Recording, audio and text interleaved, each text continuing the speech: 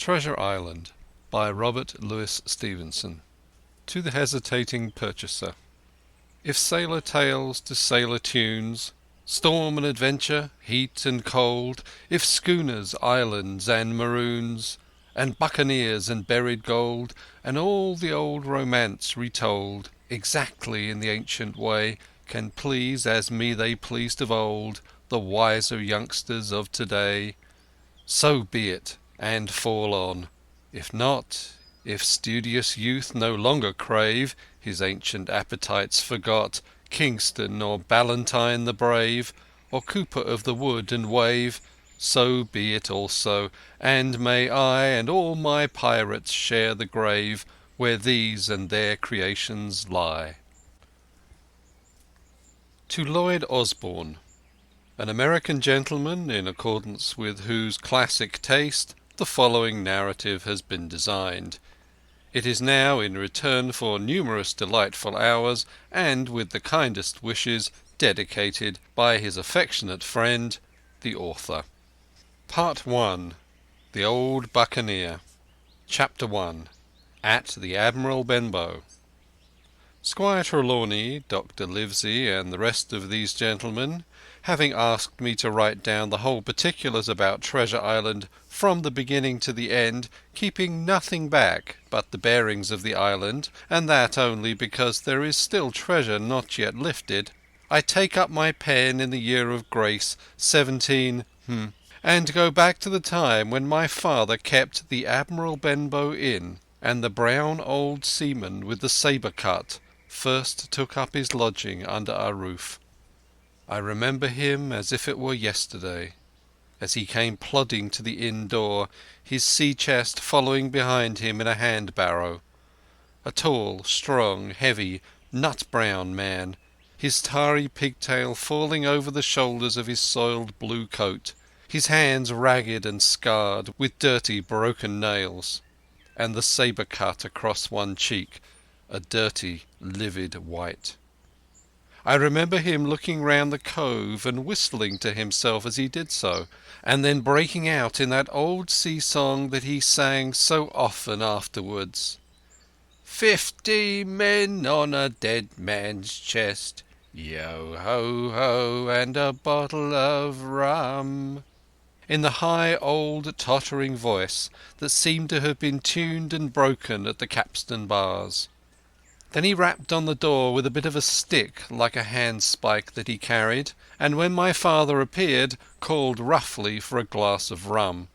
This, when it was brought to him, he drank slowly like a connoisseur, lingering on the taste, and still looking about him at the cliffs and up at our signboard.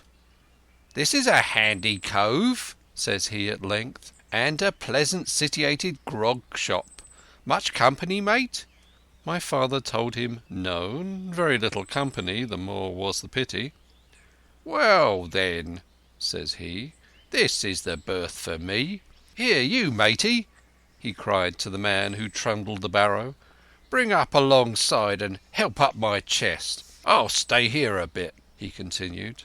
"I'm a plain man. Rum and bacon and eggs is what I want, and that head up there to watch ships off. What you mun't call me? You mun't call me Captain. Oh, I see what you're at. There!" And he threw down 3 or 4 gold pieces on the threshold.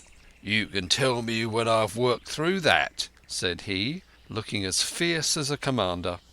And indeed, bad as his clothes were, and coarsely as he spoke, he had none of the appearance of a man who sailed before the mast, but seemed like a mate or a skipper, accustomed to be obeyed or to strike.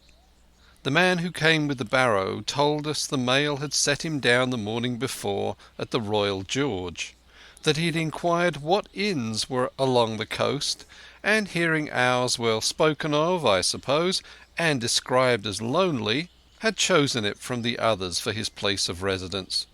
And that was all we could learn of our guest. He was a very silent man by custom.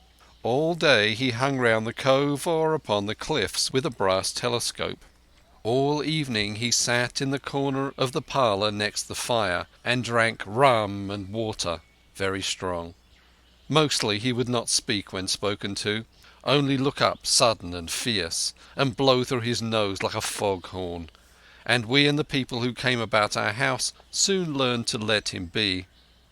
Every day when he came back from his stroll he would ask if any seafaring men had gone by along the road.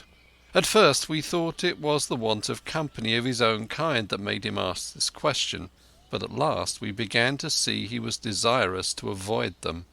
When a seaman put up the Admiral Benbow, and now and then some did, making by the coast road for Bristol, he would look in at him through the curtained door before he entered the parlour, and he was always sure to be as silent as a mouse when any such was present.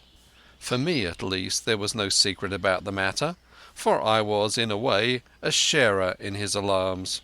He had taken me aside one day and promised me a silver fourpenny on the first of every month if I would only keep my weather eye open for a seafaring man with one leg, and let him know the moment he appeared. Often enough, when the first of the month came round and I applied to him for my wage, he would only blow through his nose at me and stare me down, but before the week was out he was sure to think better of it, bring me my fourpenny piece, and repeat his orders to look out for the seafaring man with one leg.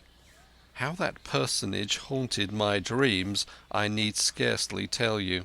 On stormy nights, when the wind shook the four corners of the house and the surf roared along the cove and up the cliffs, I would see him in 1,000 forms and with 1,000 diabolical expressions. Now the leg would be cut off at the knee, now at the hip. Now he was a monstrous kind of a creature who never had but one leg, and that in the middle of his body. To see him leap and run and pursue me over the hedge and ditch was the worst of nightmares, and altogether I paid pretty dear for my monthly fourpenny piece in the shape of these abominable fantasies. But though I was so terrified by the idea of the seafaring man with one leg, I was far less afraid of the captain himself than anybody else who knew him. There were nights when he took a great deal more rum and water than his head would carry, and then he would sometimes sit and sing his wicked old wild sea-songs, minding nobody. But sometimes he would call for glasses round and force all the trembling company to listen to his stories or bear a chorus to his singing. Often I have heard the house shaking with yo-ho-ho and a bottle of rum, all the neighbours joining in for dear life with the fear of death upon them, and each singing louder than the other to avoid remark. For in these fits he was the most overriding companion ever known. He would slap his hand on the table for silence all around. He would fly up in a passion of anger at a question, or sometimes because none was put, and so he judged the company was not following his story. Nor would he allow any one to leave the inn till he had drunk himself sleepy and reeled off to bed. His stories were what frightened people worst of all. Dreadful stories they were about hanging and walking the plank, and storms at sea, and the dry Tortugas, and wild deeds and places on the Spanish Main. By his own account he must have lived his life among some of the wickedest men that God ever allowed upon the sea, and the language in which he told these stories shocked our plain country people almost as much as the crimes that he described. My father was always saying the inn would be ruined, for people would soon cease coming there to be tyrannized over and put down, and sent shivering to their beds. But I really believe his presence did us good. People were frightened at the time, but on looking back they rather liked it. It was a fine excitement in a quiet country life, and there was even a party of the younger men who pretended to admire him, calling him a true sea-dog and a real old salt, and such like names, and saying there was the sort of man that made England terrible at sea. In one way, indeed, he bade fair to ruin us, for he kept on staying week after week, and at last month after month, so that all the money had been long exhausted, and still my father never plucked up the heart to insist on having more. If ever he mentioned it, the captain blew through his nose so loudly that you might say that he roared, and stared my poor father out of the room. I have seen him wringing his hands after such a rebuff, and I am sure the annoyance and the terror he lived in must have greatly hastened his early and unhappy death. All the time he lived with us, the captain made no change whatever in his dress but to buy some stockings from a hawker. One of the cocks of his hat having fallen down, he let it hang from that day forth, though it was a great annoyance when it blew. I remember the appearance of his coat, which he patched himself upstairs in his room, and which, before the end, was nothing but patches. He never wrote or received a letter, and he never spoke with any but the neighbours, and with these, for the most part, only when drunk on rum. The great sea-chest none of us had ever seen open. He was only once crossed, and that was toward the end when my father was far gone in a decline that took him off. Dr. Livesey came late one afternoon to see the patient, took a bit of dinner from my mother, and went into the parlour to smoke a pipe until his horse should come down from the hamlet, for we had no stabling at the old Benbow. I followed him in, and I remember observing the contrast. The neat, bright doctor, with his powder as white as snow, and his bright black eyes and pleasant manners, made with the coltish country folk, and above all that filthy, heavy, bleared scarecrow of a pirate of ours, sitting far gone in rum, with his arms on the table. Suddenly he, the captain that is, began to pipe his eternal song. 15 men on a dead man's chest, yo-ho-ho, and a bottle of rum. Drink and the devil have done for the rest, yo-ho-ho, and a bottle of rum. At first I had supposed the dead man's chest to be that identical big box of his upstairs in the front room, and the thought had been mingled in my nightmares with that of the one-legged seafaring man. But by this time we had all long ceased to pay any particular notice to the song. It was new that night to nobody but Dr. Livesey, and on him, I observe, it did not produce an agreeable effect, for he looked up for a moment quite angrily before he went on with his talk to old Taylor, the gardener, on a new cure for rheumatics. In the meantime the captain gradually brightened up at his own music, and at last flapped his hand upon the table before him in a way we all knew to mean silence. The voices stopped at once, all but Dr. Livesey's. He went on as before, speaking clear and kind, and drawing briskly at his pipe between every word or two.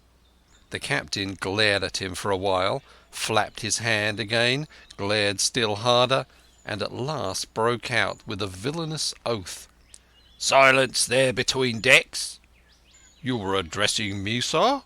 said the doctor, and when the ruffian had told him with another oath that this was so, replied, "I have only one thing to say to you, sir, that if you keep on drinking rum, the world will soon be quit of a very dirty scoundrel." The old fellow's fury was awful. He sprang to his feet, drew and opened a sailor's clasp knife, and, balancing it open on the palm of his hand, threatened to pin the doctor to the wall. The doctor never so much as moved. He spoke to him as before over his shoulder, and in the same tone of voice, rather high, so that all the room might hear, but perfectly calm and steady. "If you do not put that knife this instant into your pocket, I promise, upon my honour, you shall hang at the next assizes." Then followed a battle of looks between them, but the captain soon knuckled under, put up his weapon, and resumed his seat, grumbling like a beaten dog. "And now, sir," continued the doctor, "since I now know there's such a fellow in my district, you may count I'll have an eye upon you day and night. I'm not a doctor only, I'm a magistrate, and if I catch a breath of complaint against you, if it's only for a piece of incivility like tonight's, I'll take effectual means to have you hunted down and routed out of this. Let that suffice." Soon after, Dr. Livesey's horse came to the door, and he rode away. But the captain held his peace that evening, and for many evenings to come. End of Chapter 1. Chapter 2. Black Dog appears and disappears. It was not very long after this that there occurred the first of the mysterious events that rid us at last of the captain, though not, as you will see, of his affairs. It was a bitter cold winter, with long hard frosts and heavy gales, and it was plain from the first that my poor father was little likely to see the spring. He sank daily, and my mother and I had all the inn upon our hands, and were kept busy enough without paying much regard to our unpleasant guest.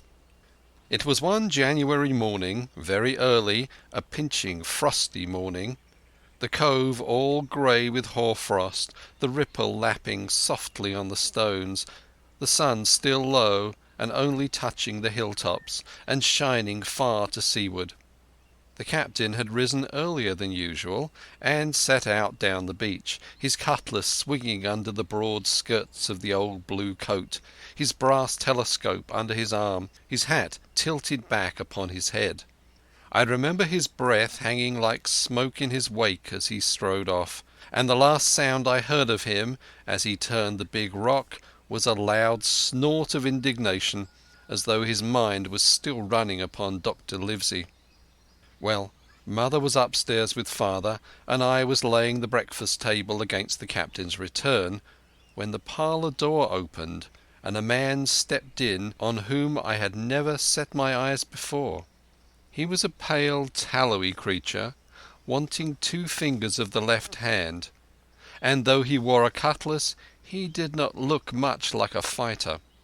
I had always my eyes open for seafaring men, with 1 leg or 2, and I remember this one puzzled me. He was not sailory, and yet he had a smack of the sea about him too. I asked him what was for his service, and he said he would take rum.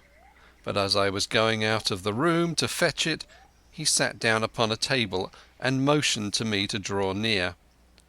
I paused where I was with my napkin in my hand.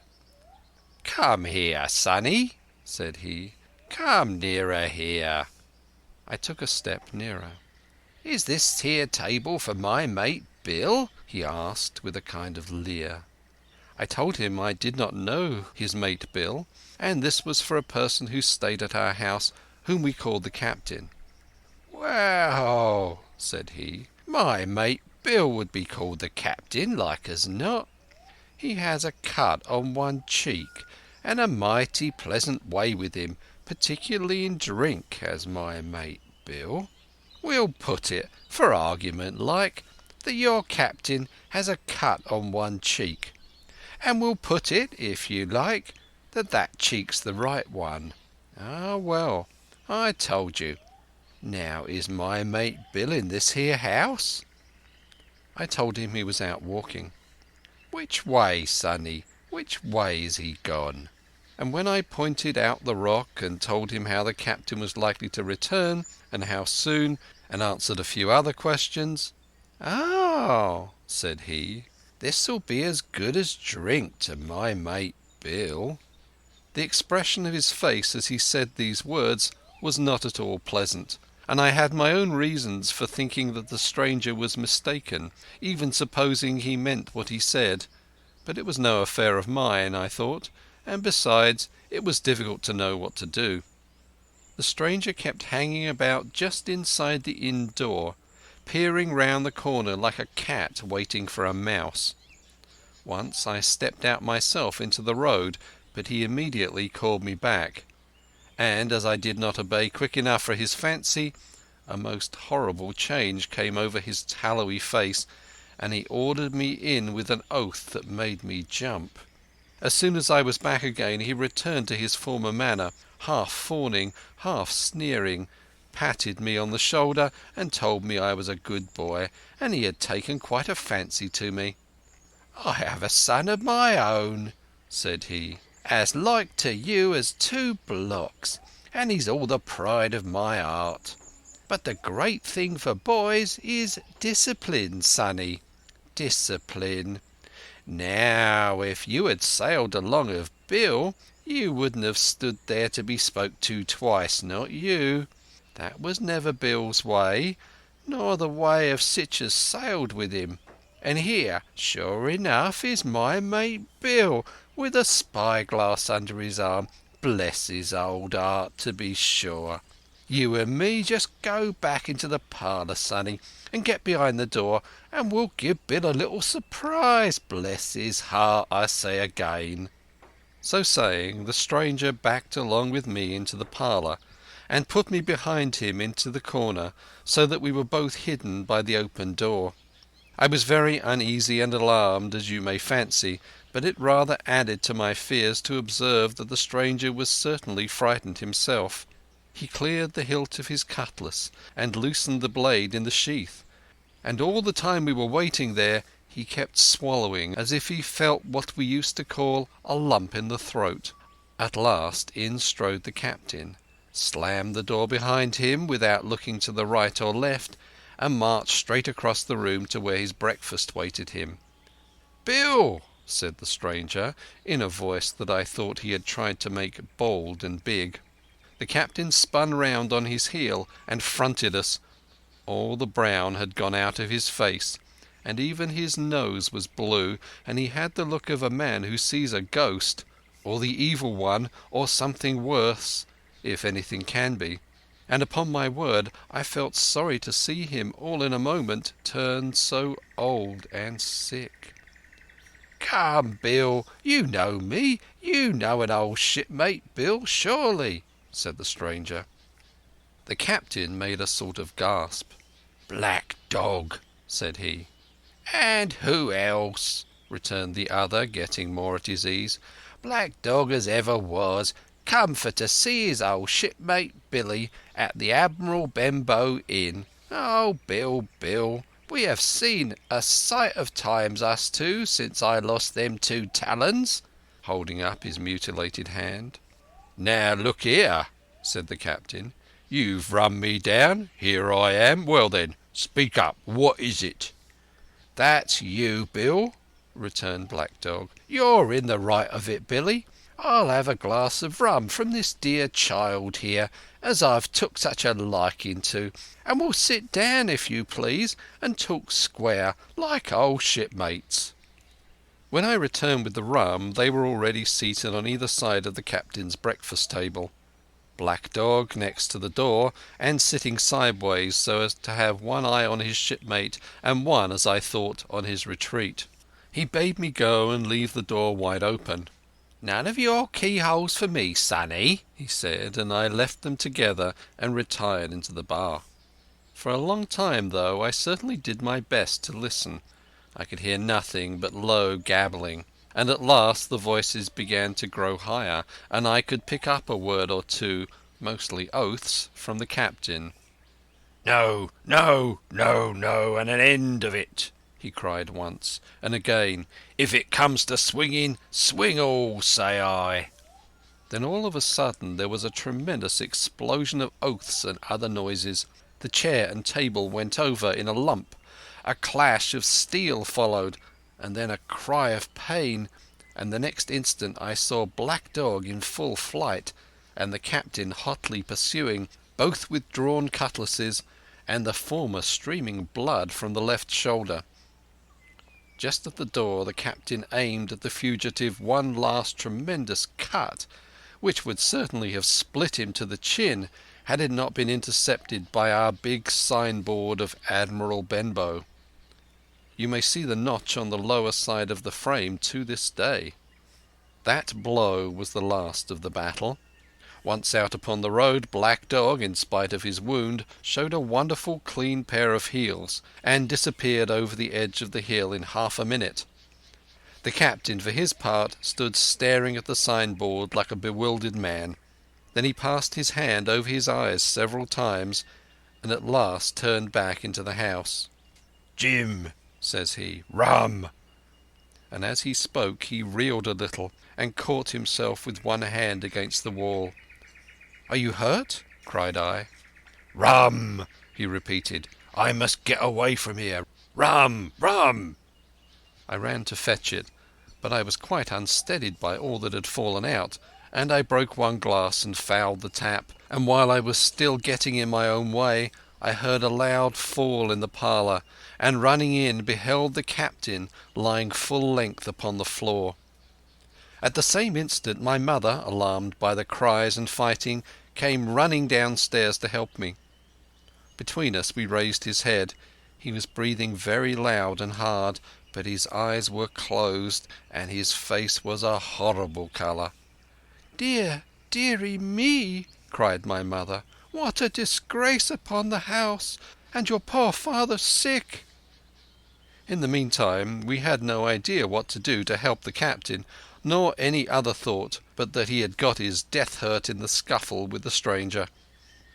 I got the rum, to be sure, and tried to put it down his throat, but his teeth were tightly shut, and his jaws as strong as iron. It was a happy relief to us when the door opened, and Dr. Livesey came in on his visit to my father. "Oh, doctor," we cried, "what shall we do? Where is he wounded?" "Wounded? A fiddlestick's end," said the doctor. "No more wounded than your eye. The man has had a stroke, as I warned him. Now, Mrs. Hawkins, just you run upstairs to your husband and tell him, if possible, nothing about it. For my part, I must do my best to save this fellow's trebly worthless life. And Jim, you get me a basin." When I got back with the basin, the doctor had already ripped up the captain's sleeve and exposed his great sinewy arm. It was tattooed in several places. "Here's luck," "A fair wind," and "Billy Bones his fancy" were very neatly and clearly executed on the forearm, and up near the shoulder there was a sketch of a gallows and a man hanging from it, done, as I thought, with great spirit. "Prophetic," said the doctor, touching this picture with his finger. "And now, Master Billy Bones, if that be your name, we'll have a look at the colour of your blood. Jim," he said, "are you afraid of blood?" "No, sir," said I. "Well then," said he, "you hold the basin." And with that he took his lancet and opened a vein. A great deal of blood was taken before the captain opened his eyes and looked mistily about him. First he recognized the doctor with an unmistakable frown. Then his glance fell upon me and he looked relieved. But suddenly his colour changed and he tried to raise himself, crying, "Where's Black Dog?" "There's no black dog here," said the doctor, "except what you have on your own back. You have been drinking rum. You have had a stroke, precisely as I told you, and I have just, very much against my own will, dragged you head foremost out of the grave. Now, Mr. Bones—" "That's not my name," he interrupted. "Much I care," returned the doctor. "It's the name of a buccaneer of my acquaintance, and I'll call you by it for the sake of shortness. But what I have to say to you is this. One glass of rum won't kill you, but if you take one you'll take another and another, and I'll stake my wig if you don't break off short you'll die. Do you understand that? Die, and go to your own place, like the man in the Bible. Come now, make an effort. I'll help you to your bed for once." Between us, with much trouble, we managed to hoist him upstairs and laid him on his bed, where his head fell back on the pillow as if he was almost fainting. "Now, mind you," said the doctor, "I clear my conscience. The name of rum for you is death." And with that he went off to see my father, taking me with him by the arm. "This is nothing," he said, as soon as he had closed the door. "I have drawn blood enough to keep him quiet a while. He should lie for a week where he is. That is the best thing for him and you. But another stroke would settle him." End of chapter 2.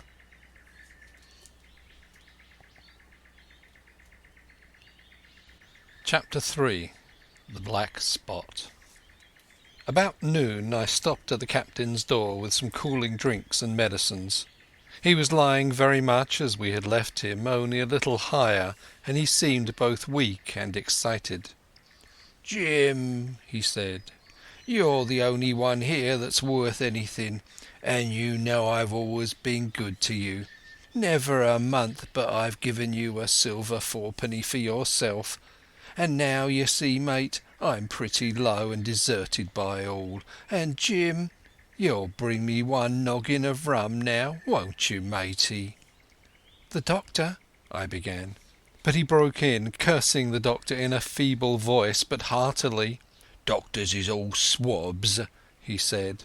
"And that doctor there, why, what does he know about seafaring men? I've been in places hot as pitch, and mates dropping round with yellow jack, and the blessed land a heaving like the sea with earthquakes.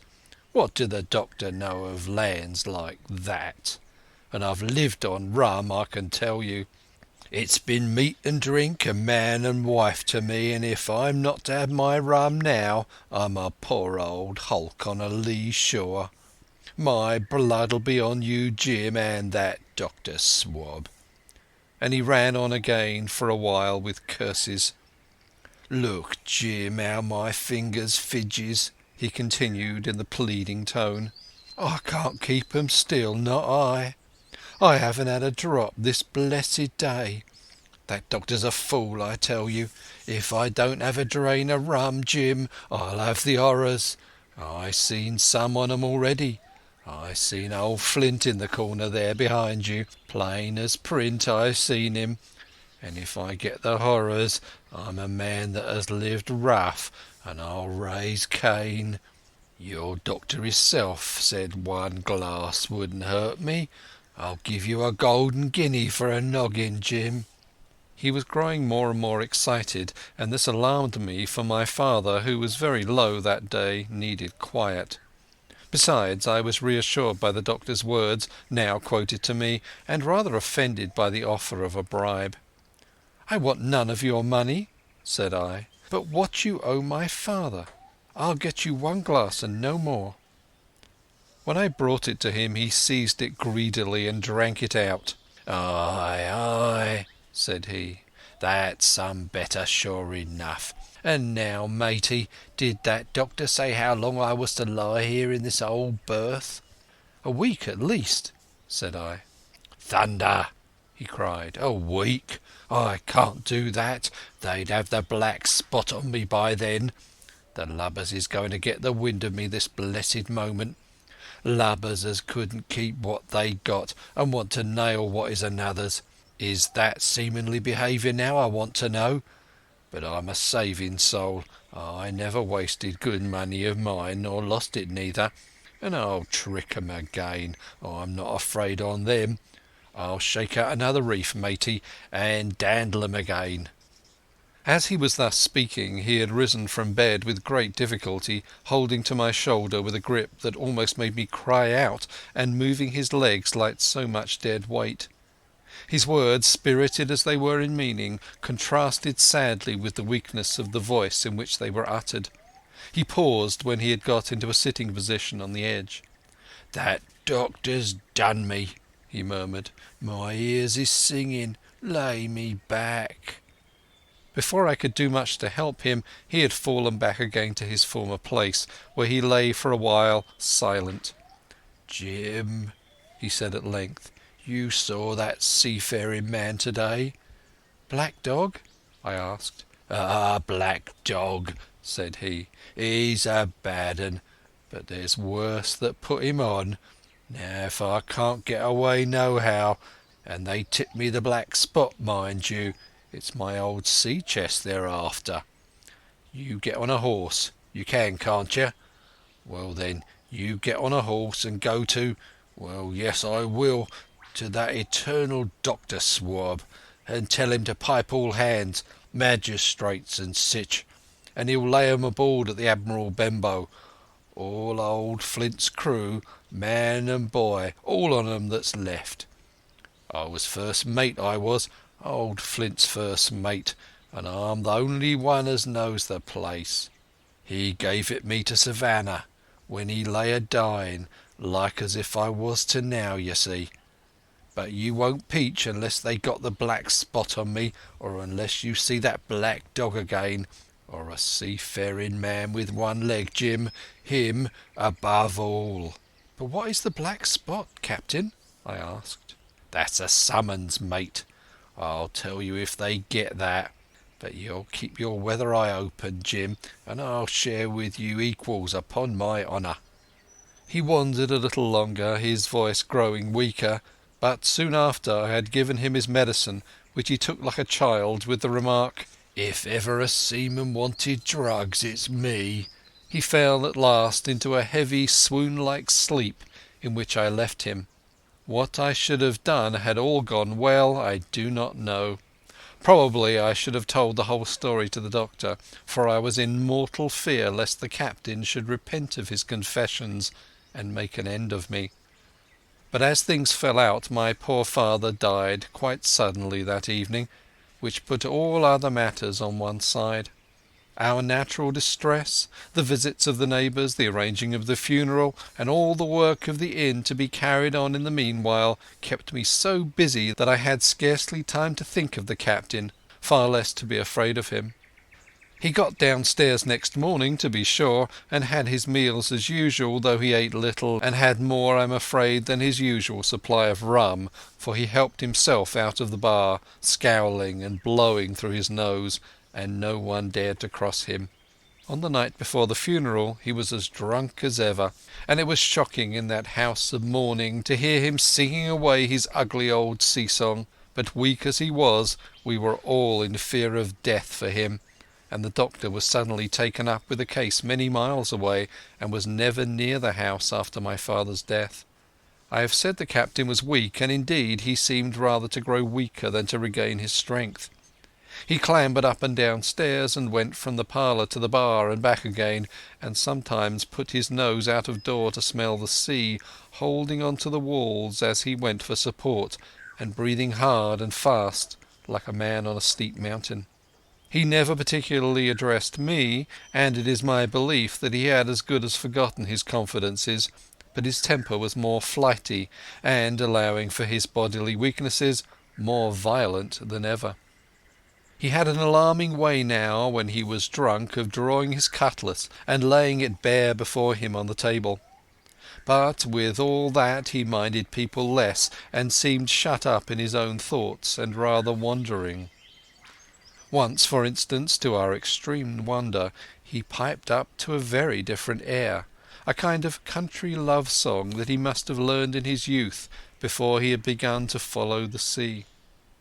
So things passed until the day after the funeral, and about 3 o'clock of a bitter, foggy, frosty afternoon I was standing at the door for a moment, full of sad thoughts about my father, when I saw someone drawing slowly near along the road.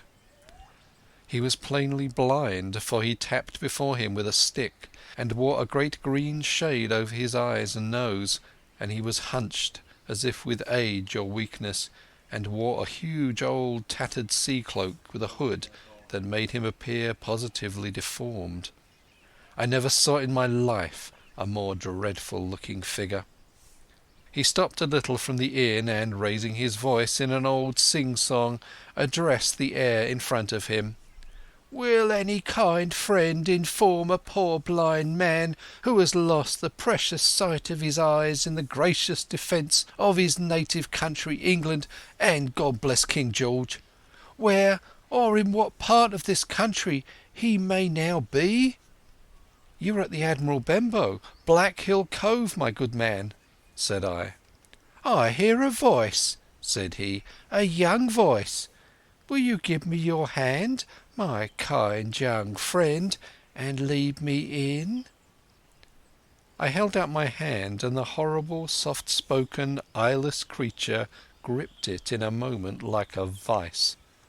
I was so much startled that I struggled to withdraw, but the blind man pulled me close to him with a single action of his arm. "Now, boy," he said, "take me in to the captain." "Sir," said I, "upon my word I dare not." "Oh," he sneered, "that's it. Take me in, straight, or I'll break your arm." He gave it, as he spoke, a wrench that made me cry out. "Sir," said I, "it is for yourself I mean. The captain is not what he used to be. He sits with a drawn cutlass. Another gentleman—" "Come now, march," interrupted he, and I never heard a voice so cruel and cold and ugly as that blind man's. It cowed me more than the pain, and I began to obey him at once, walking straight in at the door and towards the parlour, where the sick old buccaneer was sitting, dazed with rum. The blind man clung close to me, holding me in one iron fist and leaning almost more of his weight on me than I could carry. "Lead me straight up to him, and when I'm in view cry out, 'Here's a friend for you, Bill.' If you don't, I'll do this." And with that he gave me a twitch that I thought would have made me faint. Between this and that I was so utterly terrified by the blind beggar that I forgot my terror of the captain, and as I opened the parlour door cried out the words he had ordered in a trembling voice. The poor captain raised his eyes, and at one look the rum went out of him and left him staring sober. The expression of his face was not so much of terror as of mortal sickness. He made a movement to rise, but I do not believe he had enough force left in his body. "Now, Bill, sit where you are," said the beggar. "If I can't see, I can hear a finger stirring. Business is business. Hold out your left hand. Boy, take his left hand by the wrist and bring it near to my right." We both obeyed him to the letter, and I saw him pass something from the hollow of the hand that held his stick into the palm of the captain's, which closed upon it instantly. "And now that's done," said the blind man, and at the words he suddenly left hold of me, and with incredible accuracy and nimbleness skipped out of the parlour and into the road, where, as I stood motionless, I could hear his stick go tap tap tapping into the distance. It was some time before either I or the captain seemed to gather our senses, but at length, and about the same moment, I released his wrist, which I was still holding, and he drew in his hand and looked sharply into the palm. "10 o'clock," he cried. "6 hours. We'll do 'em yet." And he sprang to his feet.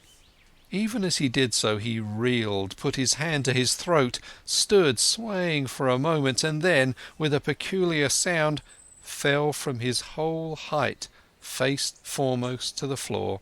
I ran to him at once, calling to my mother, but haste was all in vain. The captain had been struck dead by thundering apoplexy. It is a curious thing to understand, for I had certainly never liked the man, though of late I had begun to pity him. But soon as I saw that he was dead, I burst into a flood of tears. It was the second death I had known, and the sorrow of the first was still fresh in my heart. End of Chapter 3. Chapter 4. The Sea Chest. I lost no time, of course, in telling my mother all that I knew, and perhaps should have told her long before, and we saw ourselves at once in a difficult and dangerous position. Some of the man's money, if he had any, was certainly due to us, but it was not likely that our captain's shipmates, above all the 2 specimens seen by me, Black Dog and the blind beggar, would be inclined to give up their booty in payment of the dead man's debts. The captain's order to mount at once and ride for Dr. Livesey would have left my mother alone and unprotected, which was not to be thought of. Indeed, it seemed impossible for either of us to remain much longer in the house. The fall of coals in the kitchen grate, the very ticking of the clock, filled us with alarm. The neighbourhood, to our ears, seemed haunted by approaching footsteps, and what between the dead body of the captain on the parlour floor and the thought of that detestable blind beggar hovering near at hand and ready to return, there were moments when, as the saying goes, I jumped in my skin for terror. Something must speedily be resolved upon, and it occurred to us at last to go forth together and seek help in the neighbouring hamlet. No sooner said than done. Bareheaded as we were, we ran out at once in the gathering evening and the frosty fog. The hamlet lay not many 100 yards away, though out of view on the other side of the next cove, and what greatly encouraged me, it was in an opposite direction from that whence the old blind man had made his appearance, and whither he had presumably returned. We were not many minutes on the road, though we sometimes stopped to lay hold of each other and hearken. But there was no unusual sound, nothing but the low wash of the ripple and the croaking of the inmates of the wood. It was already candlelight when we reached the hamlet, and I shall never forget how much I was cheered to see the yellow shine in doors and windows, but that, as it proved, was the best help we were likely to get in that quarter, for, you would have thought men would have been ashamed of themselves, no soul would consent to return with us to the Admiral Benbow.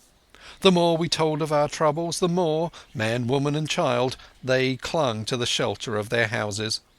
The name of Captain Flint, though it was strange to me, was well enough known to some there, and carried a great weight of terror. Some of the men who had been to field work on the far side of the Admiral Benbow remembered, besides, to have seen several strangers on the road, and, taking them to be smugglers, to have bolted away. And one at least had seen a little lugger in what we called Kit's Hole. For that matter, anyone who was a comrade of the captain's was enough to frighten them to death. And the short and the long of the matter was that while we could get several who were willing to ride to Dr. Livesey's, which lay in another direction, not one would help us to defend the inn. They say cowardice is infectious, but then argument is, on the other hand, a great emboldener. And so, when each had said his say, my mother made them a speech. She would not, she declared, lose money that belonged to her fatherless boy. "If none of the rest of you dare," she said, "Jim and I dare. Back we will go, the way we came, and small thanks to you big, hulking, chicken-hearted men. We'll have that chest open if we die for it, and I'll thank you for that bag, Mrs. Crossley, to bring back our lawful money in."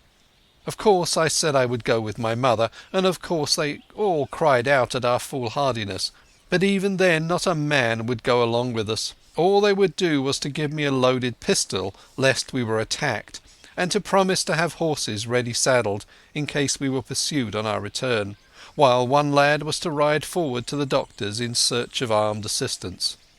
My heart was beating fiercely when we two set forth in the cold night upon this dangerous venture.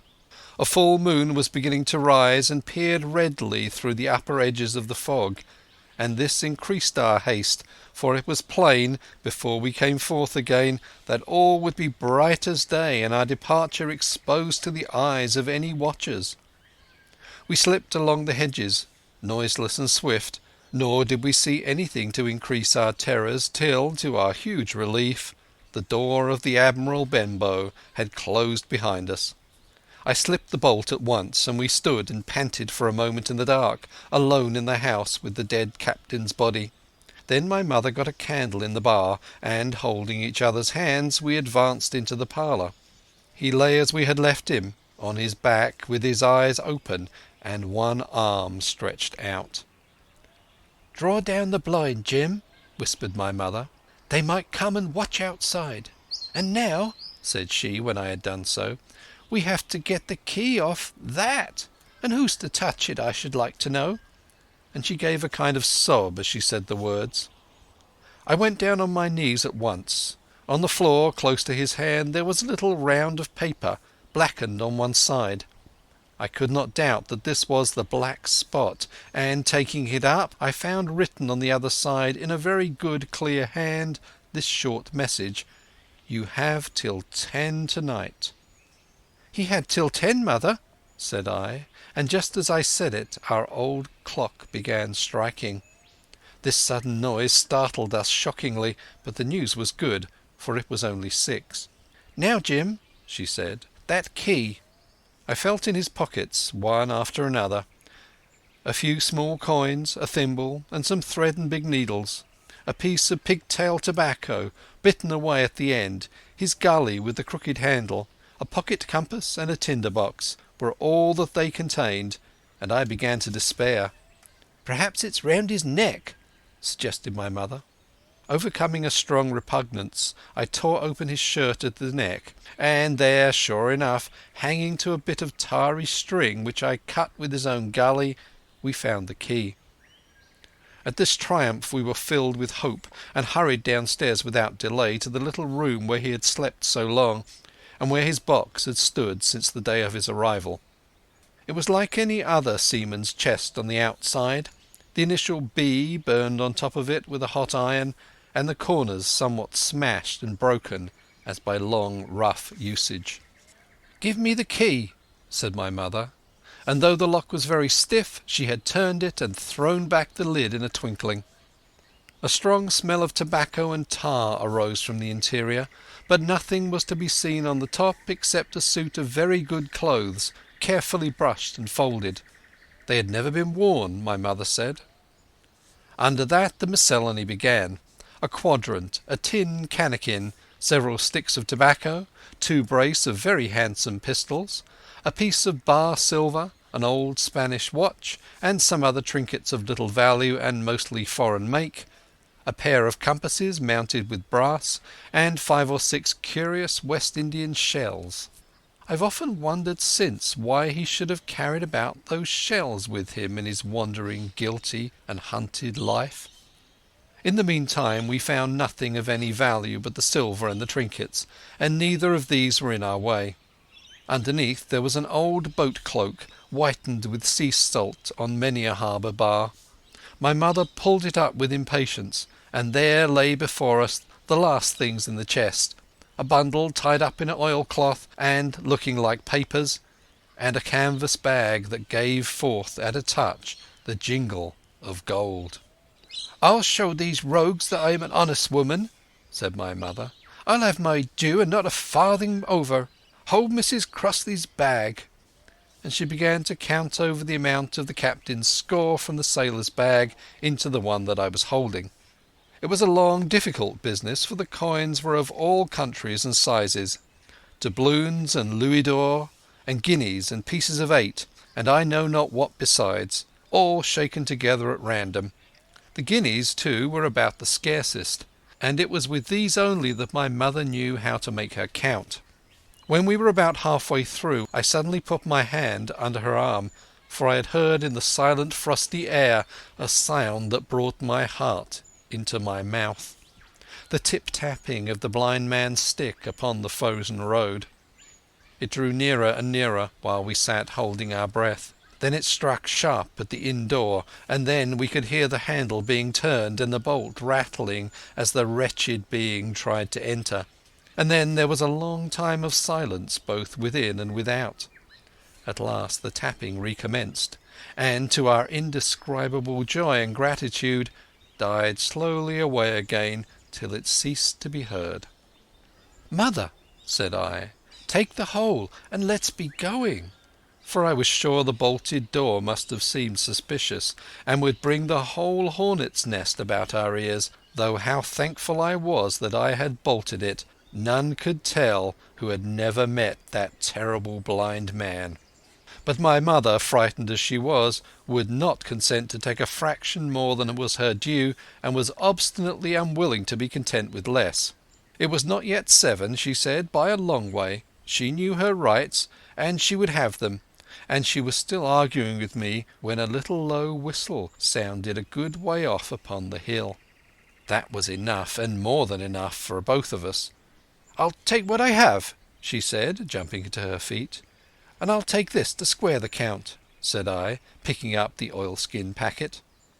Next moment we were both groping downstairs, leaving the candle by the empty chest, and the next we had opened the door and were in full retreat. We had not started a moment too soon. The fog was rapidly dispersing. Already the moon shone quite clear on the high ground on either side, and it was only in the exact bottom of the dell and round the tavern door that a thin veil still hung unbroken to conceal the first steps of our escape. Far less than halfway to the hamlet, Very little beyond the bottom of the hill we must come forth into the moonlight. Nor was this all, for the sound of several footsteps running came already to our ears, and as we looked back in their direction a light, tossing to and fro and still rapidly advancing, showed that one of the newcomers carried a lantern. "My dear," said my mother suddenly, "take the money and run on. I am going to faint." This was certainly the end for both of us, I thought. How I cursed the cowardice of the neighbours, how I blamed my poor mother for her honesty and her greed, for her past foolhardiness and present weakness. We were just at the little bridge by good fortune, and I helped her, tottering as she was, to the edge of the bank, where, sure enough, she gave a sigh and fell on my shoulder. I do not know how I found the strength to do it all, and I am afraid it was roughly done, but I managed to drag her down the bank and a little way under the arch. Farther I could not move her, for the bridge was too low to let me do more than crawl below it. So there we had to stay, my mother almost entirely exposed, and both of us within earshot of the inn. End of chapter 4.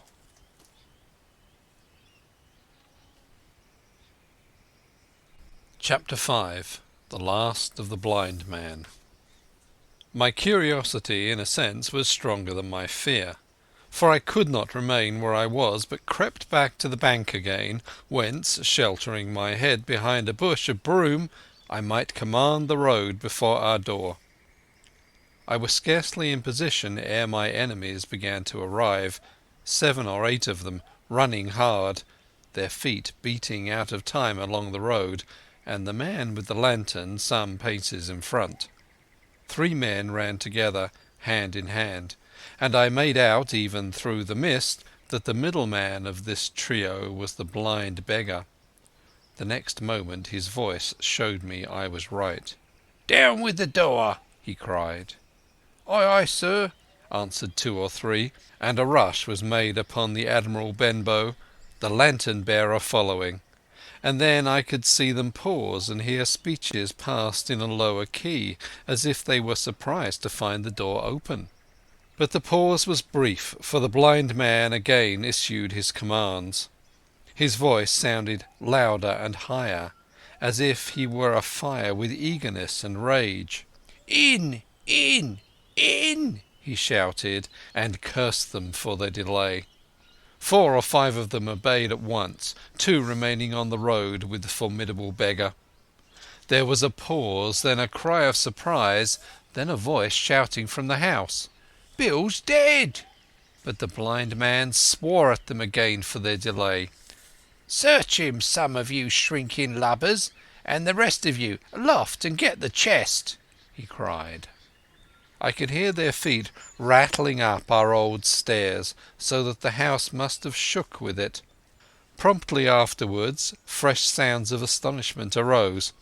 The window of the captain's room was thrown open with a slam and a jingle of broken glass, and a man leaned out into the moonlight, head and shoulders, and addressed the blind beggar on the road below him. "Pew!" he cried. "They've been before us. Someone's turned the chest out, alow and aloft." "Is it there?" roared Pew. "The money's there." The blind man cursed the money. "Flint's fist, I mean," he cried. "I don't see it here nohow," returned the man. "Here, you below there. Is it on bill?" cried the blind man again. At that another fellow, probably he who had remained below to search the captain's body, came to the door of the inn. "Bill's been overhauled already," he said. "Nothing left." "It's these people of the inn. It's that boy. I wish I had put his eyes out," cried the blind man Pew. "They were here no time ago. They had the door bolted when I tried it. Scatter, lads, and find 'em." "Sure enough, they left their glim here," said the fellow from the window. "Scatter and find 'em. Rout the house out," reiterated Pew, striking with his stick upon the road. Then there followed a great to-do through all our old inn. heavy feet pounding to and fro, furniture all thrown over, doors kicked in, until the very rocks re-echoed and the men came out again, one after another, on the road, and declared that we were nowhere to be found. And just then the same whistle that had alarmed my mother and myself over the dead captain's money was once more clearly audible through the night, but this time twice repeated. I had thought it to be the blind man's trumpet, so to speak, summoning his crew to the assault, but I now found that it was a signal from the hillside toward the hamlet, and from its effect upon the buccaneers, a signal to warn them of approaching danger. "There's Dirk again," said one. "Twice. We'll have to budge, mates." "Budge you, skulk," cried Pugh. "Dirk was a fool and a coward from the first. You wouldn't mind him. They must be close by. They can't be far. You have your hands on it. Scatter and look for 'em, dogs, or shiver my soul," he cried, "if I had eyes."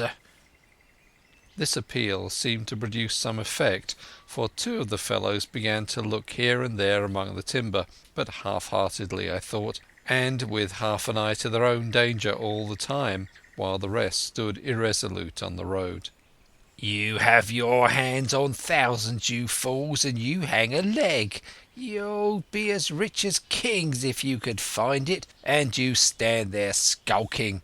There wasn't one of you dared face Bill and I did it, a blind man, and I'm to lose my chance for you.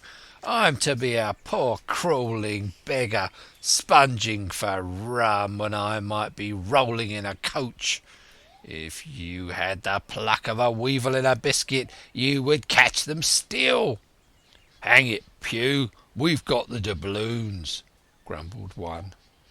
"They might have hid the blessed thing," said another. "Take the Georges, Pugh, and don't stand there squalling." Squalling was the word for it. Pugh's anger rose so high at these objections, till at last, his passion completely taking the upper hand, he struck at them right and left in his blindness, and his stick sounded heavily on more than one. These, in their turn, cursed back at the blind miscreant, threatened him in horrid terms, and tried in vain to catch the stick and wrest it from his grasp. This quarrel was the saving of us, for while it was still raging, another sound came from the top of the hill on the side of the hamlet, the tramp of horses galloping. Almost at the same time a pistol shot, flash and report came from the hedge side, and that was plainly the last signal of danger, for the buccaneers turned at once and ran, separating in every direction, one seaward along the cove, one slant across the hill, and so on, so that in half a minute not a sign of them remained but Pugh. Him they had deserted, whether in sheer panic or out of revenge for his ill words and blows, I know not. But there he remained behind, tapping up and down the road in a frenzy, and groping and calling for his comrades. Finally he took the wrong turn, and ran a few steps past me towards the hamlet, crying, "Johnny! Black Dog! Dirk!" and other names. "You won't leave old Pugh, mate, not old Pugh." Just then the noise of horses topped the rise, and 4 or 5 riders came in sight in the moonlight and swept at full gallop down the slope. At this Pugh saw his error, turned with a scream, and ran straight for the ditch, into which he rolled. But he was on his feet again in a second, and made another dash, now utterly bewildered, right under the nearest of the coming horses. The rider tried to save him, but in vain. Down went Pugh with a cry that rang high into the night, and the 4 hoofs trampled and spurned him and passed by. He fell on his side, then gently collapsed upon his face and moved no more. I leapt to my feet and hailed the riders. They were pulling up, at any rate, horrified at the accident, and I soon saw what they were. One, trailing out behind the rest, was a lad that had gone from the hamlet to Dr. Livesey's. The rest were revenue officers whom he had met by the way, and with whom he had had the intelligence to return at once. Some news of the lugger in Kit's Hole had found its way to Supervisor Dance, and set him forth that night in our direction, and to that circumstance my mother and I owed our preservation from death. Pugh was dead, stone dead. As for my mother, when we carried her up to the hamlet, a little cold water and some salts very soon brought her back again, and she was none the worse for her terror, though she still continued to deplore the balance of the money. In the meantime the supervisor rode on as fast as he could to Kit's Hole, but his men had to dismount and grope down the dingle, leading and sometimes supporting their horses, and in continual fear of ambushes, so it was no great matter for surprise that when they got down to the hole the lugger was already under way, though still close in. He hailed her. A voice replied, telling him to keep out of the moonlight or he would get some lead in him, and at the same time a bullet whistled close by his arm. Soon after the lugger doubled the point and disappeared. Mr. Dance stood there as he said, "Like a fish out of water," and all he could do was to dispatch a man to B to warn the cutter. "And that," he said, "is just about as good as nothing. They've got clean off, and there's an end. Only," he added, "I'm glad I trod upon Master Pugh's corns." By this time he had heard my story. I went back with him to the Admiral Benbow, and you cannot imagine a house in such a state of smash. The very clock had been thrown down by these fellows in their furious hunt after my mother and myself, and though nothing had actually been taken away except the captain's money bag and a little silver from the till, I could see at once that we were ruined. Mr. Dance could make nothing of the scene. "They got the money, you say? Well then, Hawkins, what in fortune were they after? More money, I suppose?" "No, sir, not money, I think," replied I. "In fact, sir, I believe I have the thing in my breast pocket, and to tell you the truth, I should like to get it put in safety." "To be sure, boy, quite right," said he. "I'll take it if you like." "I thought perhaps Dr. Livesey—" I began. "Perfectly right," he interrupted very cheerily. "Perfectly right. A gentleman and a magistrate. And now I come to think of it, I might as well ride round there myself and report to him or Squire. Master Pugh's dead. When all's done, not that I regret it, but he's dead, you see, and people will make it out against an officer of His Majesty's revenue, if make it out they can. Now, I'll tell you, Hawkins, if you like, I'll take you along." I thanked him heartily for the offer, and we walked back to the hamlet where the horses were. By the time I had told my mother of my purpose, they were all in the saddle. "Dogger," said Mr. Dance, "you have a good horse. Take up this lad behind you." As soon as I was mounted, holding on to Dogger's belt, the supervisor gave the word, and the party struck out at a bouncing trot on the road to Dr. Livesey's house. End of Chapter 5. Chapter 6. The Captain's Papers. We rode hard all the way till we drew up before Dr. Livesey's door.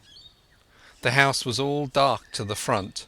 Mr. Dance told me to jump down and knock, and Dogger gave me a stirrup to descend by. The door was opened almost at once by a maid. "Is Dr. Livesey in?" I asked.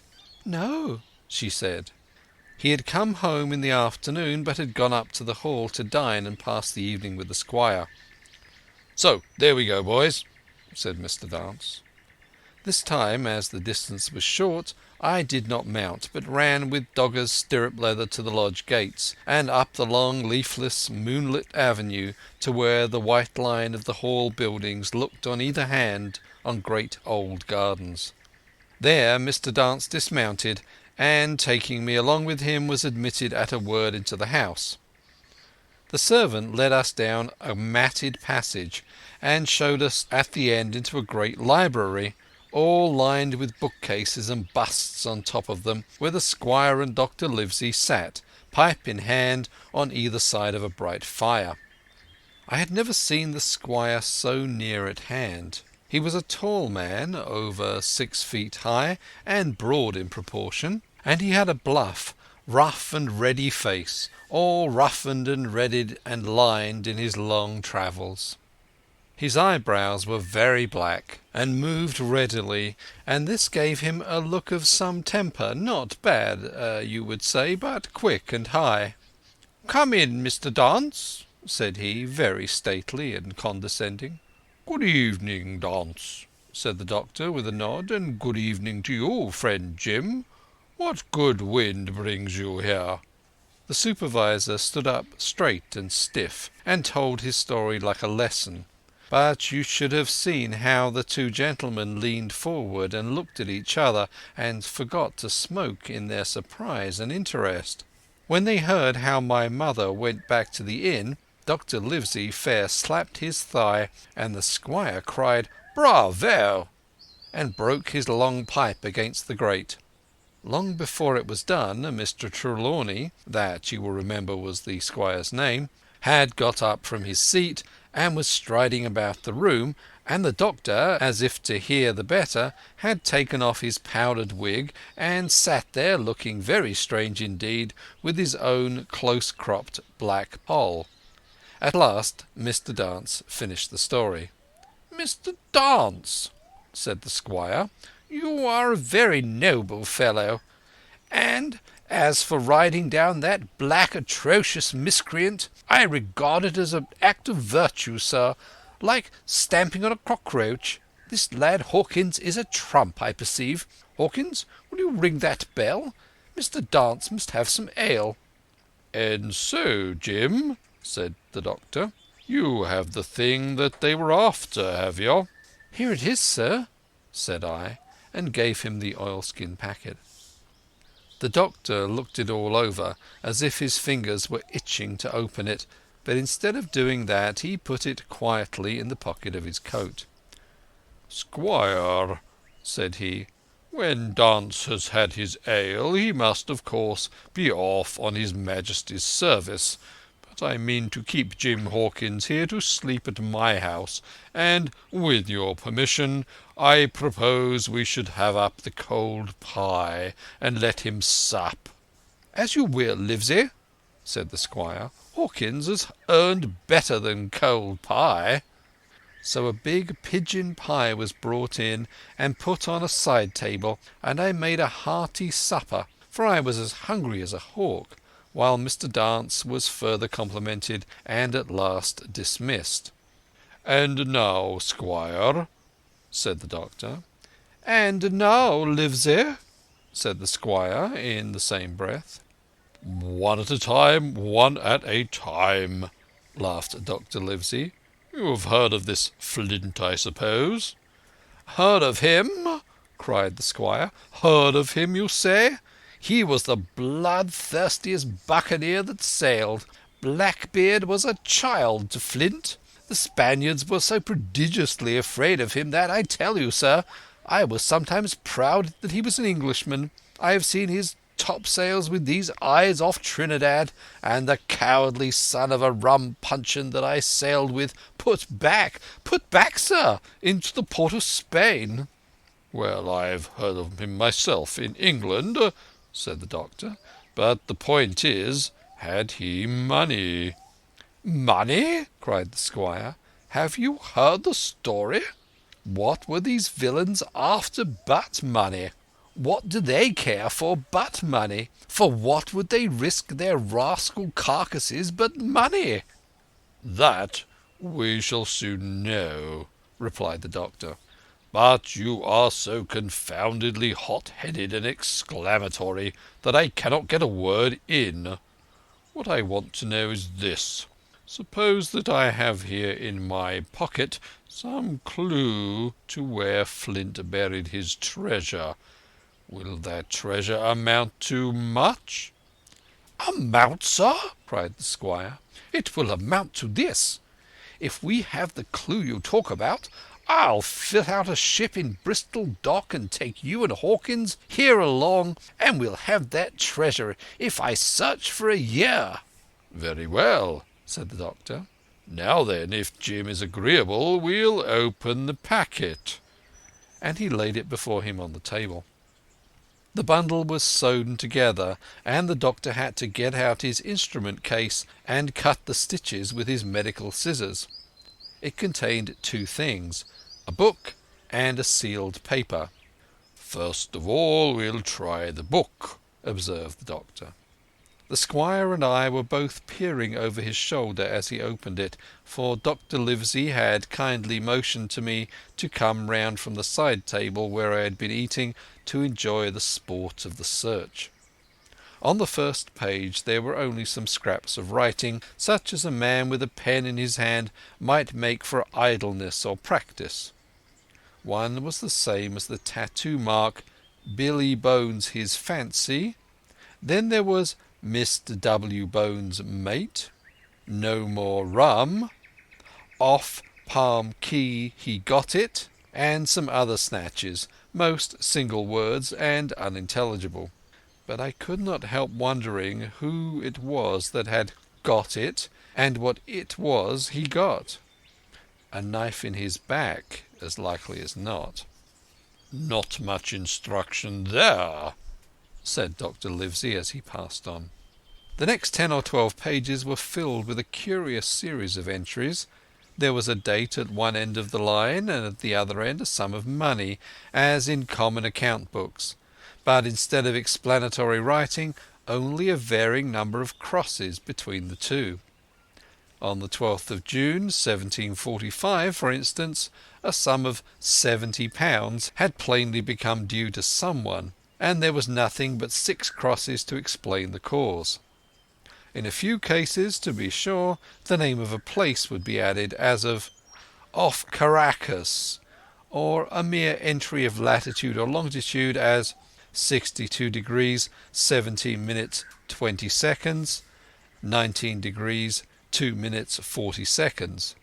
The record lasted over nearly 20 years, the amount of the separate entries growing larger as time went on, and at the end a grand total had been made out, after 5 or 6 wrong additions, and these words appended: "Bones, his pile." "I can't make head or tail of this," said Dr. Livesey. "The thing is as clear as noonday," cried the squire. "This is the Black-hearted Hound's account book. These crosses stand for the names of ships or towns that they sank or plundered. The sums are the scoundrel's share, and where he filled an ambiguity, you see he added something clearer. Off Caracas, now, you see, here was some unhappy vessel boarded off that coast. God help the poor souls that man her, coral long ago." "Right," said the doctor. "See what it is to be a traveller. Right. And the amounts increase, you see, as he rose in rank." There was little else in the volume but a few bearings of places noted in the blank leaves towards the end, and a table for reducing French, English and Spanish moneys to a common value.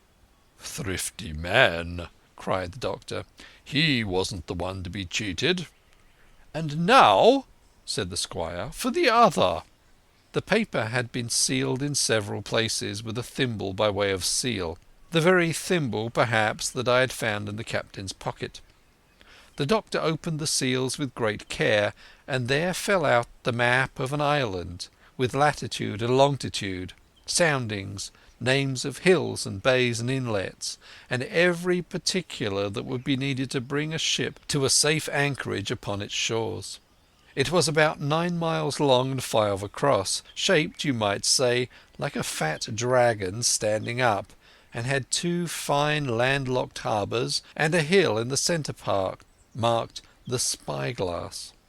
There were several editions of a later date, but above all 3 crosses of red ink, 2 on the north part of the island, 1 in the south-west, and besides this last, in the same red ink, and in a small neat hand, very different from the captain's tottery characters, these words: "Bulk of treasure here."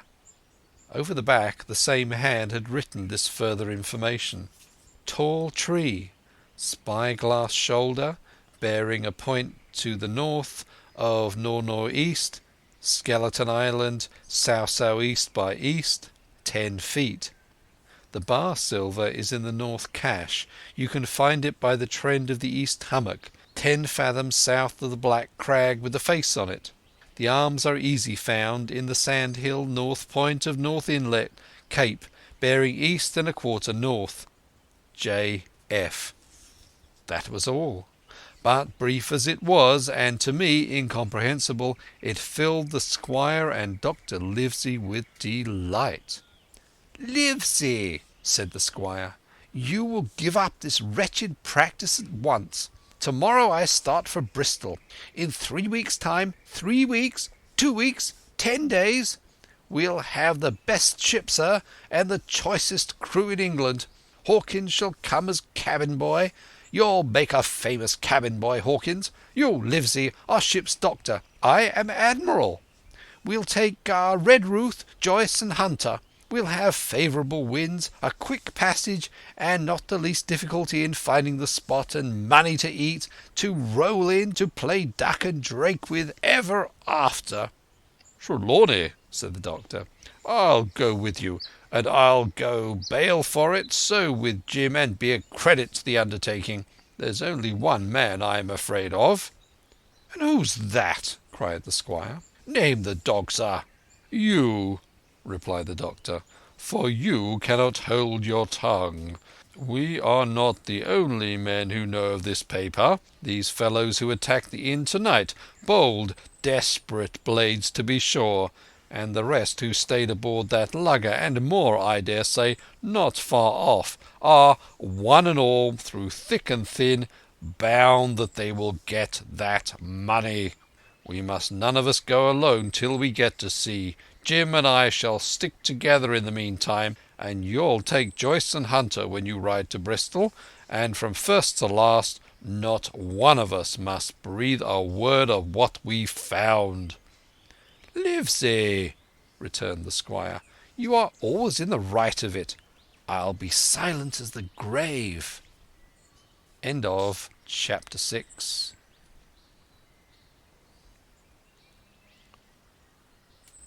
Part 2. The Sea Cook. Chapter 7. I go to Bristol. It was longer than the squire imagined ere we were ready for the sea, and none of our first plans, not even Dr. Livesey's, of keeping me beside him, could be carried out as we intended. The doctor had to go to London for a physician to take charge of his practice. The squire was hard at work at Bristol, and I lived on at the Hall under the charge of old Redruth, the gamekeeper, almost a prisoner, but full of sea dreams and the most charming anticipations of strange islands and adventures. I brooded by the hour together over the map, all the details of which I well remembered. Sitting by the fire in the housekeeper's room, I approached that island in my fancy from every possible direction. I explored every acre of its surface. I climbed 1,000 times to that tall hill they called the Spyglass, and from the top enjoyed the most wonderful and changing prospects. Sometimes the isle was thick with savages with whom we fought, sometimes full of dangerous animals that hunted us, but in all my fancies nothing occurred to me so strange and tragic as our actual adventures. So the weeks passed on till one fine day there came a letter addressed to Dr. Livesey, with this addition: to be opened in the case of his absence by Tom Redruth or young Hawkins. Obeying this order, we found, or rather I found, for the gamekeeper was a poor hand at reading anything but print, the following important news. Old Anchor Inn, Bristol, March 1, 17... Dear Livesey, as I do not know whether you are at the Hall or still in London, I send this in double to both places. The ship is bought and fitted. She lies at anchor, ready for sea. You never imagined a sweeter schooner. A child might sail her. 200 tons. Name Hispaniola. I got her through my friend Blandley, who has proved himself throughout the most surprising trump. The admirable fellow literally slaved in my interest, and so, I may say, did everyone in Bristol as soon as they got wind of the port we sailed for. Treasure, I mean." "Redruth," said I, interrupting the letter. "Dr. Livesey will not like that. The squire has been talking after all." "Well, who's the better right?" growled the gamekeeper. "A pretty rum go if Squire ain't to talk for Dr. Livesey, I should think." At that I gave up all attempt at commentary and read straight on. "Blandly himself found the Hispaniola, and by the most admirable management got her for the merest trifle. There is a class of men in Bristol monstrously prejudiced against Blandly. They go the length of declaring that this honest creature would do anything for money, that the Hispaniola belonged to him, and that he sold it to me absurdly high. The most transparent calumnies. None of them dare, however, to deny the merits of the ship.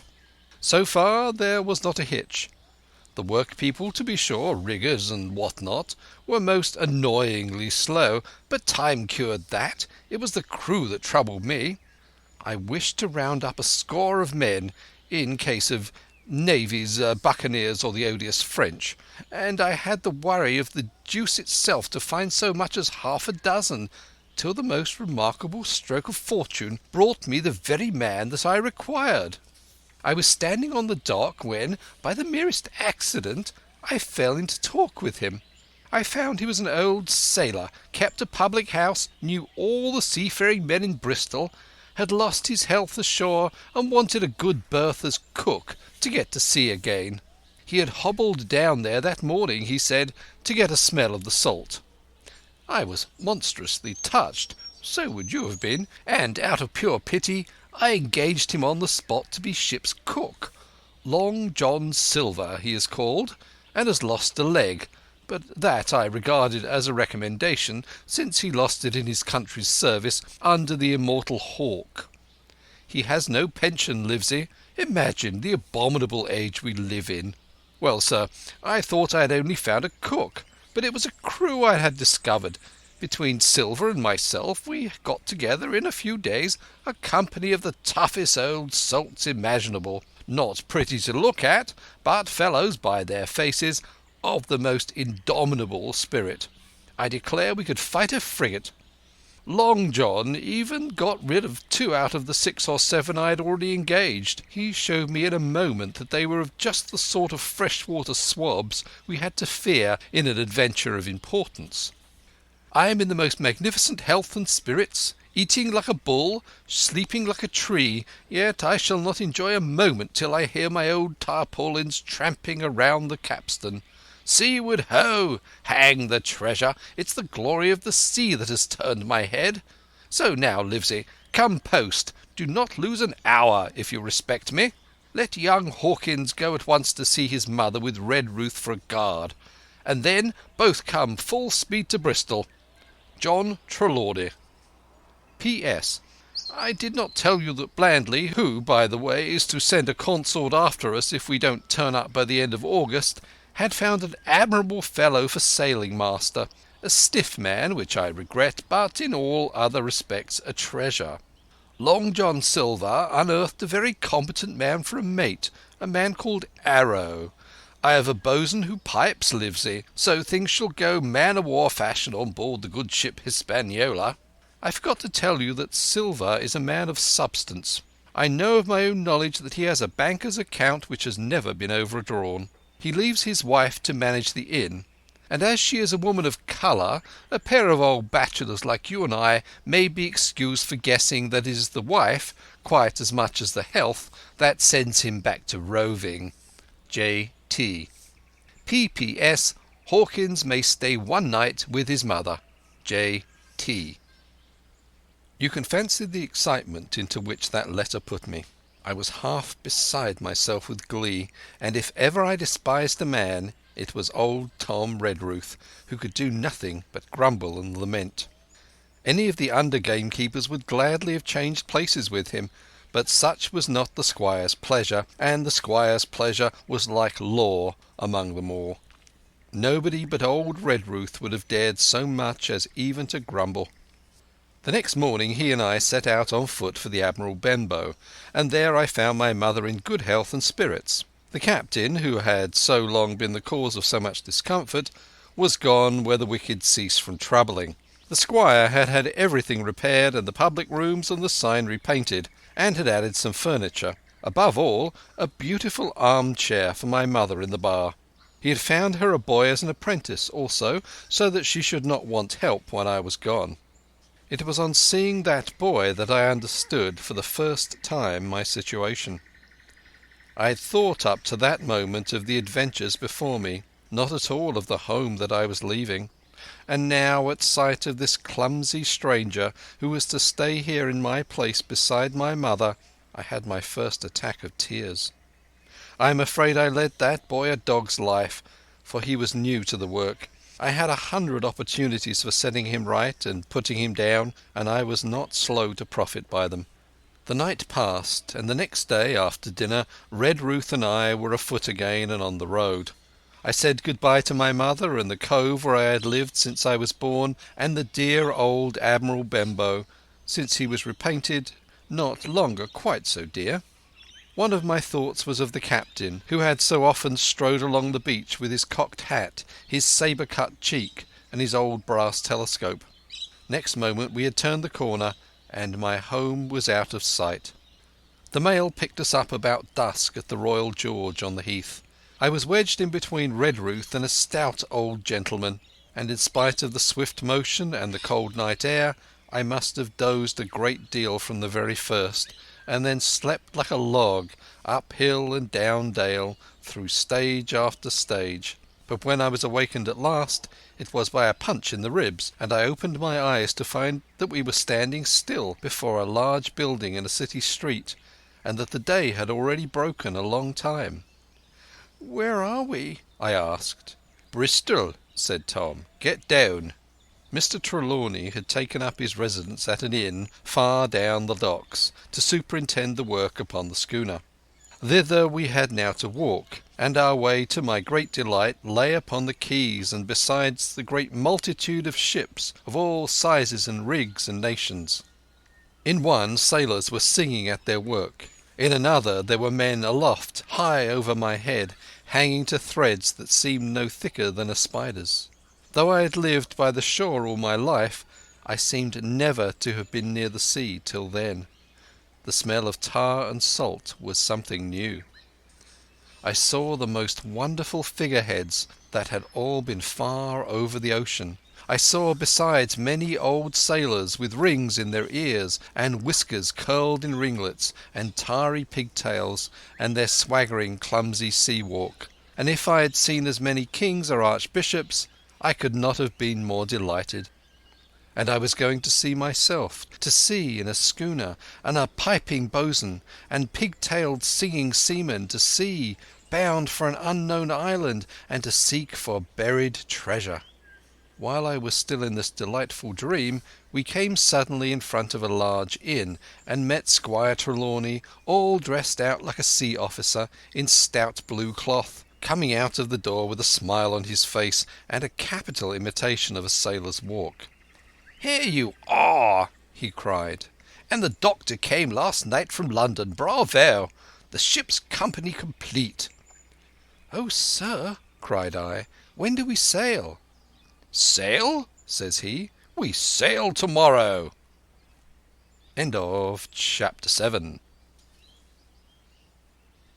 Chapter 8. At the Sign of the Spyglass. When I had done breakfasting, the squire gave me a note addressed to John Silver at the Sign of the Spyglass, and he told me I should easily find the place by following the line of the docks and keeping a bright lookout for a little tavern with a large brass telescope for a sign. I set off, overjoyed at this opportunity to see some more of the ships and seamen, and picked my way among a great crowd of people and carts and bales, for the dock was now at its busiest, until I found the tavern in question. It was a bright enough little place of entertainment. The sign was newly painted, the windows had neat red curtains, the floor was cleanly sanded. There was a street on either side, and an open door on both, which made the large, low room pretty clear to see in spite of clouds of tobacco smoke. The customers were mostly seafaring men, and they talked so loudly that I hung at the door, almost afraid to enter. As I was waiting, a man came out of a side room, and at a glance I was sure he must be Long John. His leg was cut off close by the hip, and under the left shoulder he carried a crutch, which he managed with a wonderful dexterity, hopping about upon it like a bird. He was very tall and strong, with a face as big as a ham, plain and pale, but intelligent and smiling. Indeed, he seemed in the most cheerful spirits, whistling as he moved about among the tables, with a merry word or a slap on the shoulder for the more favoured of his guests. Now, to tell you the truth, from the very first mention of Long John in Squire Trelawney's letter, I had taken a fear in my mind that he might prove to be the very one-legged sailor whom I had watched for so long at the old Benbow. But one look at the man before me was enough. I had seen the captain, and Black Dog, and the blind man Pugh, and I thought I knew what a buccaneer was like. A very different creature, according to me, from this clean and pleasant-tempered landlord. I plucked up courage at once, crossed the threshold, and walked right up to the man where he stood, propped on his crutch, talking to a customer. "Mr. Silver, sir?" I asked, holding out the note. "Yes, my lad," said he, "such is my name, to be sure. And who may you be?" And when he saw the squire's letter, he seemed to me to give something almost like a start. "Oh," said he quite aloud, and offering his hand, "I see. You are a new cabin boy. Pleased I am to see you." And he took my hand in his large firm grasp. Just then one of the customers at the far side rose suddenly and made for the door. It was close by him, and he was out in the street in a moment. But his hurry had attracted my notice, and I recognized him at a glance. It was the tallow-faced man, wanting 2 fingers, who had come first to the Admiral Benbow. "Oh," I cried, "stop him! It's Black Dog." "I don't care 2 coppers who he is," cried Silver, "but he hasn't paid his score. Hurry, run and catch him." One of the others, who was nearest the door, leapt up and started in pursuit. "If he were Admiral Hawke he shall pay his score," said Silver, and then, relinquishing my hand, "Who did you say he was?" he asked. "Black what?" "Black Dog," said I. "Has Mr. Trelawney not told you of the buccaneers? He was one of them." "So?" cried Silver. "In my house? Ben, run and help Harry. One of those swabs, was he? Was that you drinking with him, Morgan? Step up here." The man whom he called Morgan, an old grey-haired, mahogany-faced sailor, came forward pretty sheepishly, rolling his quid. "Now, Morgan," said Long John very sternly, "you never clapped your eyes on that black dog before, did you now?" "Not I, sir," said Morgan with a salute. "You didn't know his name, did you?" "No, sir." "By the powers, Tom Morgan, it's good for you," exclaimed the landlord. "If you had been mixed up with the like of that, you would never have put another foot in my house, you may lay to that. And what was he saying to you?" "I don't rightly know, sir," answered Morgan. "Do you call that a head on your shoulders or a blessed dead-eye?" cried Long John. "Don't rightly know, don't you? Perhaps you don't happen to rightly know who you were speaking to, perhaps? Come now, what was he jawing? Voyages, captain, ships? Pipe up, what was it?" "We was a-talking of keel-hauling," answered Morgan. "Keel-hauling, was you? And a mighty suitable thing too, and you may lay to that. Get back to your place for a lubber, Tom." And then, as Morgan rolled back to his seat, Silver added to me in a confidential whisper that was very flattering, as I thought, "He's quite an honest man, Tom Morgan, only stupid. And now," he ran on again loud, "let's see, Black Dog? No, I don't know that name, not I. Yet I kind of think, yes, I've seen the swab. He used to come here with a blowing beggar, he used." "That he did, you may be sure," said I.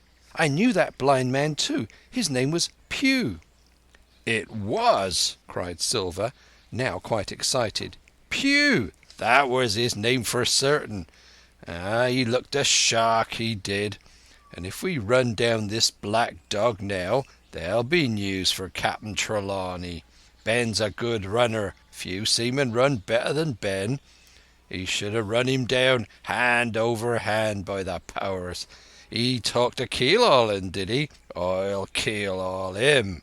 All the time he was jerking out these phrases he was stumping up and down the tavern on his crutch, slapping tables with his hand, and giving such a show of excitement as would have convinced an Old Bailey judge or a Bow Street runner. My suspicions had been thoroughly reawakened on finding Black Dog at the spyglass, and I watched the cook narrowly. But he was too deep and too ready and too clever for me, and by the time the two men had come back out of breath and confessed that they had lost the track in a crowd and been scolded like thieves, I would have gone bail for the innocence of Long John Silver. "Now see here, Hawkins," said he. "Here's a blessed hard thing on a man like me now, ain't it?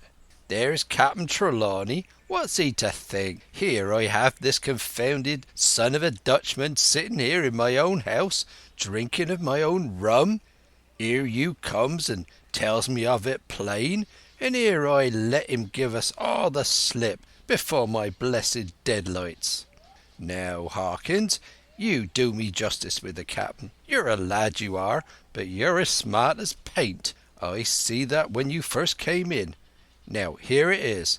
What could I do with this old timber I hobble on? When I was a A.B. master mariner, I'd have come alongside him hand over hand and broached him into a brace of old shakes, I would. And now—" And then all of a sudden he stopped, and his jaw dropped as though he had remembered something. "The score!" he burst out. "3 goes of rum! Why, shiver my timbers if I hadn't forgotten my score." And falling on a bench, he laughed till the tears ran down his cheeks. I could not help joining, and we laughed together, peal after peal, till the tavern rang again. "Why, what a precious old sea calf I am," he said at last, wiping his cheeks. "You and me should get on well, Hawkins, for I'll take my Davy I should be rated ship's boy. But come now, stand by to go about. This won't do. Duty is duty, messmates. I'll put on my old cocked hat and step along you to Captain Trelawney and report this here affair. For mind you, it's serious, young Hawkins, and neither you nor me's come out of it with what I should make so bold as to call credit. No, you neither, says you. Not smart. None of the pair of us smart. But dash my buttons, that were a good un about my score." And he began to laugh again, and that so heartily that though I did not see the joke as he did, I was again obliged to join him in his mirth. On our little walk along the quays he made himself the most interesting companion, telling me about the different ships that we passed by, their rig, tonnage, nationality, explaining the work that was going forward, how one was discharging, another taking in cargo, and a third making ready for sea, and every now and then telling me some little anecdote of ships or seamen, or repeating a nautical phrase till I had learned it perfectly. I began to see that here was one of the best of possible shipmates. When we got to the inn, the squire and Dr. Livesey were seated together, finishing a quart of ale with a toast in it before they should go aboard the schooner on a visit of inspection. Long John told the story from first to last, with a great deal of spirit and the most perfect truth. "That was how it were now, weren't it, Hawkins?" he would say now and again, and I could always bear him entirely out. The two gentlemen regretted that Black Dog had got away, but we all agreed that there was nothing to be done, and after he had been complimented, Long John took up his crutch and departed. "All hands aboard for 4 this afternoon," shouted the squire after him. "Aye, aye, sir," cried the cook in the passage. "Well, squire," said Dr. Livesey, I don't put much faith in your discoveries as a general thing, but I will say this. John Silver suits me." "That man's a perfect trump," declared the squire. "And now," added the doctor, "Jim may come on board with us, may he not?" "To be sure he may," said the squire. "Take your hat, Hawkins, and we'll see the ship." End of chapter 8.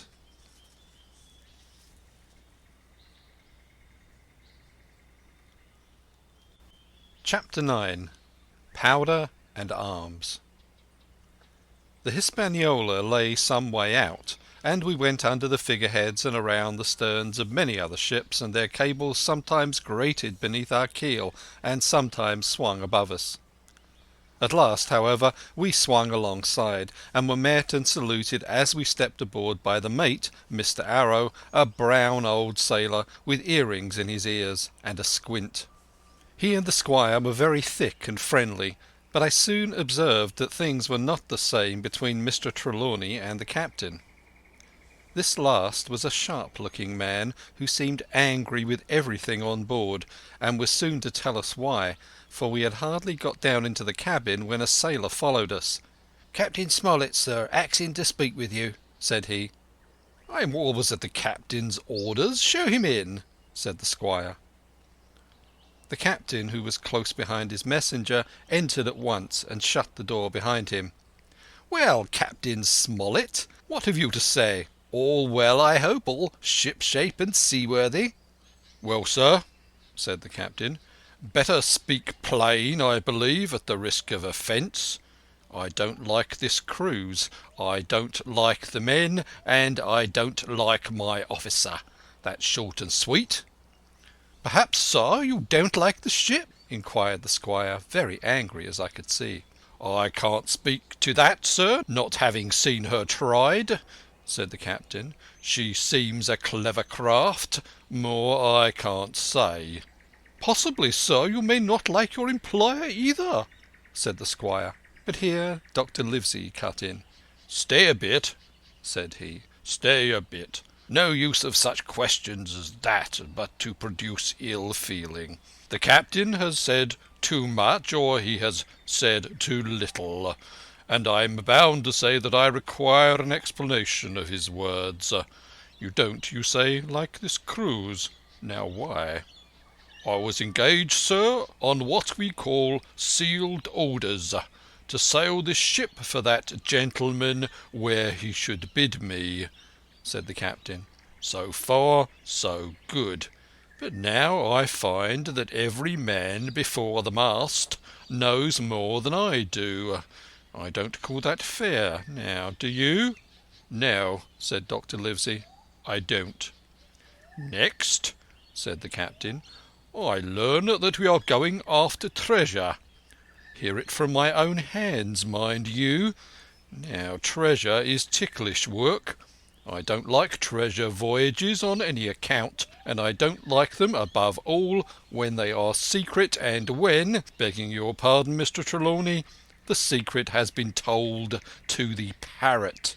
"Silver's parrot?" asked the squire.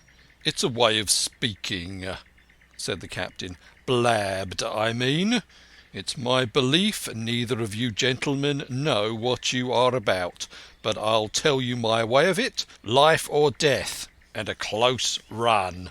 "That is all clear, and I dare say true enough," replied Dr. Livesey. "We take the risk, but we are not so ignorant as you believe us.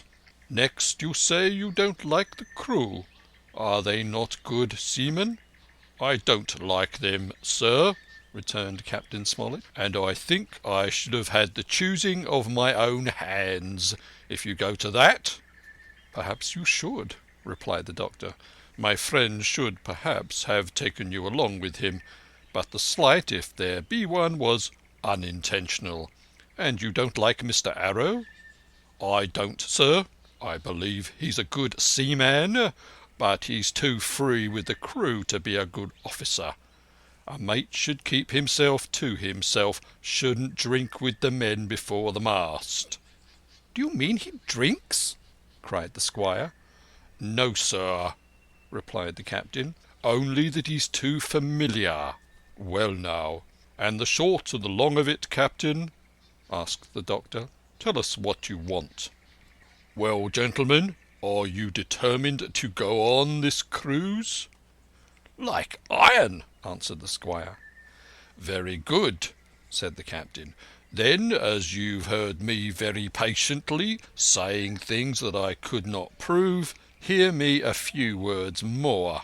They are putting the powder and arms in the forehold. Now, you have a good place under the cabin. Why not put them there?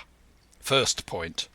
Then, you are bringing 4 of your own people with you, and they tell me some of them are to be berthed forward. Why not give them the berths here besides the cabin? Second point." "Any more?" asked Mr. Trelawney. "One more," said the captain. "There's been too much blabbing already." "Far too much," agreed the doctor. "I'll tell you what I have heard myself," continued Captain Smollett. "That you have a map of an island, that there's crosses on the map to show where treasure is, and that the island lies—" and then he named the latitude and longitude exactly. "I never told that," cried the squire, "to a soul." "The hands know it, sir," returned the captain. "Livesey, that must have been you or Hawkins," cried the squire. "It doesn't much matter who it was," replied the doctor, and I could see that neither he nor the captain paid much regard to Mr. Trelawney's protestations. Neither did I, to be sure, he was so loose a talker. Yet in this case I believe he was really right, and that nobody had told the situation of the island. "Well, gentlemen," continued the captain, "I don't know who has this map, but I make it a point it shall be kept secret even from me and Mr. Arrow. Otherwise, I would ask you to let me resign." "I see," said the doctor. "You wish us to keep this matter dark, and to make a garrison of the stern part of the ship, manned with my friend's own people, and provided with all the arms and powder on board. In other words, you fear a mutiny."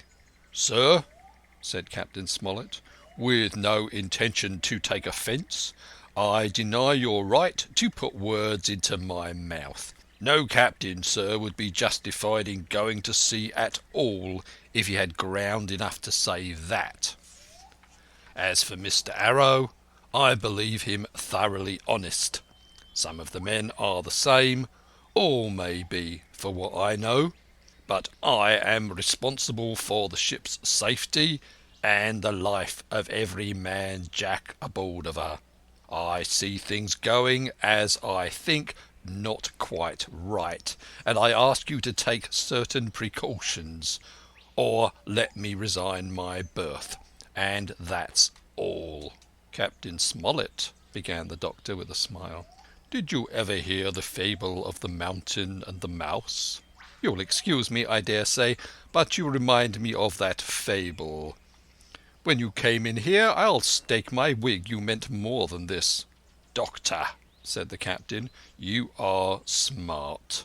When I came in here, I meant to get discharged. I had no thought that Mr. Trelawney would hear a word."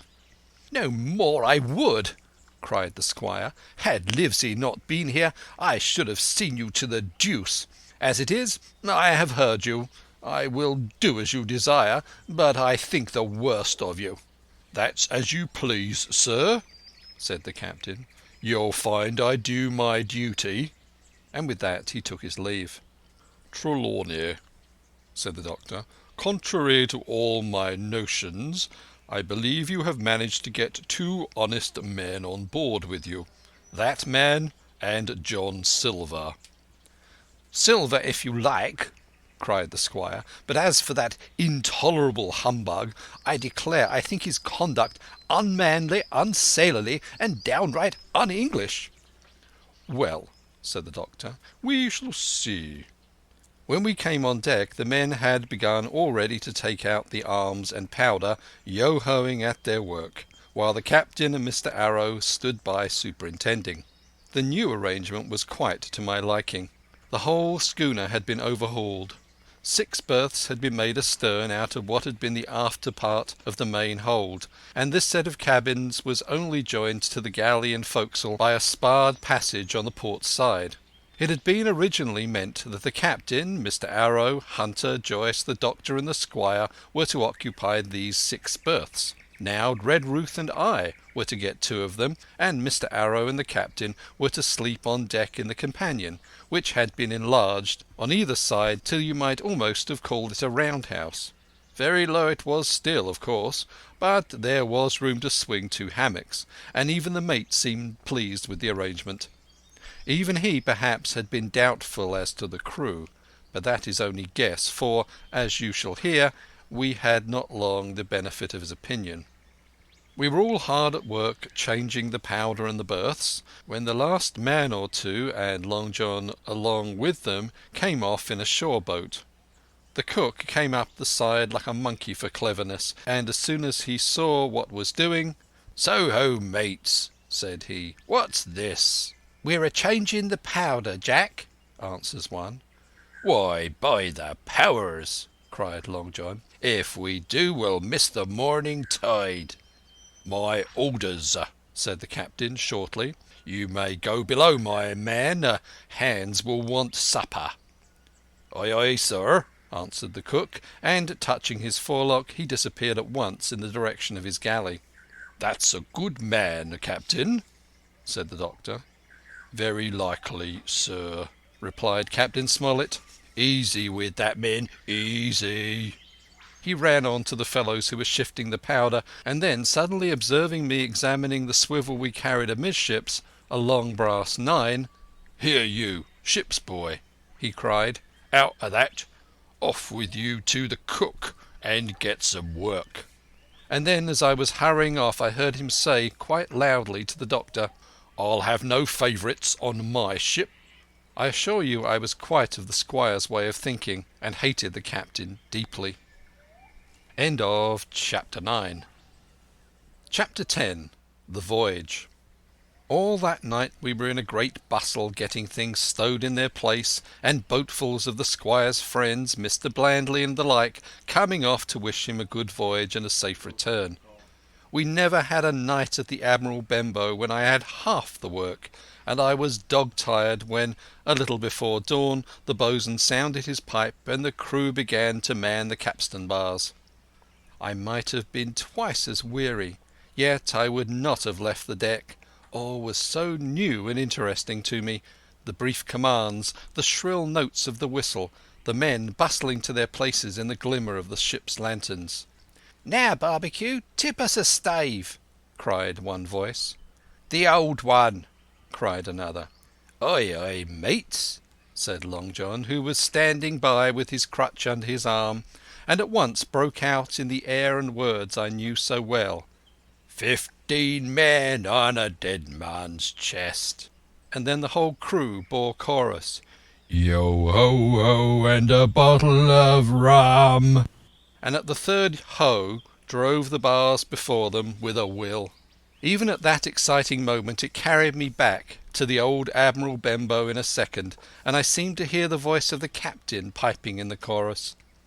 But soon the anchor was short up, soon it was hanging dripping at the bows, soon the sails began to draw, and the land and shipping to flit by on either side, and before I could lie down to snatch an hour of slumber, the Hispaniola began her voyage to the Isle of Treasure.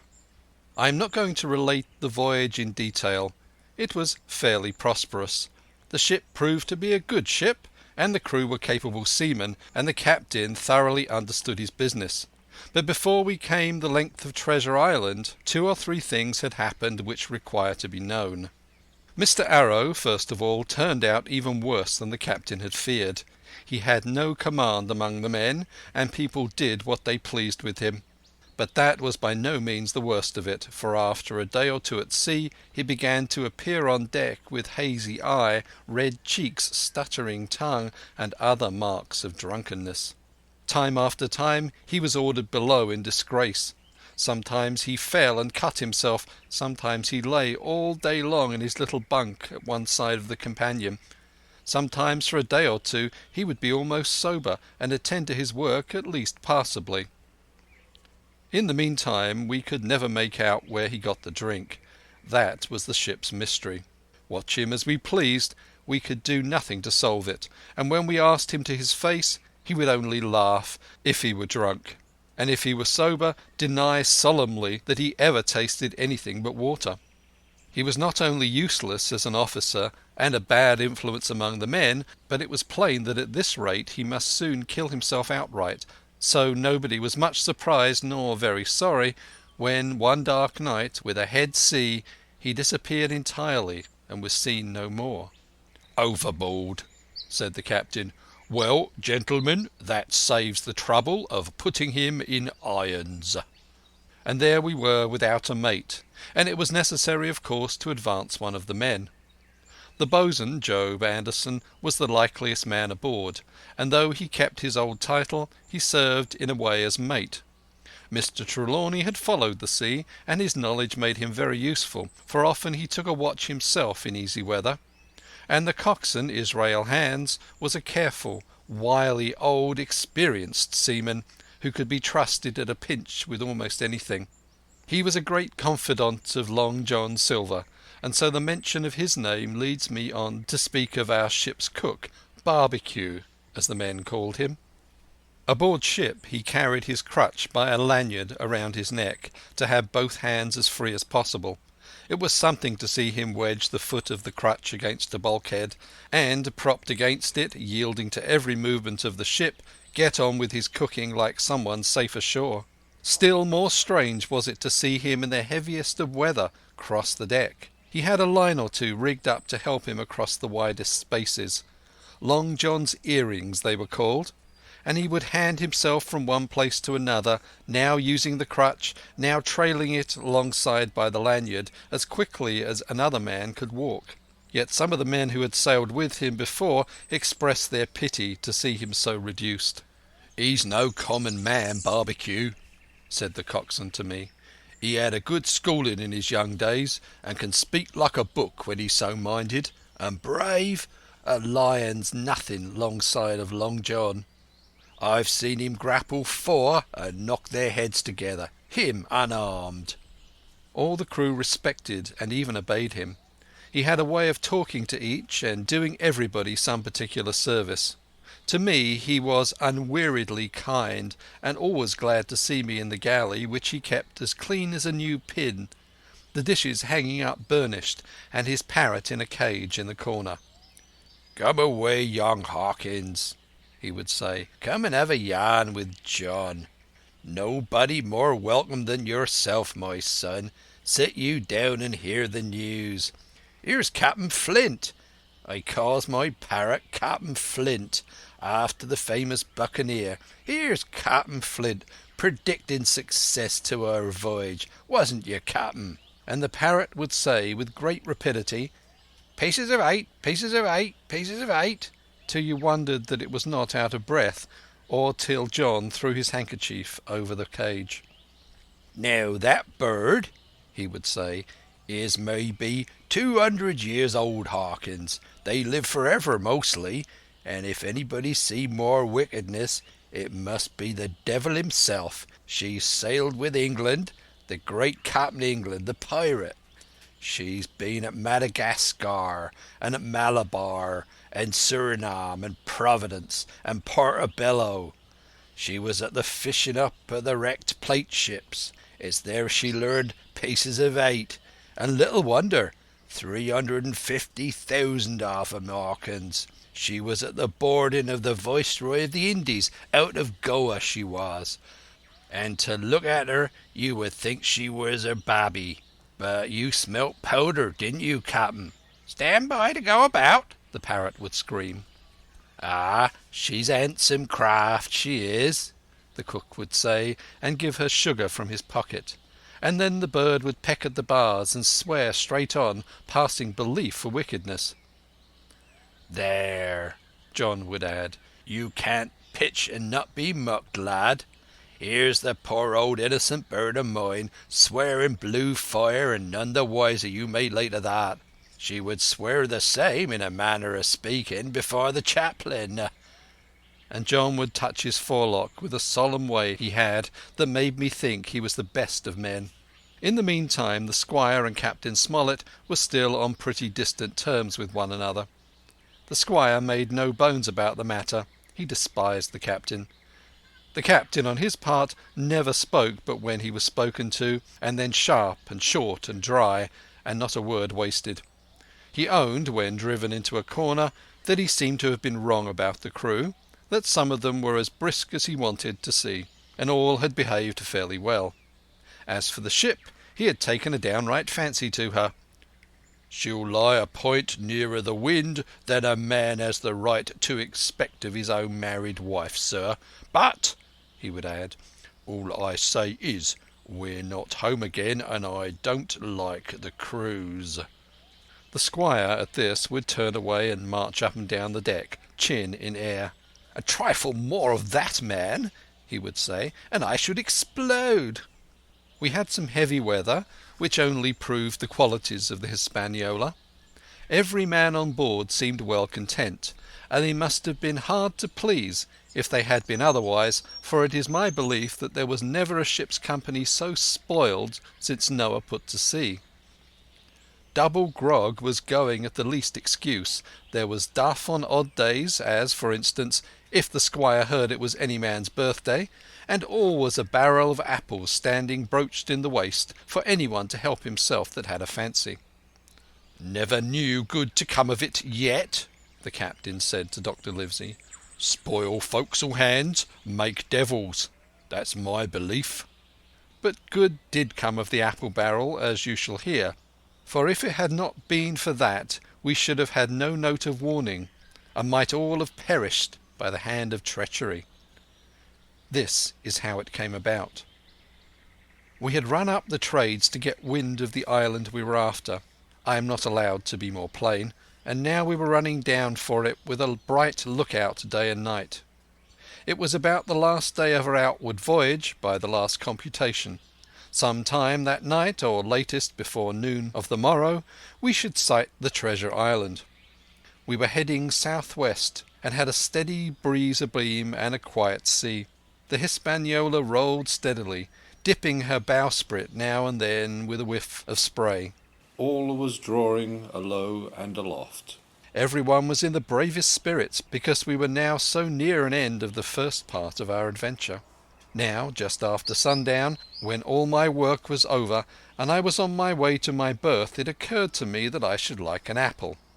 I ran on deck. The watch was all forward, looking out for the island. The man at the helm was watching the luff of the sail and whistling away gently to himself, and that was the only sound, excepting the swish of the sea against the bows and around the sides of the ship.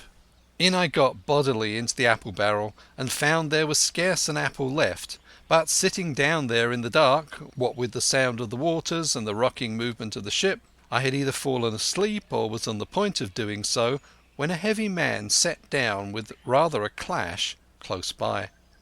The barrel shook as he leaned his shoulders against it, and I was just about to jump up when the man began to speak. It was Silver's voice, and before I had heard a dozen words, I would not have shown myself for all the world, but lay there trembling and listening in the extreme of fear and curiosity, for from these dozen words I understood that the lives of all the honest men aboard depended upon me alone. End of chapter 10.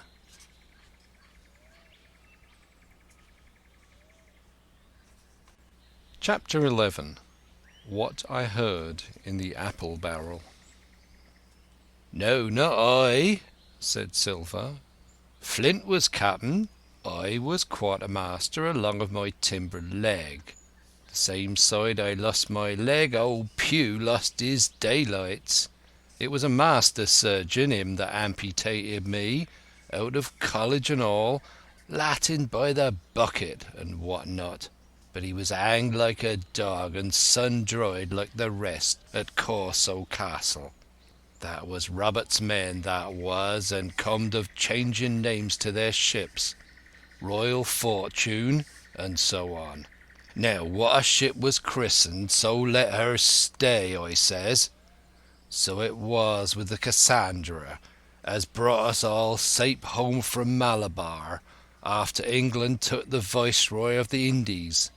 So it was with the old Walrus, Flint's old ship, as I've seen her muck with the red blood and fit to sink with gold." "Ah!" cried another voice, that of the youngest hand on board, and evidently full of admiration. "He was the flower of the flock, was Flint."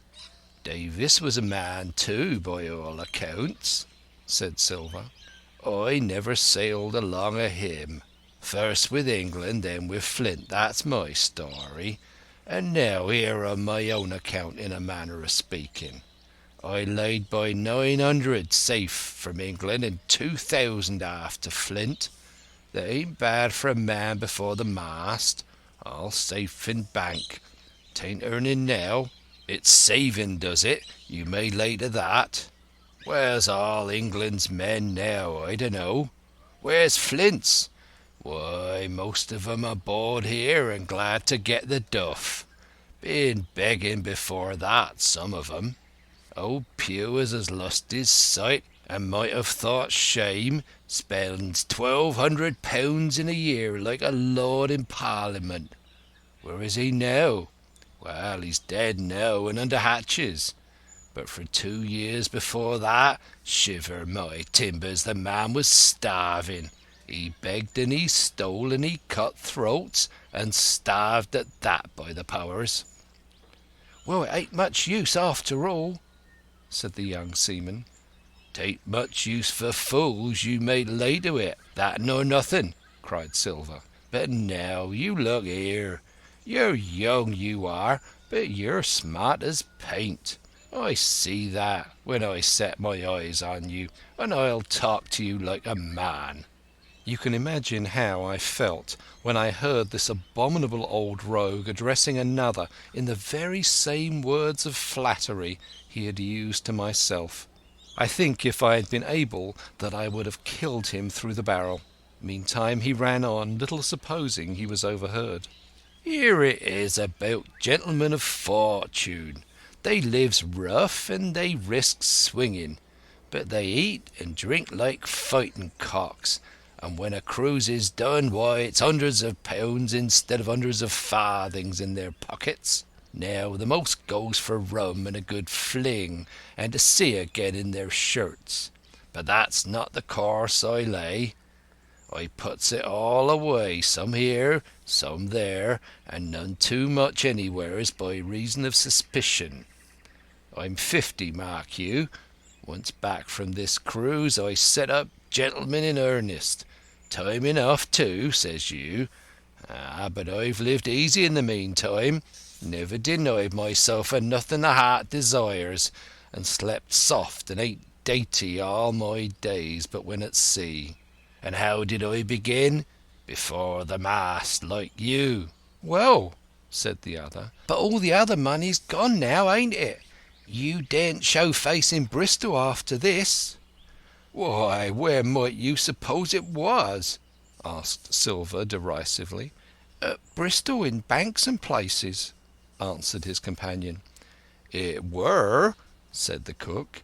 "It were when we weighed anchor, but my old missus has it all by now, and the spyglass is sold, leasts and goodwill and rigging, and the old girl's off to meet me. I will tell you where, mate, for I trust you, but it'd make jealousy among the mates." "And you can trust your missus?" asked the other. "Gentlemen of fortune," returned the cook, "usually trust little among themselves, and right they are, you may lay to it. But I have a way with me, I have. When a mate brings a slip on his cable, one as knows me, I mean, it won't be in the same world with old John. There were some that was feared of Pugh, and some that was feared of Flint. But Flint his own self was feared of me, Feared he was, and proud. They was the roughest crew afloat, was Flint's. The devil himself would have been feared to go to sea with them. Well, now I tell you I'm not a boasting man, and you've seen yourself how easy I keep company. But when I was quartermaster, lambs wasn't the word for Flint's old buccaneers. You may be sure of yourself in old John's ship." "Well, I tell you now," replied the lad, "I didn't half a quarter like a job till I had this talk with you, John. But there's my hand on it now." "And a brave lad you were, and smart too," answered Silver, shaking hands so heartily that all the barrel shook. "And a finer figurehead for a gentleman of fortune I never clapped me eyes on." By this time I had begun to understand the meaning of their terms. By a gentleman of fortune they plainly meant neither more nor less than a common pirate, and the little scene that I had overheard was the last act in the corruption of one of the honest hands, perhaps of the last one left aboard.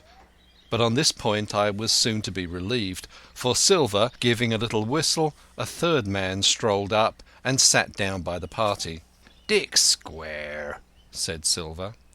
"Oh, I know Dick was square," returned the voice of the coxswain, Israel Hands.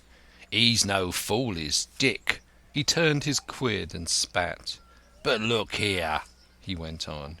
"Here's what I want to know, Barbecue. How long are we going to stand off and on like a blessed bumboat? I've had almost enough of Captain Smollett. He's hazed me long enough, by thunder. I want to go into that cabin, I do. I want their pickles and wines and that." "Israel," said Silver, "your head ain't much account, nor never was. But you're able to hear, I reckon. Leastways your ears is big enough. Now here's what I say. You'll berth for'ard, and you'll live hard, and you'll speak soft, and you'll keep sober till I give the word. And you may lay to that, my son." "Well, I don't say no, do I?" growled the coxswain. "What I said is, when? That's what I say." "When? By the powers!" cried Silver. "Well, now, if you want to know, I'll tell you when. The last moment I can manage, and that's when. Here's a first-rate seaman, Captain Smollett, sails the blessed ship for us. Here's this squire and doctor wi' a map and such. I don't know where it is, do I? No more do you, says you. Well, then, I mean this squire and doctor shall find the stuff and help us to get it aboard, by the powers. Then we'll see. If I was sure of you all, sons of double Dutchmen, I'd have Captain Smollett navigate us halfway back again before I struck." "Why, we're all seamen aboard here, I should think," said the lad Dick. "We're all forecastle hands, you mean," snapped Silver. "We can steer a course, but who's to set one? That's what all you gentlemen spit on first and last. If I had my way, I'd have Captain Smollett work us back into the trades at least. Then we'd have no blessed miscalculations and a spoonful of water a day. But I know the sort you are. I'll finish with 'em at the island as soon as the blunt's on board, and a pity it is.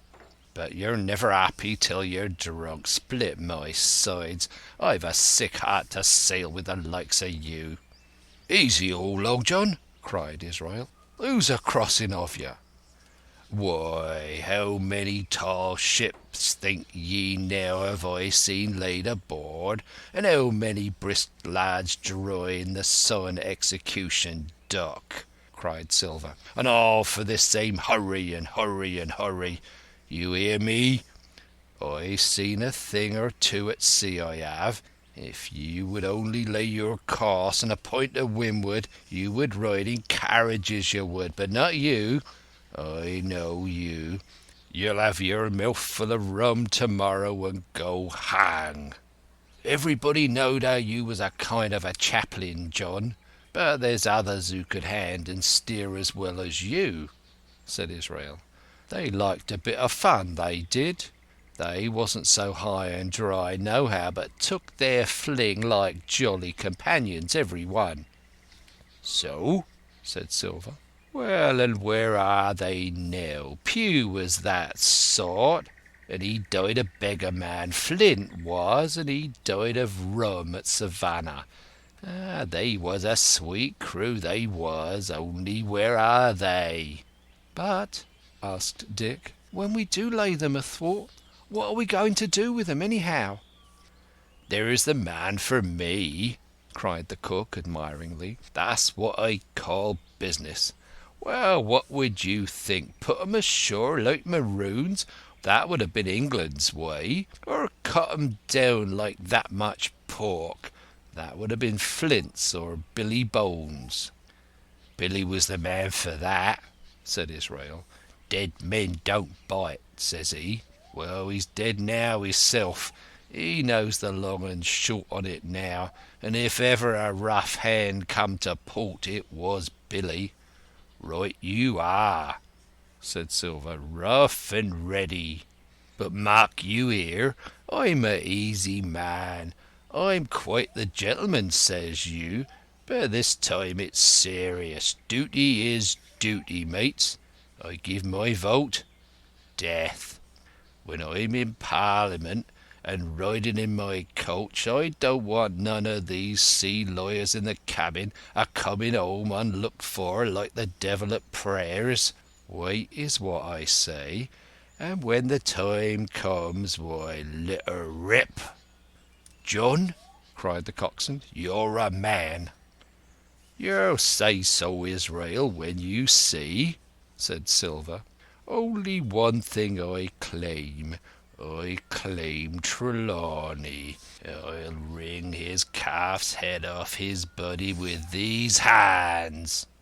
Dick," he added, breaking off, "you must jump up like a sweet lad and get me an apple to wet my pipe like." You may fancy the terror I was in. I should have leapt out and run for it if I had found the strength, but my limbs and heart alike misgave me. I heard Dick begin to rise, and then someone seemingly stopped him, and the voice of Hans exclaimed, "Oh, stow that! Don't you get sucking of that bilge, John. Let's have a go of the rum." "Dick," said Silver, "I trust you. I've a gauge on the keg, mind. There's the key. You fill a pannikin and bring it up." Terrified as I was, I could not help thinking to myself that this must have been how Mr. Arrow got the strong waters that destroyed him. Dick was gone but a little while, and during his absence Israel spoke straight on in the cook's ear. It was but a word or two that I could catch, and yet I gathered some important news, for besides other scraps that tended to the same purpose, this whole clause was audible. "Not another man of 'em will jine." Hence there were still faithful men on board. When Dick returned, one or another of the trio took the pannikin and drank, one "to luck," another with a "here's to old Flint," and Silver himself saying in a kind of song, "Here's to herself and hold your luff, plenty of prizes and plenty of duff." Just then a sort of brightness fell upon me in the barrel, and looking up I found the moon had risen and was slivering the mizzen top and shining white on the lath of the foresail, and almost at the same time the voice on the lookout shouted, "Land ho!" End of Chapter 11. Chapter 12. Council of War. There was a great rush of feet across the deck. I could hear people tumbling up from the cabin and the forecastle, and slipping in an instant outside my barrel. I dived behind the foresail and made a double toward the stern, and came out upon the open deck in time to join Hunter and Dr. Livesey in the rush for the weather bow. There all hands were already congregated. A belt of fog had lifted almost simultaneously with the appearance of the moon. Away to the southwest of us we saw two low hills, about a couple of miles apart, and rising behind one of them a third and higher hill, whose peak was still buried in the fog. All three seemed sharp and conical in figure. So much I saw almost in a dream, for I had not yet recovered from my horrid fear of a minute or two before. And then I heard the voice of Captain Smollett issuing orders. The Hispaniola was laid a couple of points nearer the wind, and now sailed a course that would just clear the island to the east. "And now, men," said the captain when all was sheeted home, "has any one of you ever seen that land ahead?" "I have, sir," said Silver. "I've watered there with a trader I was cooking." "The anchorage is on the south behind an islet, I fancy?" asked the captain. "Yes, sir. Skeleton Island, they calls it.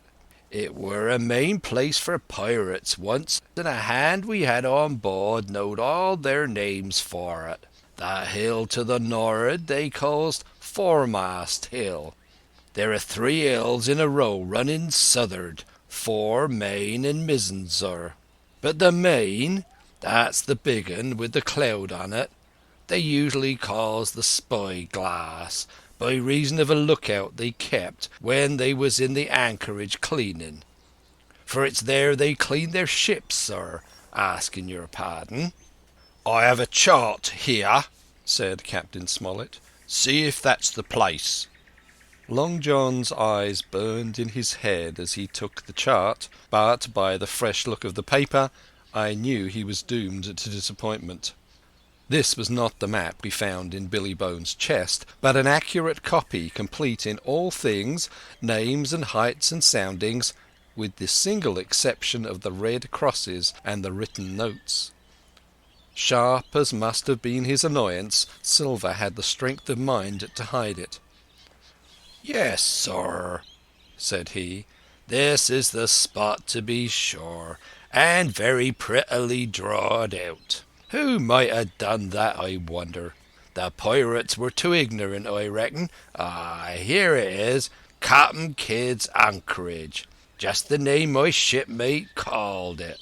There is a strong current rounds along the south, and then away up nor'ard up the west coast. Right you was, sir," said he, "to haul your wind and keep the weather of the island. Leastways, if such was your intention as to enter and careen, there ain't no better place for that in these waters."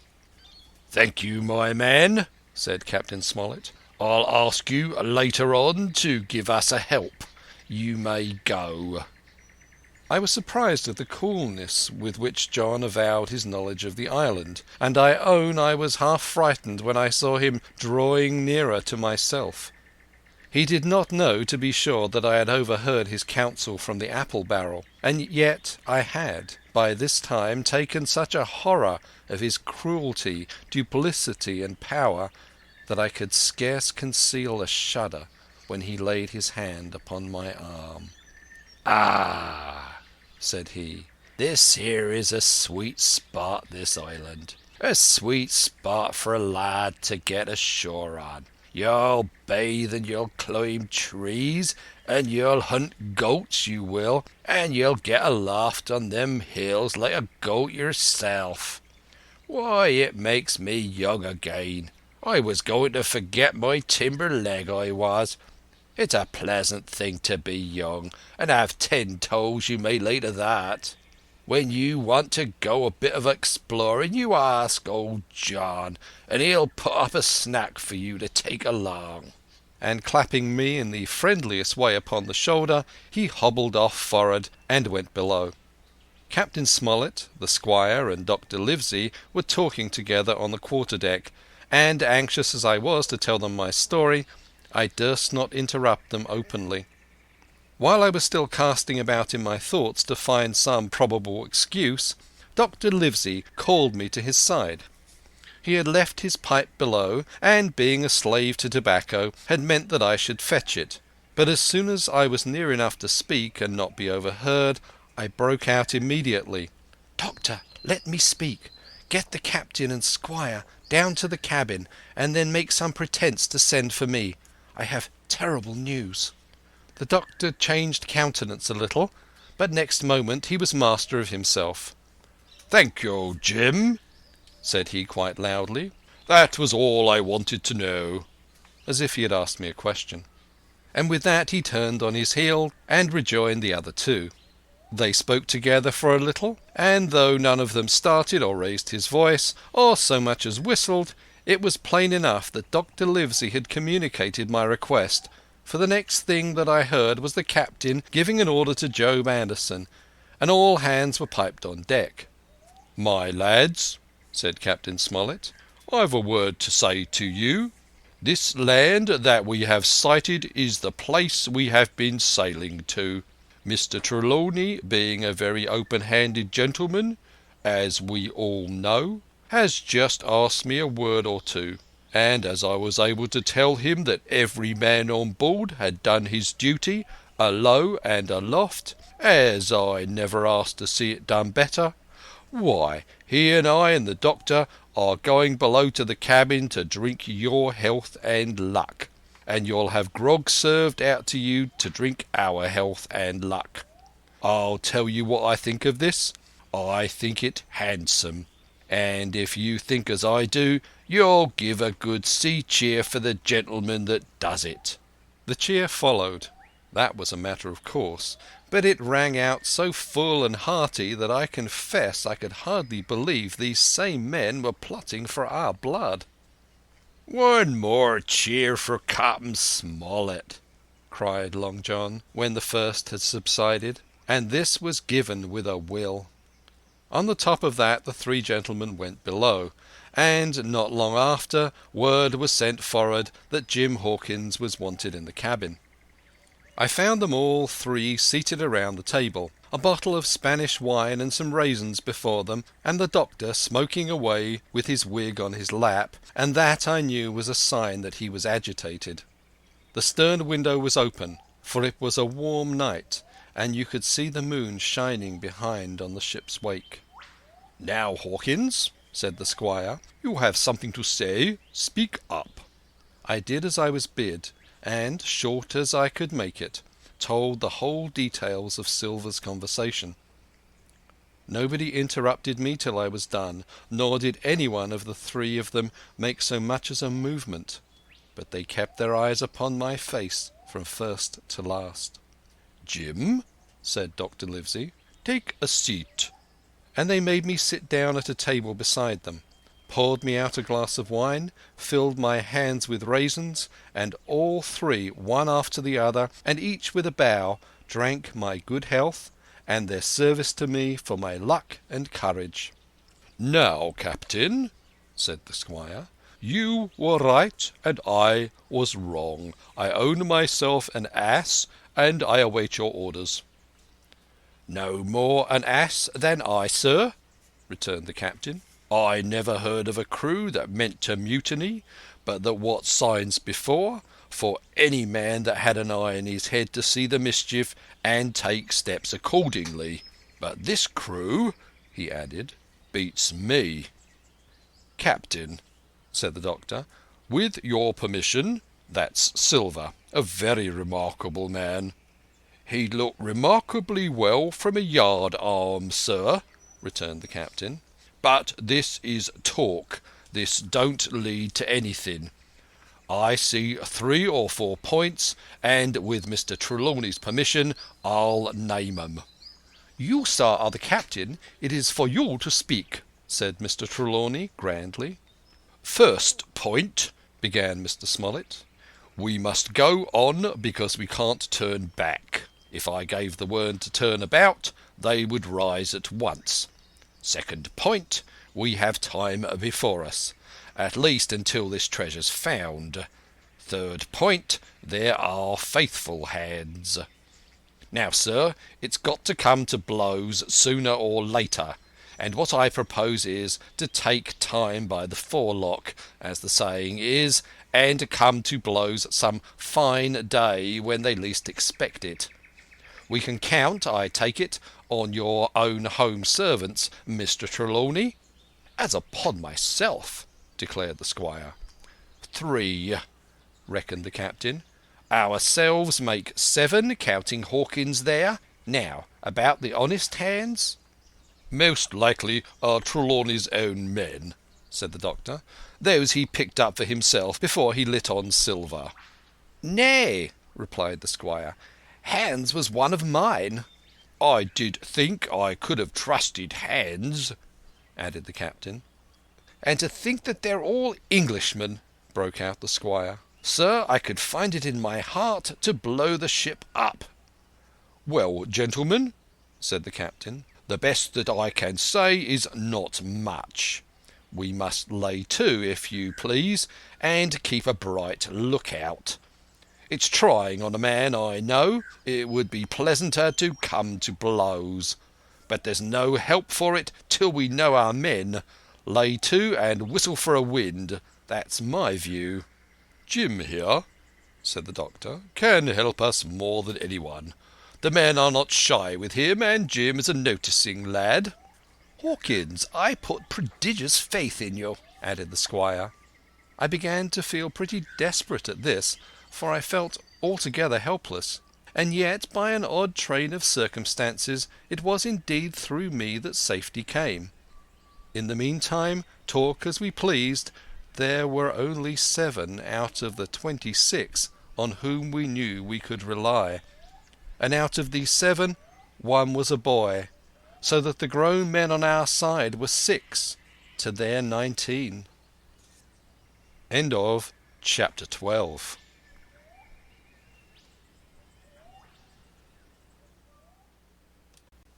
Chapter 13. How my shore adventure began. The appearance of the island when I came on deck next morning was altogether changed. Although the breeze had now utterly ceased, we had made a great deal of way during the night, and were now lying becalmed about half a mile to the southeast of the low eastern coast. Grey-coloured woods covered a large part of the surface. This even tint was indeed broken up by streaks of yellow sand-break in the lower lands, and by many tall trees of the pine family out-topping the others, some singly, some in clumps.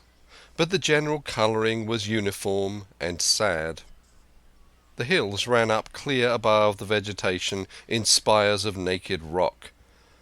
All was strangely shaped, and the spyglass, which was by 300 or 400 feet the tallest on the island, was likewise the strangest in configuration, running up sheer from almost every side, and then suddenly cut off at the top, like a pedestal to put a statue on. The Hispaniola was rolling scuppers under in the ocean swell. The booms were tearing at the blocks, the rudder was banging to and fro, and the whole ship creaking, groaning, and jumping like a manufactory. I had to cling tight to the backstay, and the world turned giddily before my eyes. For though I was a good enough sailor when there was way on, this standing still and being rolled about like a bottle was a thing I never learned to stand without a qualm or two, above all in the morning on an empty stomach. Perhaps it was this, perhaps it was the look of the island, with its grey melancholy woods, and wild stone spires, and the surf that we could both see and hear foaming and thundering on the steep beach. At least, although the sun shone bright and hot, and the shore birds were fishing and crying all around us, and you would have thought anyone would have been glad to get to land after being so long at sea, my heart sank, as the saying is, into my boots, and from that first look onward I hated the very thought of Treasure Island. We had a dreary morning's work before us, and there was no sign of any wind, and the boats had to be got out and manned, and the ship warped 3 or 4 miles round the corner of the island and up the narrow passage to the haven behind Skeleton Island. I volunteered for one of the boats, where I had of course no business. The heat was sweltering, and the men grumbled fiercely over their work. Anderson was in command of my boat, and instead of keeping the crew in order, he grumbled as loud as the worst. "Well," he said with an oath, "it's not forever." I thought this was a very bad sign, for up to that day the men had gone briskly and willingly about their business, but the very sight of the island had relaxed the cords of discipline. All the way in, Long John stood by the steersman and conned the ship. He knew the passage like the palm of his hand, and though the man in the chains got everywhere more water than was down on the chart, John never hesitated once. "There's a strong scour with the ebb," he said, "and this here passage has been dug out, in a manner of speaking, with a spade." We brought up just where the anchor was on the chart, about a third of a mile from each shore, the mainland on one side and Skeleton Island on the other. The bottom was clean sand. The plunge of our anchor sent up clouds of birds wheeling and crying over the woods, but in less than a minute they were down again, and all was once more silent. The place was entirely landlocked, buried in woods, the trees coming right down to high water mark, the shores mostly flat, and the hilltops standing round at a distance, in a sort of amphitheatre, one here, one there. 2 little rivers, or rather 2 swamps, emptied out into this pond, as you might call it, and the foliage around that part of the shore had a kind of poisonous brightness. From the ship we could see nothing of the house or stockade, for they were quite buried among trees, and if it had not been for the chart on the companion, we might have been the first that ever anchored there since the islands arose out of the seas. There was not a breath of air moving, nor a sound but that of the surf booming half a mile away along the beaches and against the rocks outside. A peculiar stagnant smell hung over the anchorage, a smell of sodden leaves and rotting tree trunks. I observed the doctor sniffing and sniffing, like someone tasting a bad egg.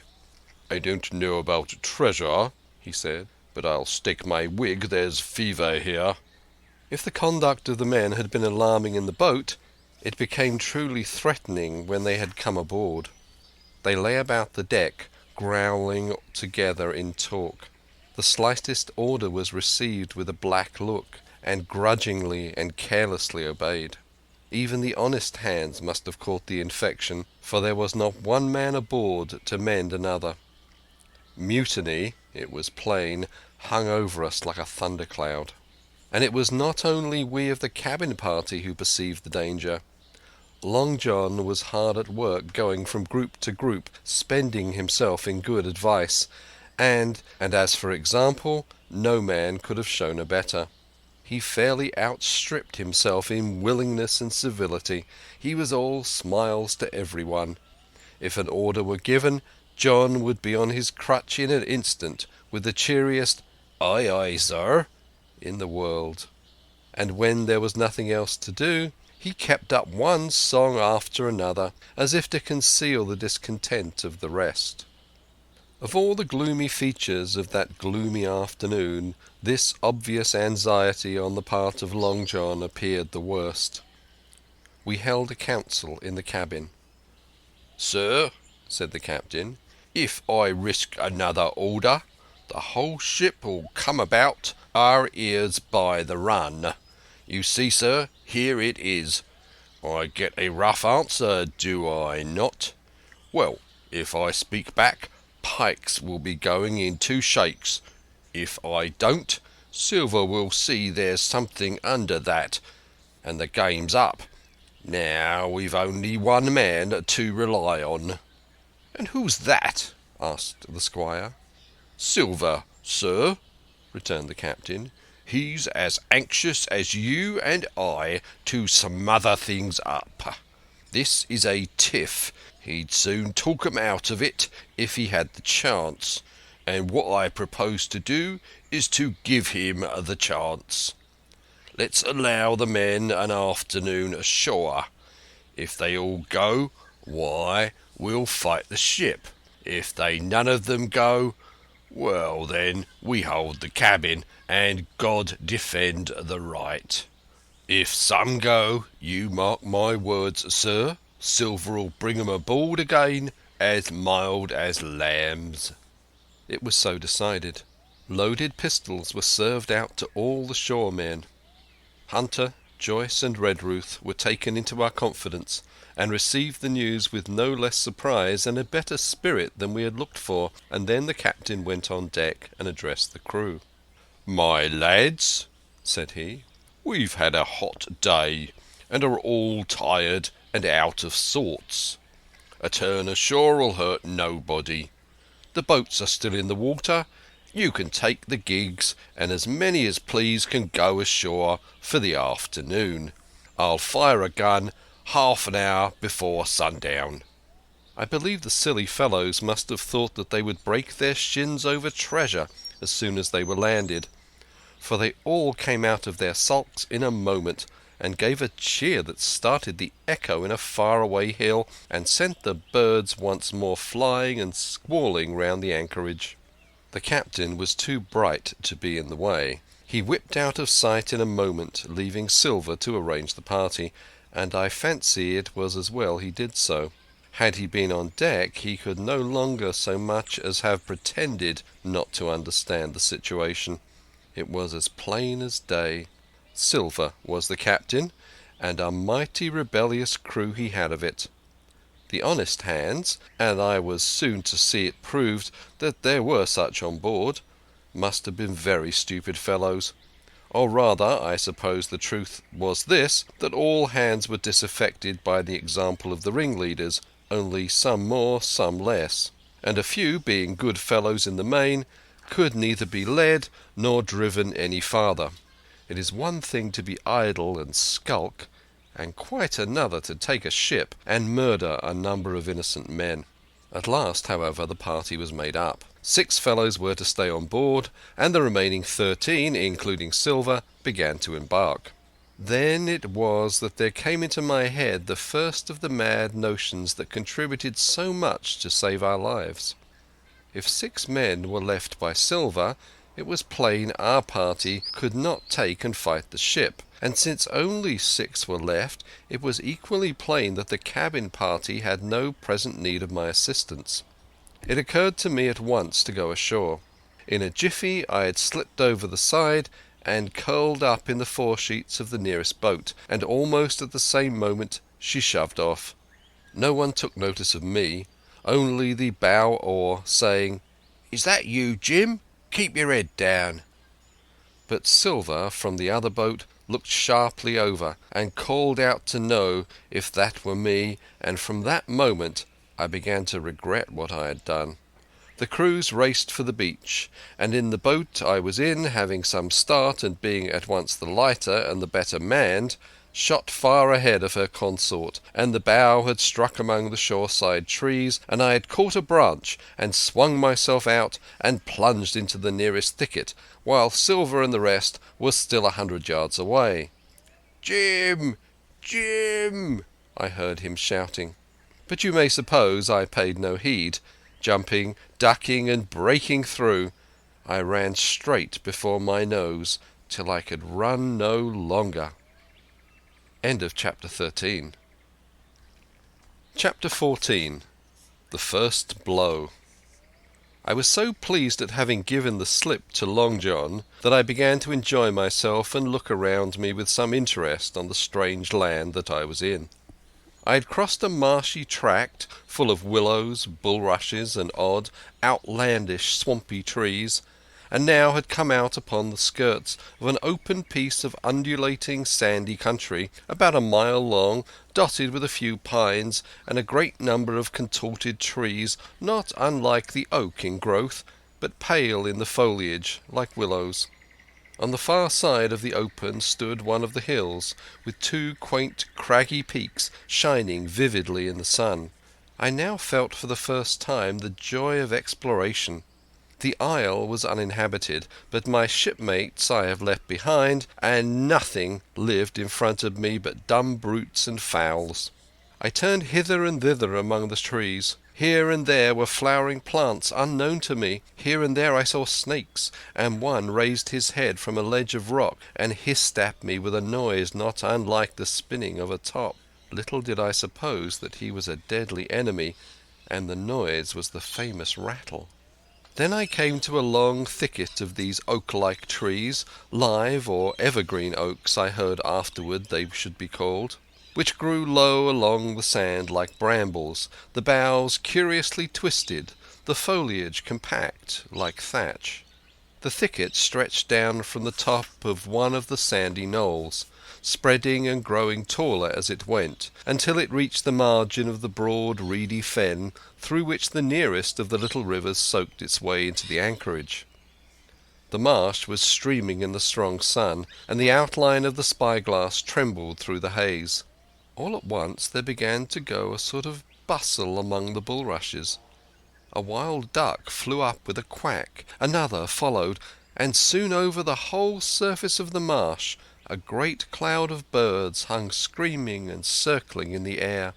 I judged at once that some of my shipmates must be drawing near along the borders of the fen. Nor was I deceived, for soon I heard the very distant and low tones of a human voice, which, as I continued to give ear, grew steadily louder and nearer.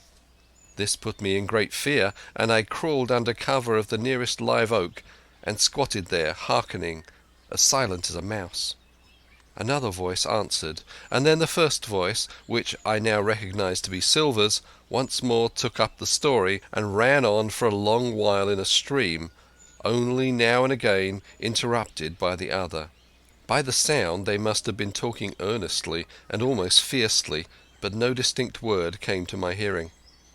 At last the speakers seemed to have paused, and perhaps to have sat down, for not only did they cease to draw any nearer, but the birds themselves began to grow more quiet and to settle again into their places in the swamp.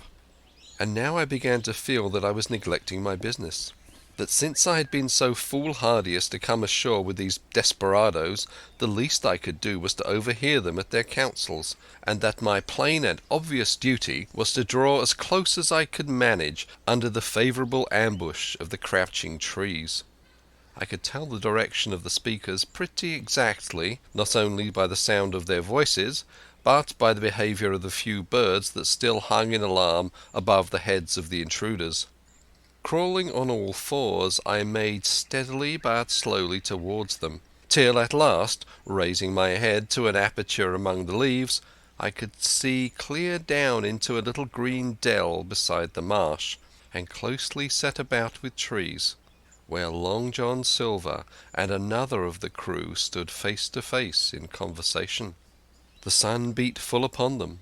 Silver had thrown his hat beside him on the ground, and his great smooth blonde face, all shining with heat, was lifted to the other man's in a kind of appeal.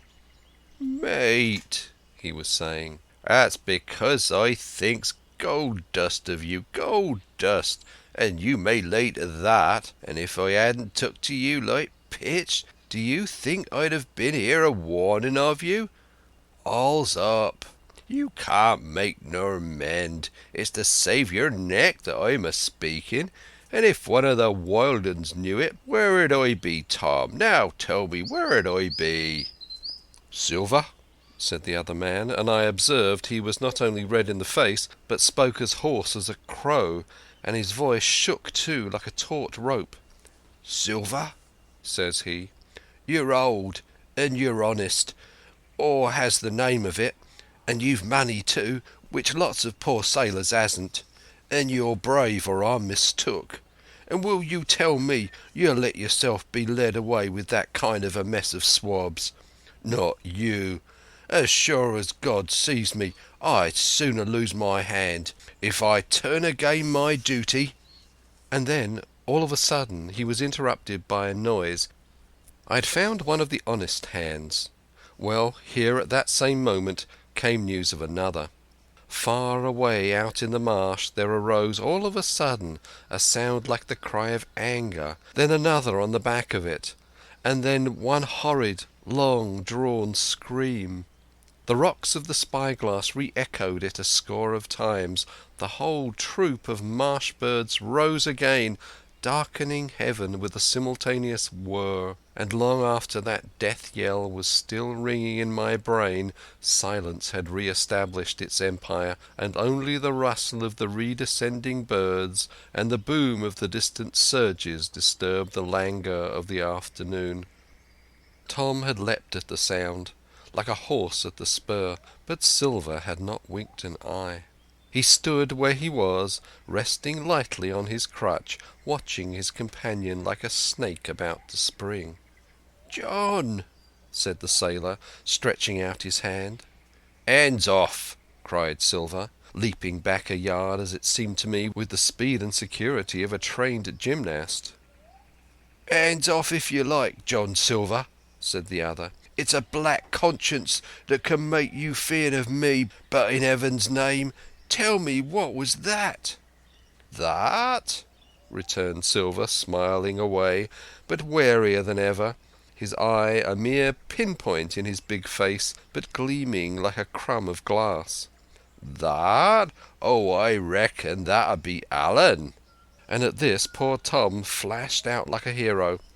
"Alan?" he cried. "Then rest his soul for a true seaman. And as for you, John Silver, long you've been a mate of mine, but you're a mate of mine no longer. If I die like a dog, I'll die in my duty. You've killed Alan, have you? Kill me too if you can, but I defies you." And with that this brave fellow turned his back directly on the cook and set off walking for the beach. But he was not destined to go far. With a cry, John seized the branch of a tree, whipped the crutch out of his armpit, and sent that uncouth missile hurling through the air. It struck poor Tom point foremost, and with stunning violence, right between the shoulders in the middle of his back. His hands flew up, and he gave a sort of gasp and fell.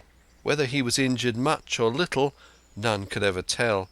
Like enough, to judge from the sound, his back was broken on the spot. But he had no time given him to recover.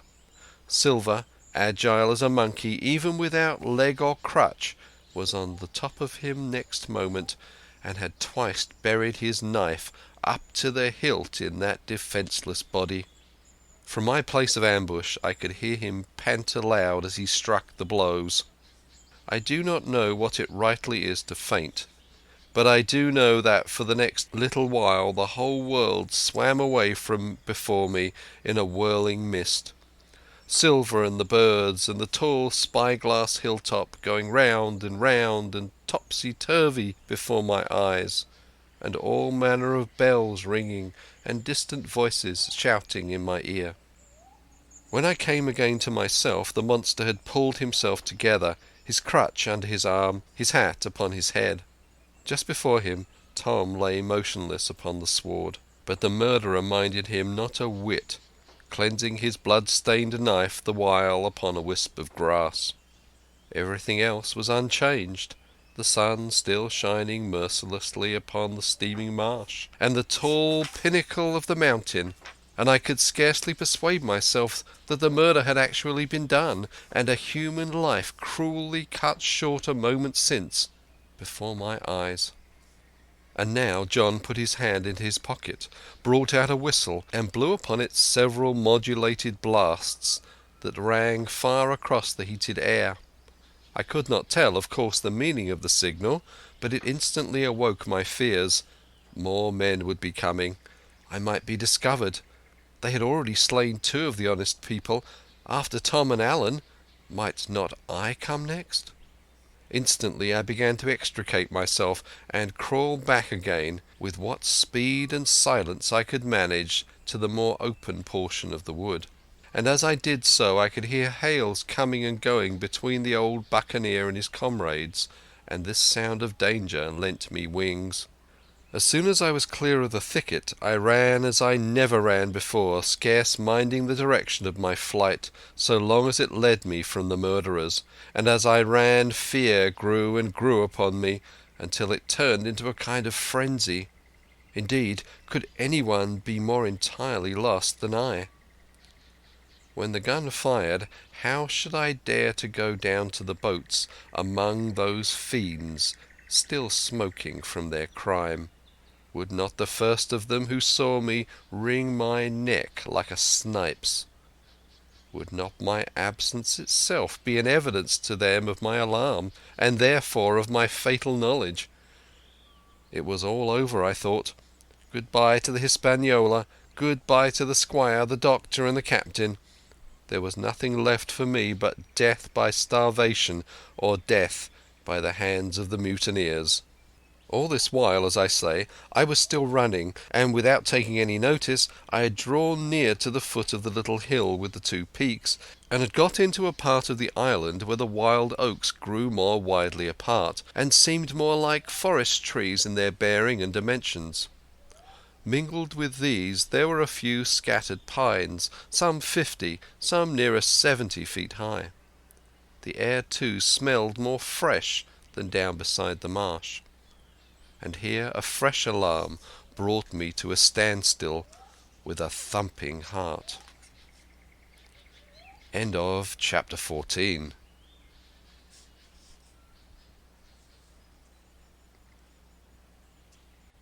Chapter 15. The Man of the Island. From the side of the hill, which was here steep and stony, a spout of gravel was dislodged, and fell rattling and bounding through the trees. My eyes turned instinctively in that direction, and I saw a figure leap with great rapidity behind the trunk of a pine. What it was, whether bear or man or monkey, I could in no wise tell. It seemed dark and shaggy, more I knew not, but the terror of this new apparition brought me to a stand.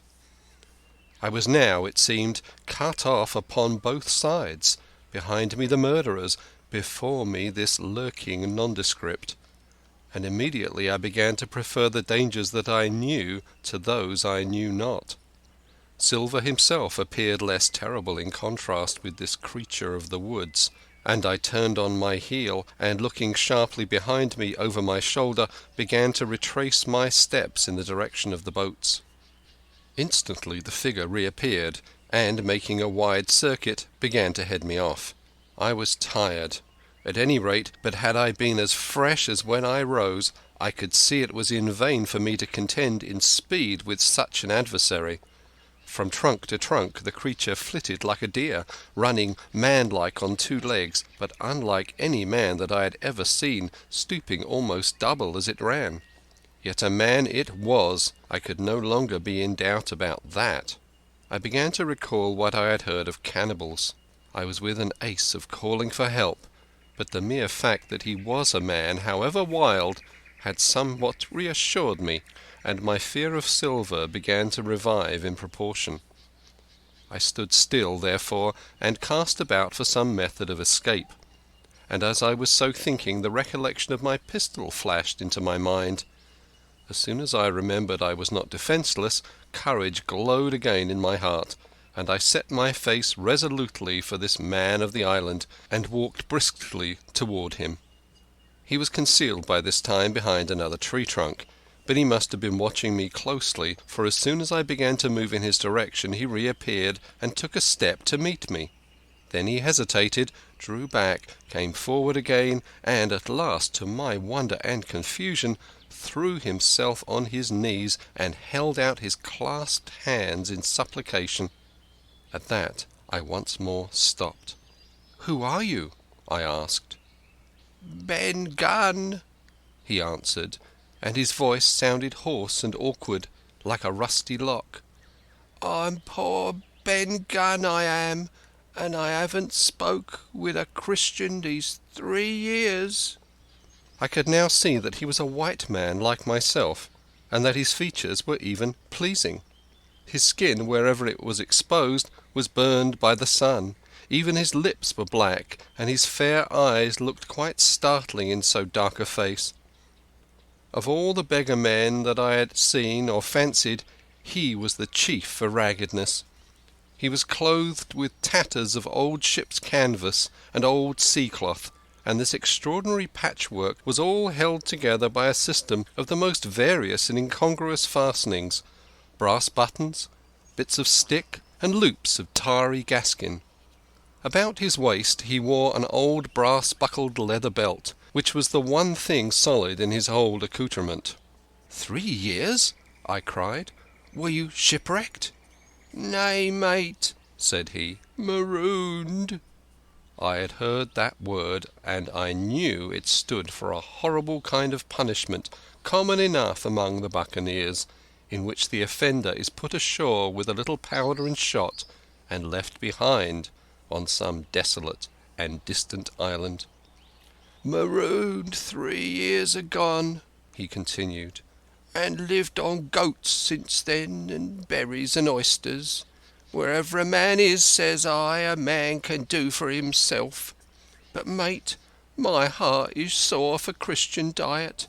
You mayn't happen to have a piece of cheese about you now? No? Well, many's the long night I've dreamed of cheese, toasted mostly, and woke up again, and here I were. If ever I can get aboard again, said I, you shall have cheese by the stone. At this time he had been feeling the stuff of my jacket, smoothing my hands, looking at my boots, and generally in the intervals of his speech showing a childish pleasure in the presence of a fellow creature. But at my last words he perked up into a kind of startled slyness. "If ever you get aboard again, says you," he repeated. "Why now, who's to hinder you?" "Not you, I know," was my reply. "Oh, and right you was," he cried. "Now what do you call yourself, mate?" "Jim," I told him. "Jim, Jim," says he, quite pleased apparently.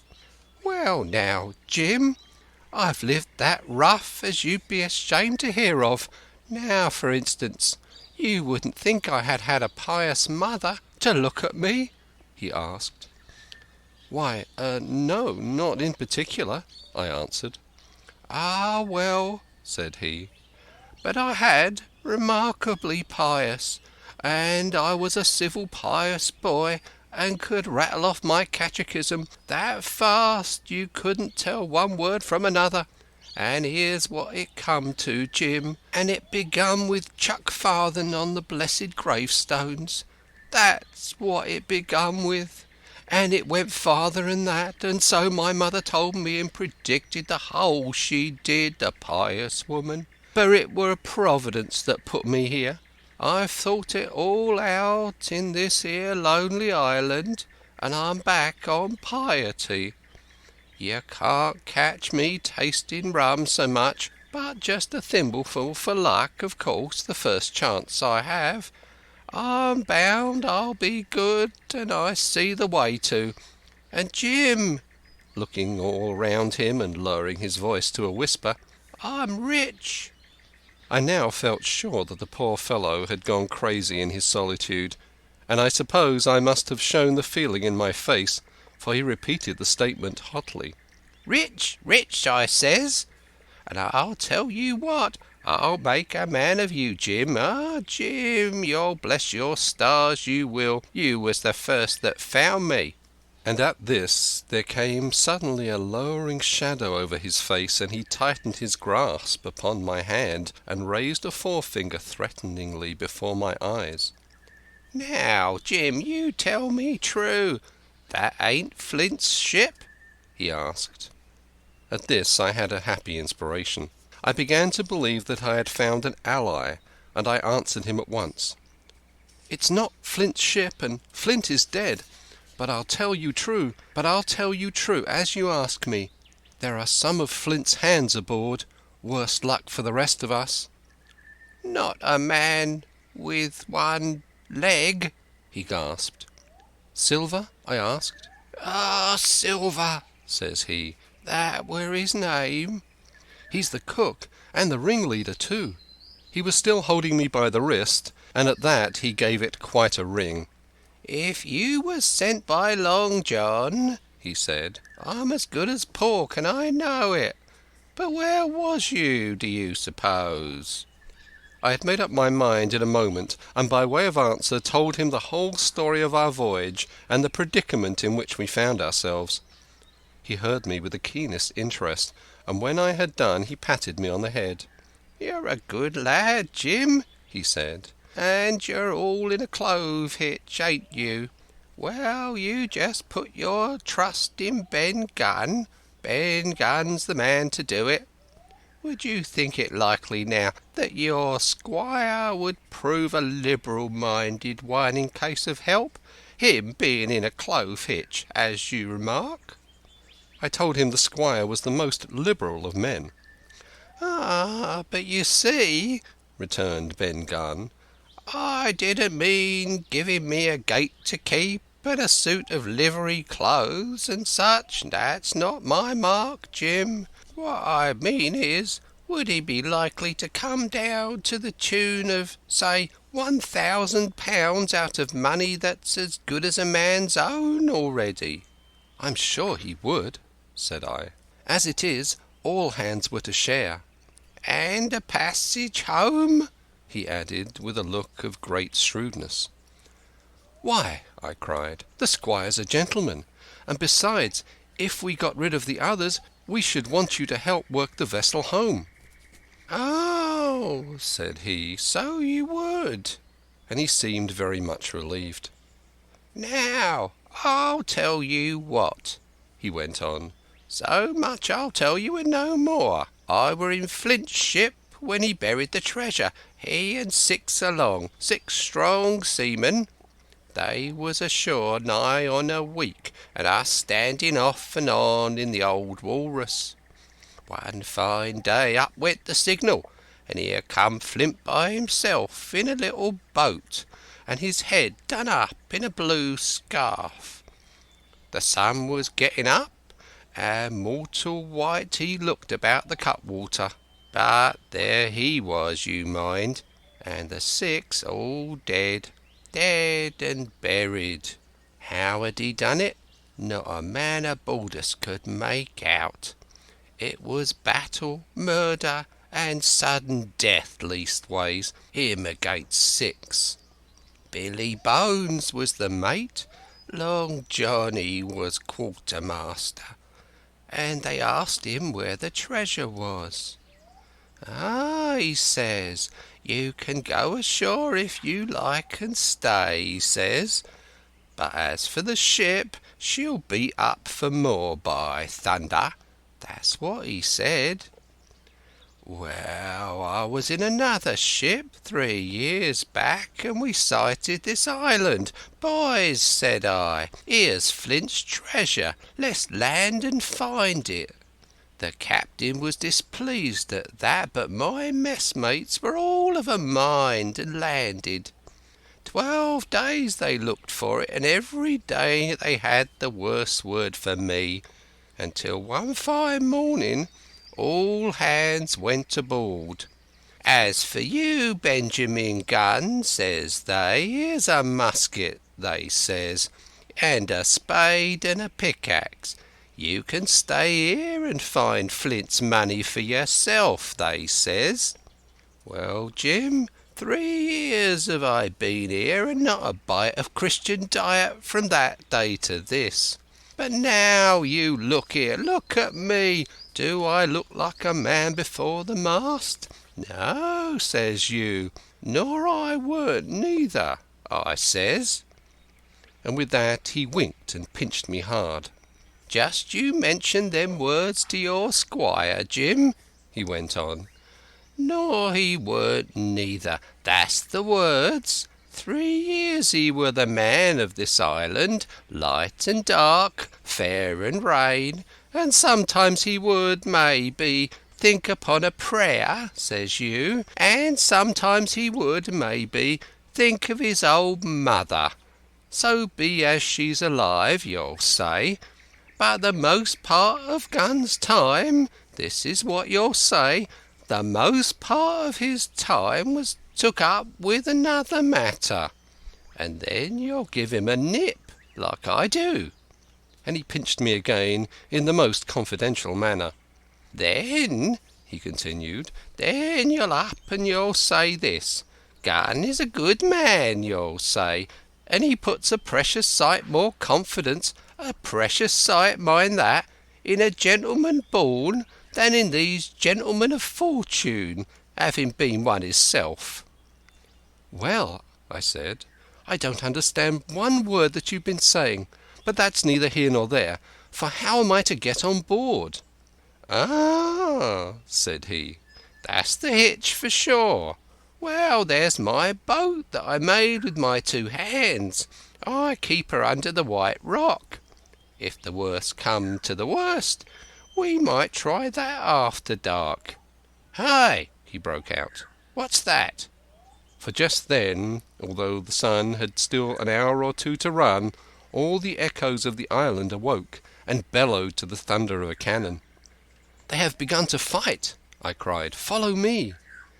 And I began to run toward the anchorage, my terrors all forgotten, while close at my side the marooned man in his goatskins trotted easily and lightly. "Left, left," says he. "Keep to your left hand, mate Jim, under the trees with you. That's where I killed my first goat. They don't come down here now. They're all mast-headed on them mountains for the fear of Benjamin Gunn. Ah, and there's the cemetery." Cemetery, he must have meant. "You see the mounds? I come here and prayed nows and thens, when I thought maybe a Sunday would be about due. It weren't quite a chapel, but it seemed more solemn-like, and then, says you, Ben Gunn was short-handed. No chaplain, or so much as a Bible and a flag, says you." So he kept talking as I ran, neither expecting nor receiving any answer. The cannon shot was followed, after a considerable interval, by a volley of small arms. Another pause, and then, not a quarter of a mile in front of me, I beheld the Union Jack flutter in the air above a wood. End of chapter 15. Part 4. The Stockade. Chapter 16. Narrative continued by the Doctor. How the ship was abandoned. It was about 1:30, 3 bells in the sea phrase, that the 2 boats went ashore from the Hispaniola. The captain, the squire, and I were talking matters over in the cabin. Had there been a breath of wind, we should have fallen on the 6 mutineers who were left aboard with us, slipped our cable, and away to sea. But the wind was wanting, and to complete our helplessness, down came Hunter with the news that Jim Hawkins had slipped into a boat and was gone ashore with the rest. It had never occurred to us to doubt Jim Hawkins, but we were alarmed for his safety. With the men in the temper they were in, it seemed an even chance if we should see the lad again. We ran on deck. The pitch was bubbling in the seams. The nasty stench of the place turned me sick. If ever a man smelled fever and dysentery, it was in that abominable anchorage. The 6 scoundrels were sitting grumbling under a sail in the forecastle. Ashore we could see the gigs had made fast, and a man sitting in each, hard by where the river runs in. One of them was whistling Lily Bolero. Waiting was a strain, and it was decided that Hunter and I should go ashore with the jolly boat in quest of information. The gigs had leaned to their right, but Hunter and I pulled straight in the direction of the stockade upon the chart. The 2 who were left guarding their boats seemed in a bustle at our appearance. Lily Bolero stopped off, and I could see the pair discussing what they ought to do. Had they gone and told Silver, all might have turned out differently. But they had their orders, I suppose, and decided to sit quietly where they were and hark back again to Lily Bolero. There was a slight bend in the coast, and I steered so as to put it between us.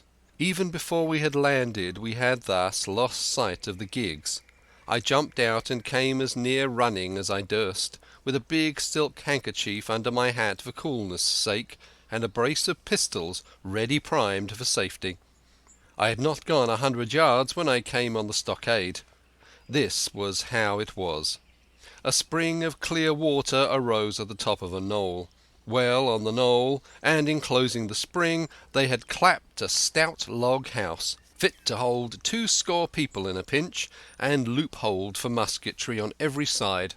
All around this they had cleared a wide space, and then the thing was completed by a paling 6 feet high, without door or opening, too strong to pull down without time and labour, and too open to shelter the besiegers. The people in the log house had them in every way. They stood quiet in the shelter and shot the others like partridges. All they wanted was a good watch and food, for, short of a complete surprise, they might have held the place against a regiment. What particularly took my fancy was the spring, for though we had a good place of it, the cabin of the Hispaniola with plenty of arms and ammunition and things to eat and excellent wines, there was one thing overlooked. We had no water. I was thinking this over when there came ringing over the island the cry of a man at the point of death. I was not new to violent death. I have served His Royal Highness the Duke of Cumberland and got a wound myself at Fontenoy, but I know my pulse went jot and carry one. Jim Hawkins is gone, was my first thought. It is something to have been an old soldier, but more still to have been a doctor. There is no time to dilly-dally in our work, and so now I made up my mind instantly, and with no time lost returned to the shore and jumped on board the jolly boat. By good fortune Hunter pulled a good oar. We made the water fly, and the boat was soon alongside and I aboard the schooner. I found them all shaken, as was natural. The squire was sitting down as white as a sheet, thinking of the harm he had led us to, the good soul, and one of the 6 forecastle hands was little better. "There's a man," said Captain Smollett, nodding towards him, "new to this work. He came nigh-hand fainting, Doctor, when he heard the cry. Another touch of the rudder, and that man would join us." I told my plan to the captain, and between us we settled on the details of its accomplishment. We put old Redruth in the gallery between the cabin and the forecastle, with 3 or 4 loaded muskets and a mattress for protection. Hunter brought the boat round under the stern port, and Joyce and I set to work loading her with powder, tins, muskets, bags of biscuit, kegs of pork, a cask of cognac, and my invaluable medicine chest. In the meantime the squire and the captain stayed on the deck, and the latter hailed the coxswain, who was the principal man aboard. "Mr. Hans," he said, "there are 2 of us with a brace of pistols each. If any one of you 6 make a signal of any description, that man's dead." They were a good deal taken back, and after a little consultation, one and all tumbled down the fore companion, thinking, no doubt, to take us on the rear. But when they saw Redruth waiting for them in the sparred gallery, they went about ship at once, and a head popped out again on deck. "Down, dog!" cried the captain, and the head popped back again, and we heard no more for the time of these 6 very faint-hearted seamen. By this time, tumbling things in as they came, we had the jolly boat loaded as much as we dared. Joyce and I got out through the stern port, and we made for shore again as fast as oars could take us. This second trip fairly aroused the watchers along shore. Lily Bolero was dropped again, and just before we lost sight of them behind a little point, one of them whipped ashore and disappeared. I had half a mind to change my plan and destroy their boats, but I feared that Silver and the others might be close at hand, and all might very well be lost by trying for too much. We had soon touched land in the same place as before, and set to work to provision the blockhouse. All 3 made the first journey, heavily laden, and tossed our stores over the palisade. Then, leaving Joyce to guard them, 1 man to be sure, but with half a dozen muskets, Hunter and I returned to the jolly boat and loaded ourselves once more. So we proceeded, without pausing to take breath, till the whole cargo was bestowed, when the 2 servants took up their position in the blockhouse, and I, with all my powder, sculled back to the Hispaniola. That we should have risked a second boat-load seems more daring than it really was. They had the advantage of numbers, of course, but we had the advantage of arms. Not one of the men ashore had a musket, and before they could get within range for pistol shooting, we flattered ourselves we should be able to give a good account of a half-dozen at least. The squire was waiting for me at the stern window, all his faintness gone from him. He caught the painter and made it fast, and we fell to loading the boat for our very lives. Pork, powder and biscuit was the cargo, with only a musket and a cutlass apiece for Squire and me, and Redruth and the captain. The rest of the arms and powder we dropped overboard in 2 fathoms and a half of water, so that we could see the bright steel shining far below us in the sun on the clean sandy bottom. By this time the tide was beginning to ebb, and the ship was swinging round to her anchor. Voices were heard faintly hallooing in the direction of the 2 gigs, and though this reassured us for Joyce and Hunter, who were well to the eastward, it warned our party to be off. Redruth retreated from his place in the gallery and dropped into the boat, which we then brought round to the ship's counter to be handier for Captain Smollett. "Now, men," said he, "do you hear me?" There was no answer from the forecastle. "It's to you, Abraham Gray, it's to you I am speaking." Still no reply. "Gray," resumed Mr. Smollett, a little louder, "I am leaving this ship, and I order you to follow your captain. I know you are a good man at bottom, and I dare say not one of the lot of you's as bad as he makes out. I have my watch here in my hand. I give you 30 seconds to join me in. Come, my fine fellow," continued the captain, "don't hang so long in stays. I'm risking my life and the lives of these good gentlemen every second." There was a sudden scuffle, a sound of blows, and out burst Abraham Gray with a knife cut on the side of the cheek, and came running to the captain like a dog to the whistle. "I'm with you, sir," he said, and the next moment he and the captain had dropped aboard of us, and we had shoved off and given way. We were clear out of the ship, but not yet ashore in our stockade. End of chapter 16.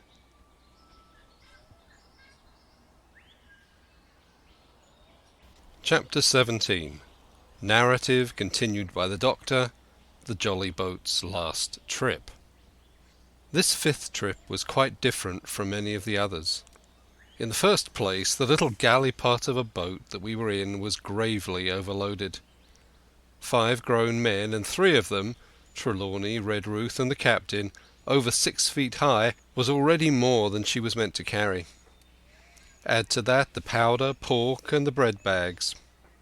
The gunwales were lipping astern. Several times we shipped a little water, and my breeches and the tails of my coat were all soaking wet before we had gone 100 yards. The captain made us trim the boat, and we got her to lie a little more evenly. All the same, we were afraid to breathe. In the second place, the ebb was now making a strong rippling current running westward through the basin, and then southward and seaward down the straits by which we had entered in the morning. Even the ripples were a danger to our overloaded craft, but the worst of it was that we were swept out of our true course, and away from our proper landing place behind the point. If we let the current have its way, we should come ashore beside the gigs, where the pirates might appear at any moment.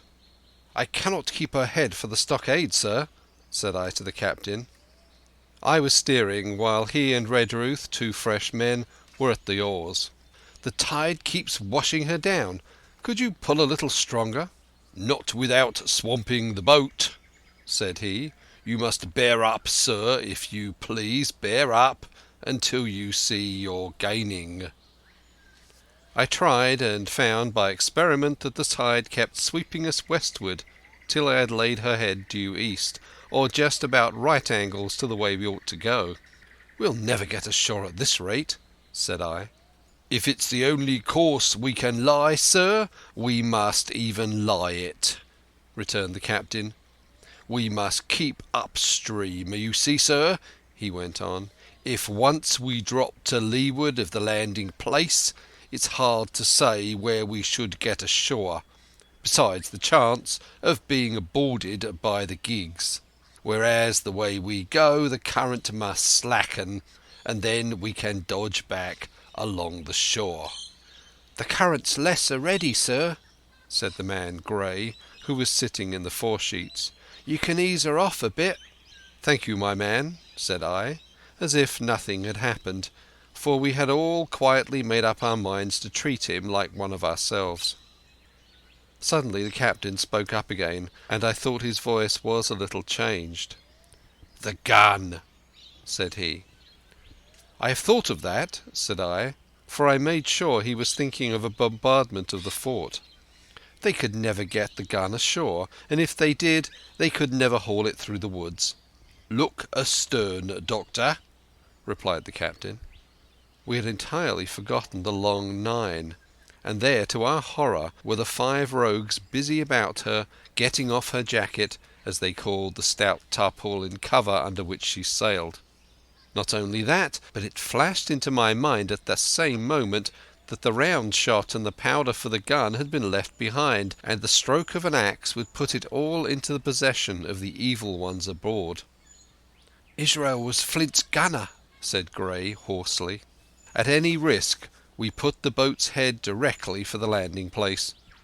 By this time we had got so far out of the run of the current that we kept steerage way even at our necessarily gentle rate of rowing, and I could keep her steady for the goal. But the worst of it was that with the course I now held, we turned our broadside instead of our stern to the Hispaniola, and offered a target like a barn door.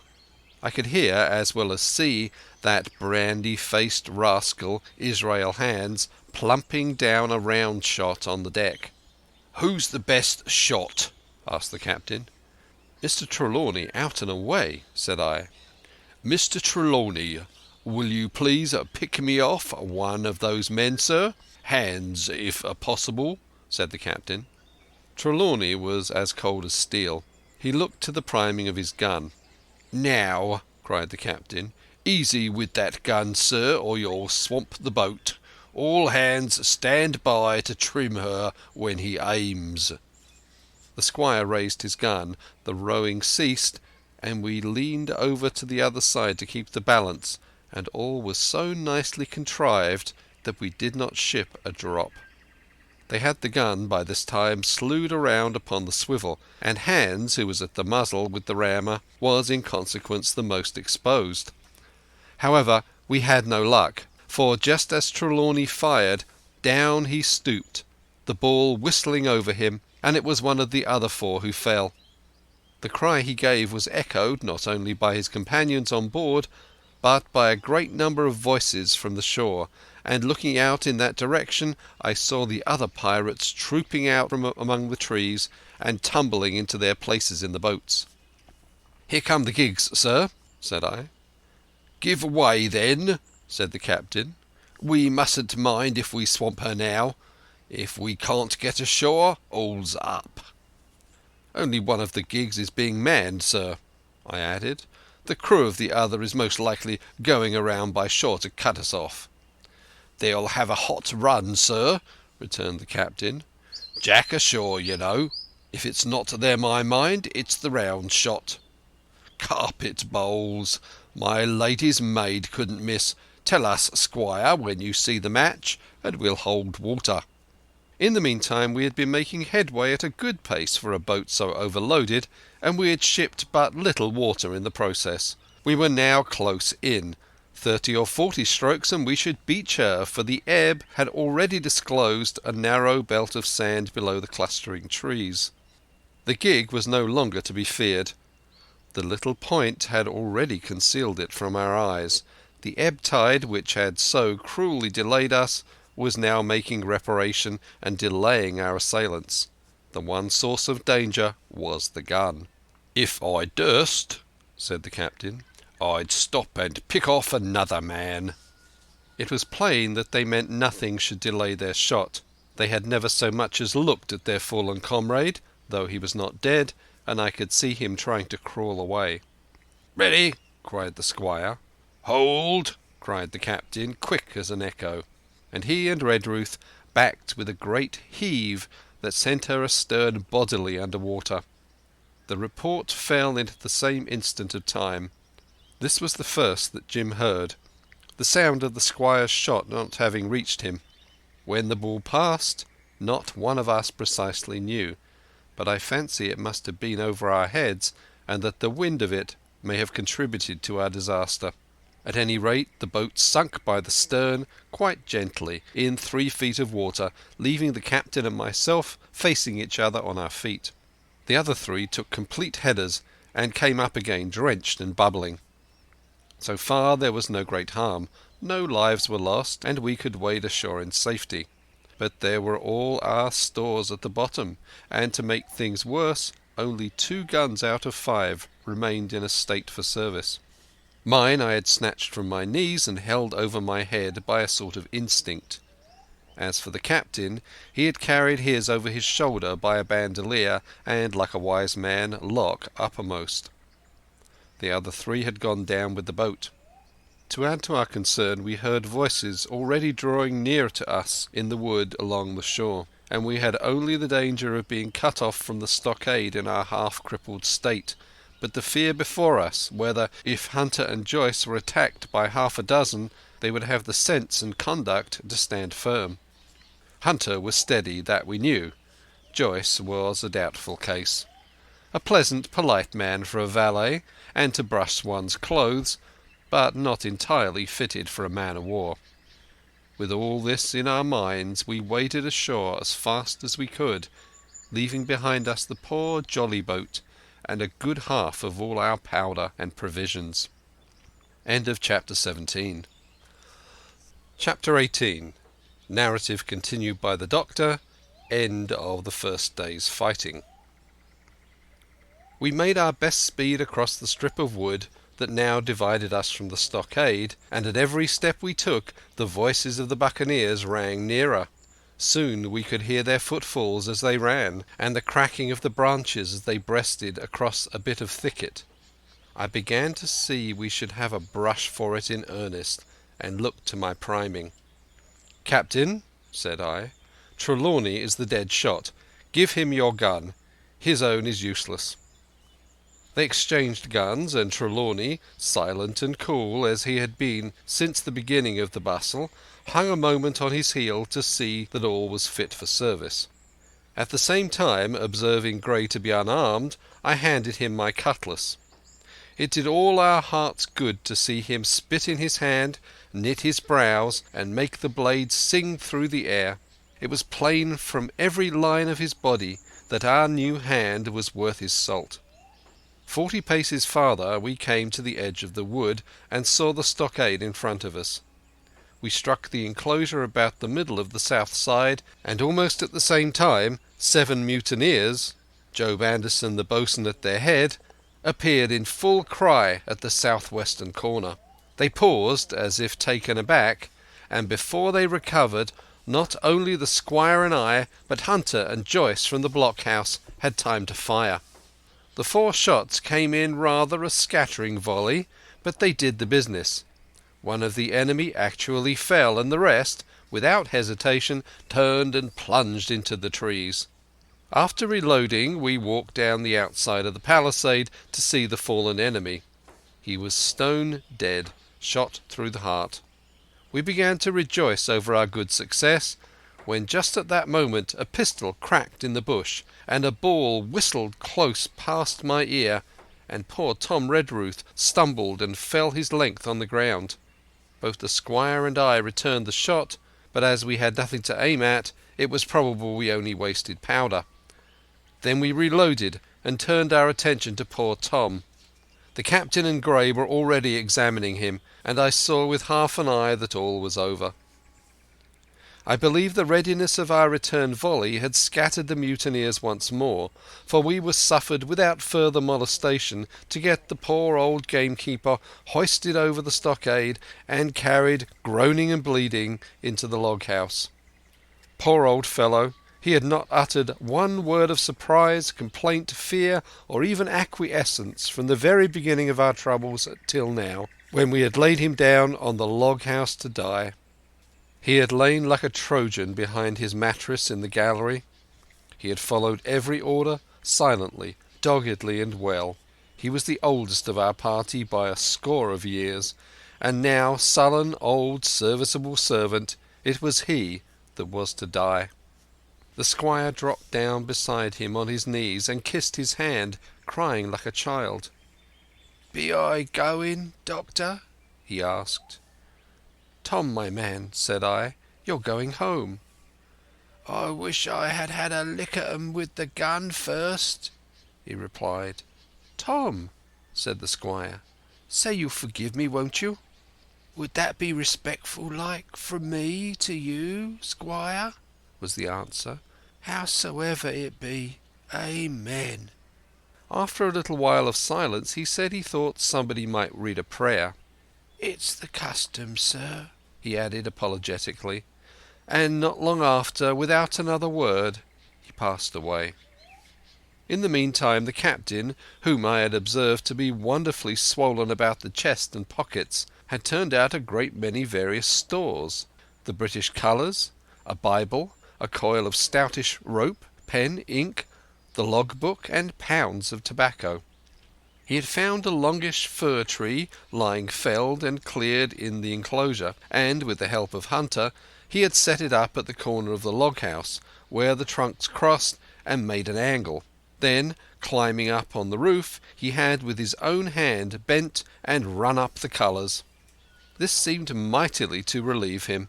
He re-entered the log-house and set about counting up the stores as if nothing else existed. But he had an eye on Tom's passage for all that, and as soon as all was over came forward with another flag and reverently spread it on the body. "Don't you take on, sir," he said, shaking the squire's hand. "All's well with him. No fear for a hand that's been shot down in his duty to captain and owner.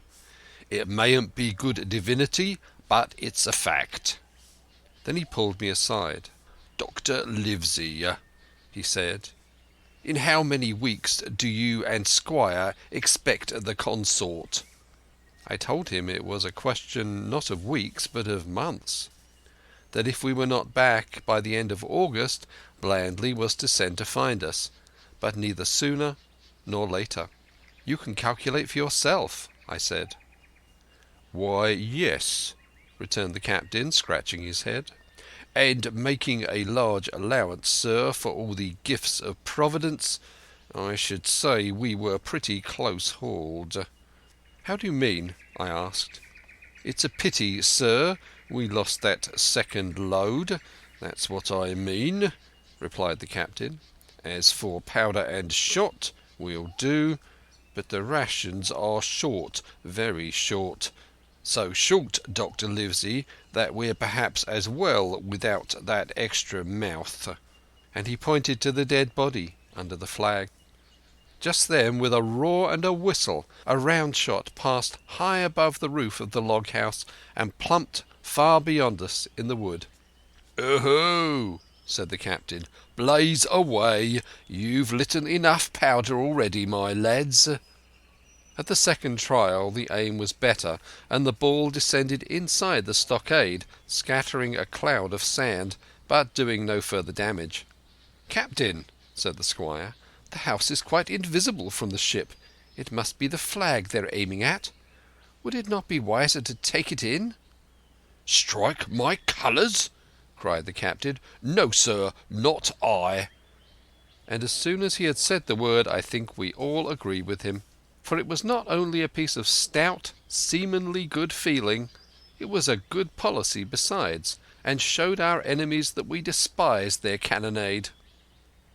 All through the evening they kept thundering away. Ball after ball flew over or fell short, or kicked up the sand in the enclosure, but they had to fire so high that the shot fell dead and buried itself in the soft sand. We had no ricochet to fear, and though one popped in through the roof of the log-house and out again through the floor, we soon got used to that sort of horseplay and minded it no more than cricket. "There is one good thing about all this," observed the captain. "The wood in front of us is likely clear. The ebb has made a good while. Our stores should be uncovered. Volunteers to go and bring in pork." Gray and Hunter were the first to come forward. Well armed, they stole out of the stockade, but it proved a useless mission.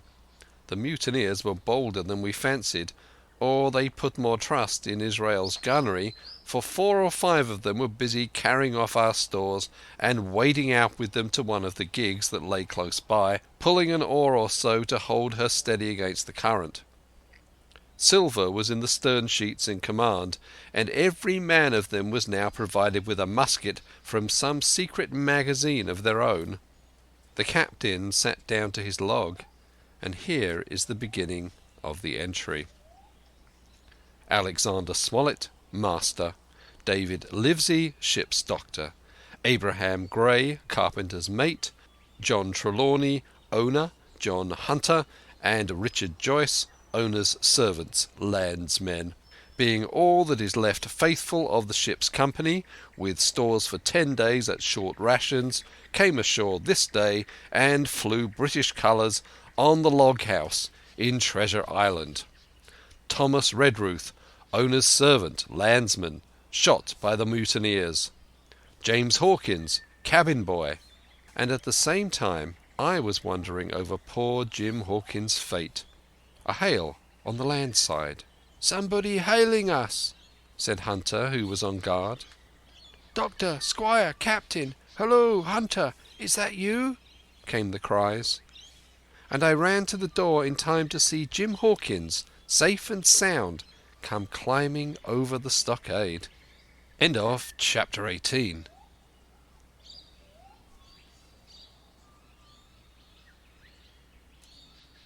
Chapter 19. Narrative resumed by Jim Hawkins. The garrison in the stockade. As soon as Ben Gunn saw the colours, he came to a halt, stopped me by the arm and sat down. "Now," says he, "there's your friends, sure enough." "Far more likely it's the mutineers," I answered.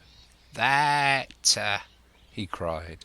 "Why, in a place like this, where nobody puts in but gentlemen of fortune, silver would fly the Jolly Roger, you don't make no doubt of that. No, that's your friends. There's been blows too, and I reckon your friends has had the best of it. And here they are ashore in the old stockade as was made years and years ago by Flint. He was the man to have a headpiece, was Flint. Barring rum, his match was never seen. He were afraid of none, not he, only Silver. Silver was that genteel." "Well," said I, "that may be so, and so be it. All the more reason that I should hurry on and join my friends." "Nay, mate," returned Ben, "not you. You're a good boy, or I'm mistook. But you're only a boy, all told. Now, Ben Gunn is fly. Rum wouldn't bring me there where you're going, not rum wouldn't, till I see you're born gentleman and gets it on his word of honour. And you won't forget my words. A precious sight, that's what you'll say, a precious sight more confidence, and then nips him." And he pinched me the third time with the same air of cleverness.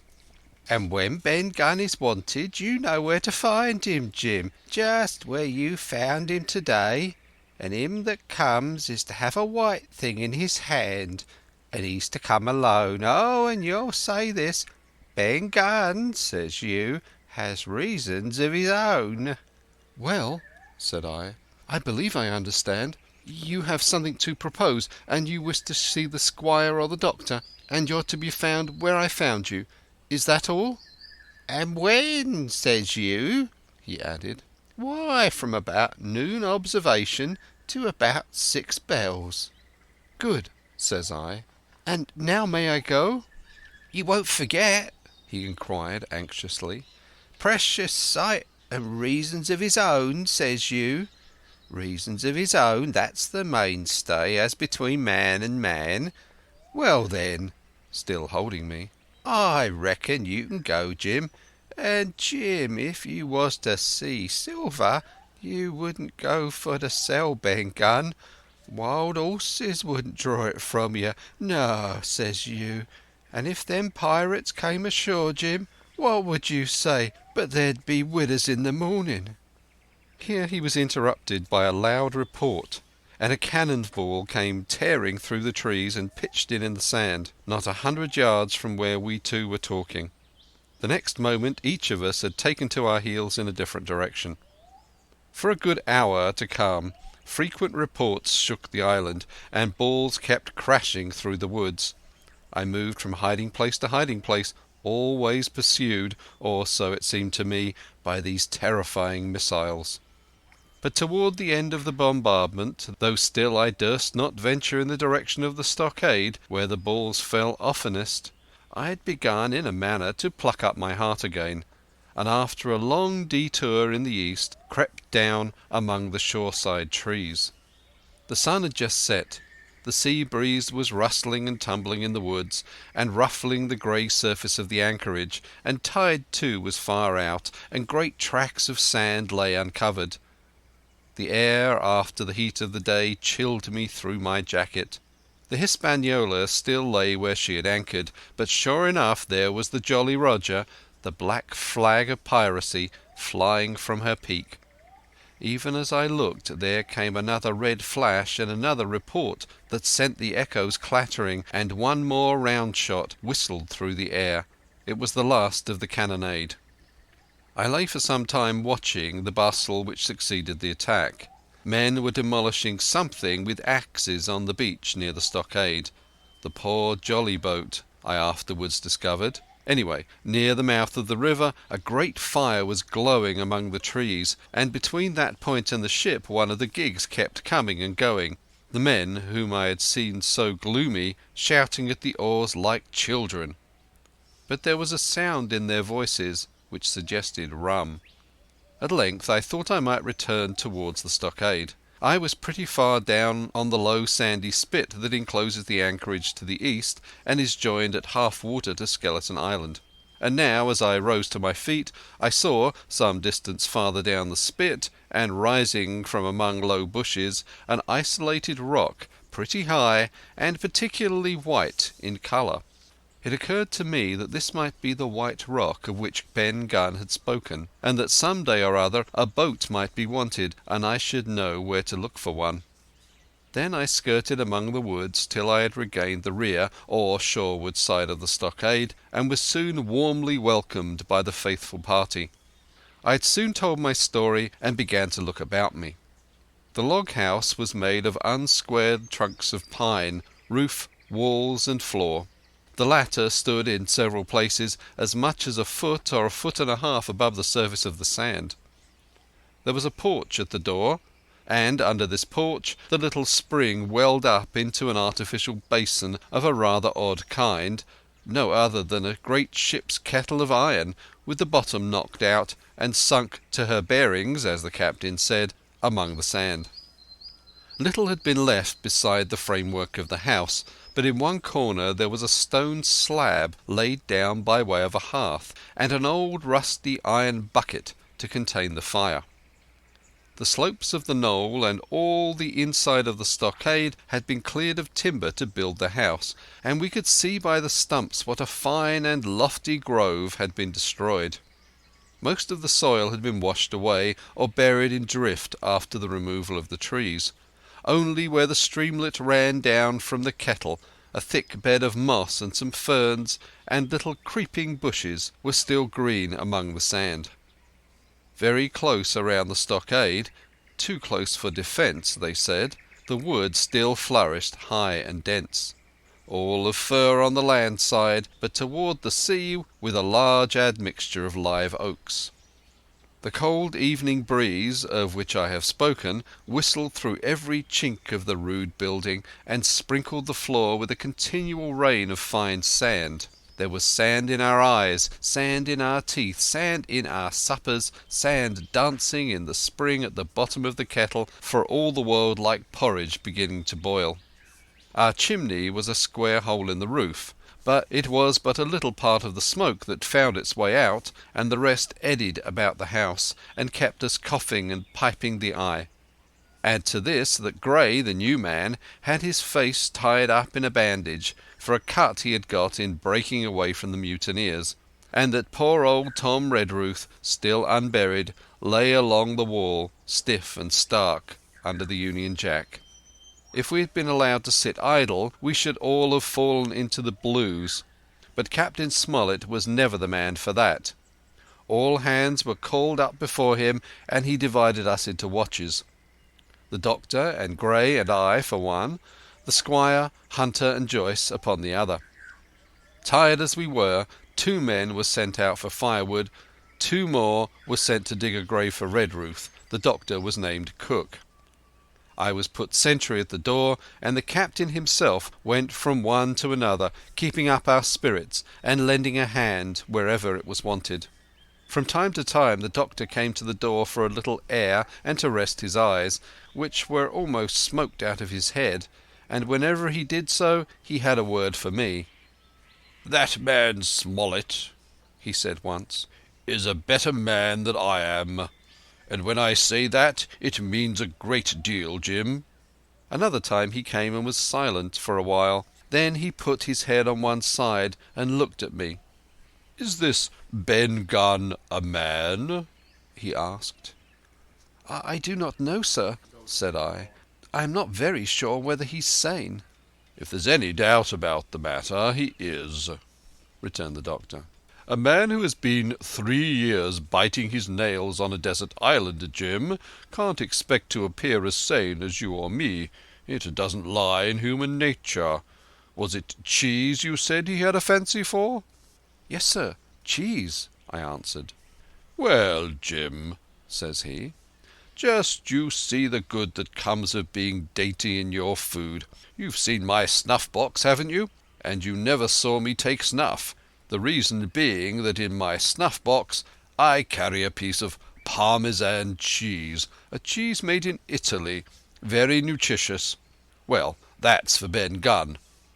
Before supper was eaten we buried old Tom in the sand and stood round him for a while bareheaded in the breeze. A good deal of firewood had been got in, but not enough for the captain's fancy, and he shook his head over it and told us we "must get back to this tomorrow rather livelier." Then, when we had eaten our pork and each had a good stiff glass of brandy grog, the 3 chiefs got together in a corner to discuss our prospects. It appears that they were at their wits' end what to do, the stores being so low that we must have been starved into surrender long before help came. But our best hope, it was decided, was to kill off the buccaneers until they either hauled down their flag or ran away with the Hispaniola. From 19 they were already reduced to 15. 2 others were wounded, and one, at least, the man shot beside the gun, severely wounded, if he were not dead. Every time we had a crack at them, we were to take it, saving our own lives with the extremest care. And besides that, we had 2 able allies, rum and the climate. As for the first, though we were about half a mile away, we could hear them roaring and singing late into the night. And as for the second, the Doctor staked his wig that camped where they were in the marsh, and unprovided with remedies, half of them would be on their backs before a week. "So," he added, "if we are not all shot down first, they'll be glad to be packing in the schooner. It's always a ship, and they can get to buccaneering again, I suppose." "First ship that I ever lost," said Captain Smollett. I was dead tired, as you may fancy, and when I got to sleep, which was not after a great deal of tossing, I slept like a log of wood. The rest had long been up, and had already breakfasted and increased the pile of firewood by about half as much again, when I was awakened by a bustle and the sound of voices. "Flag of truce!"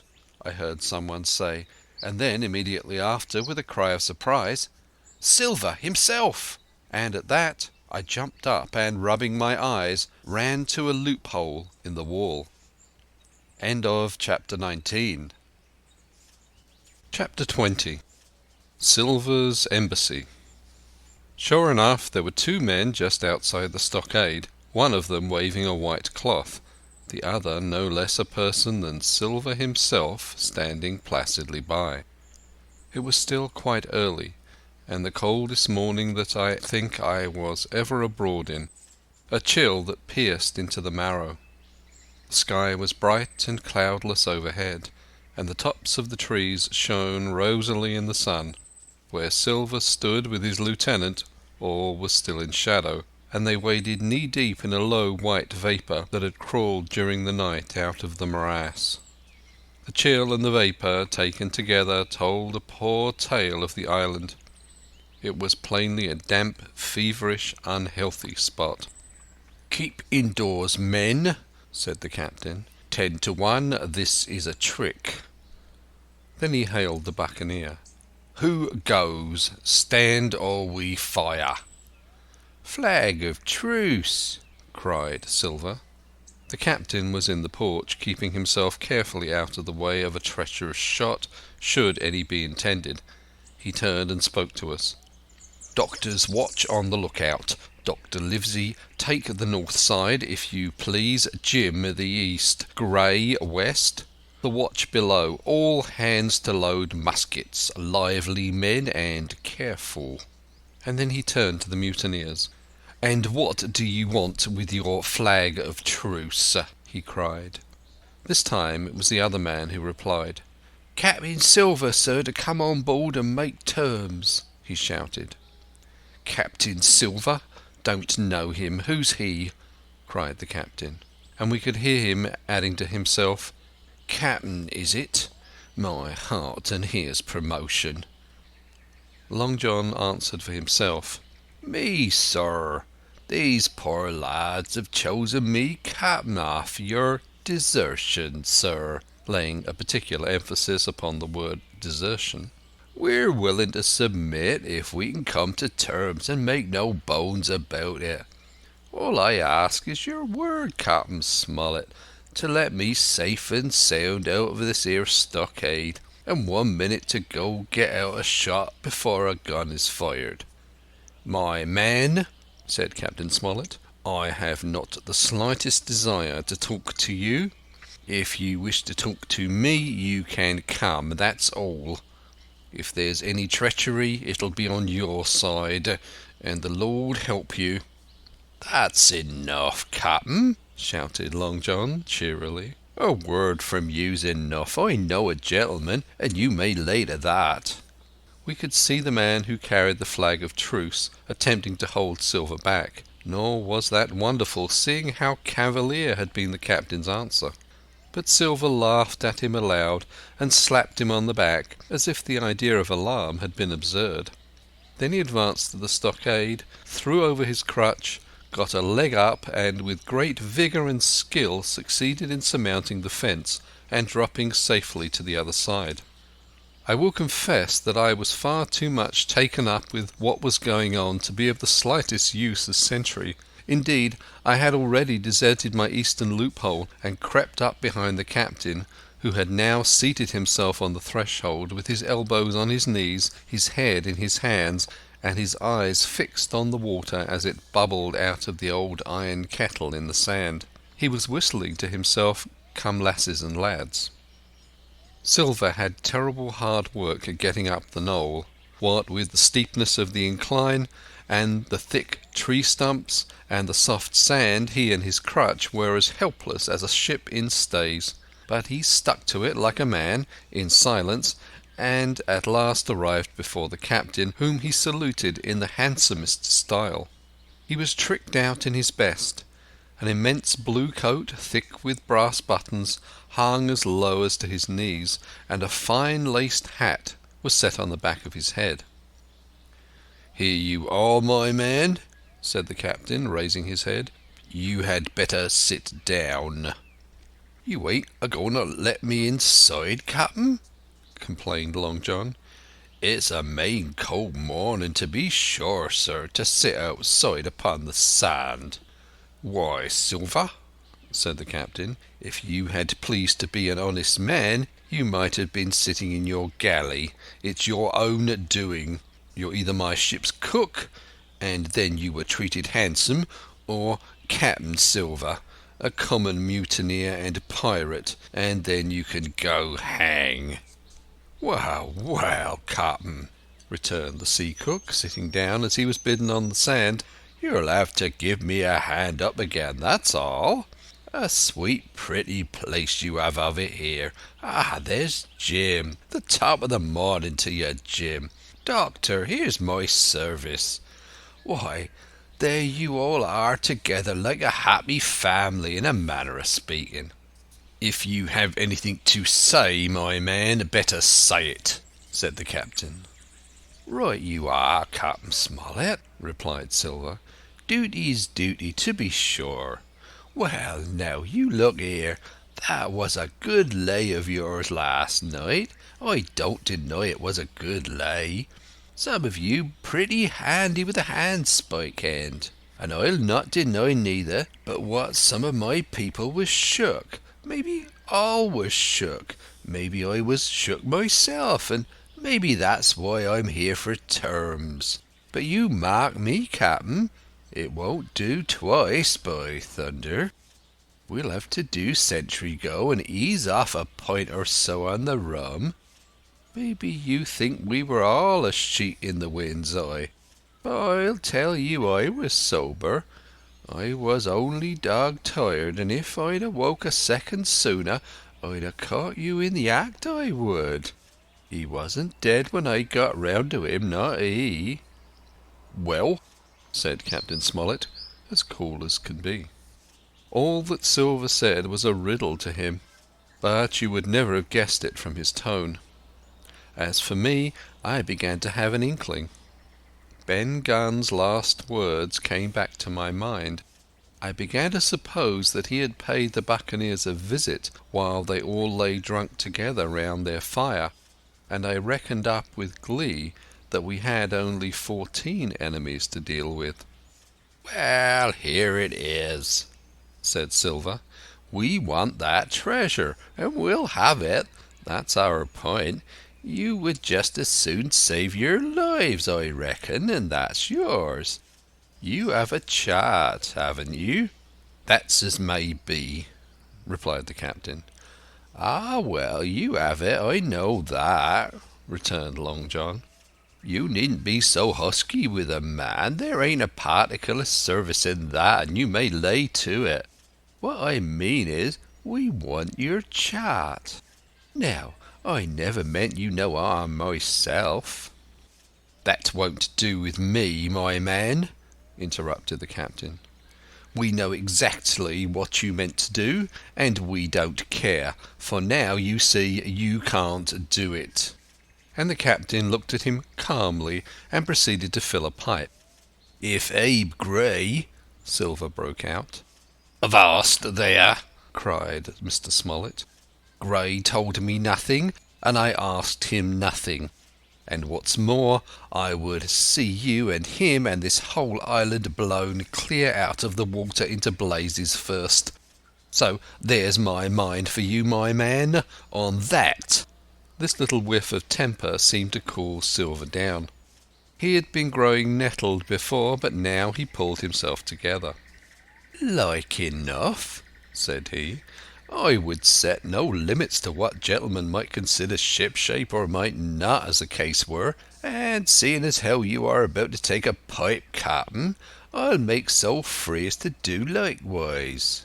And he filled a pipe and lighted it, and the two men sat silently smoking for quite a while, now looking each other in the face, now stopping their tobacco, now leaning forward to spit. It was as good as the play to see them. "Now," resumed Silver, "here it is.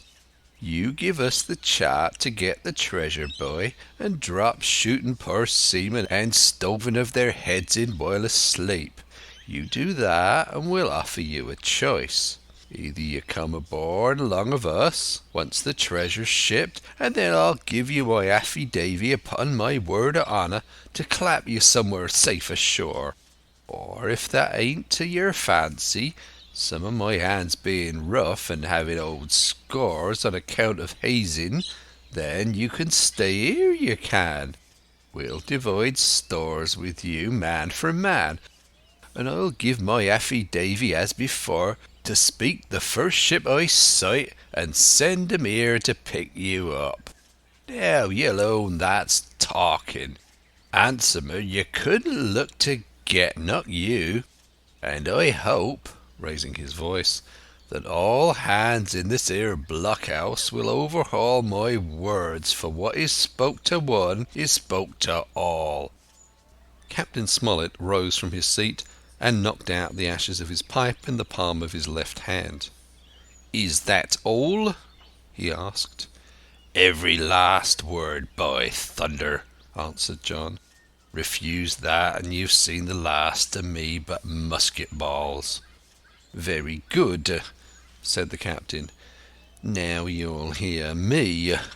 If you'll come up one by one, unarmed, I'll engage to clap you all in irons and to take you home to a fair trial in England.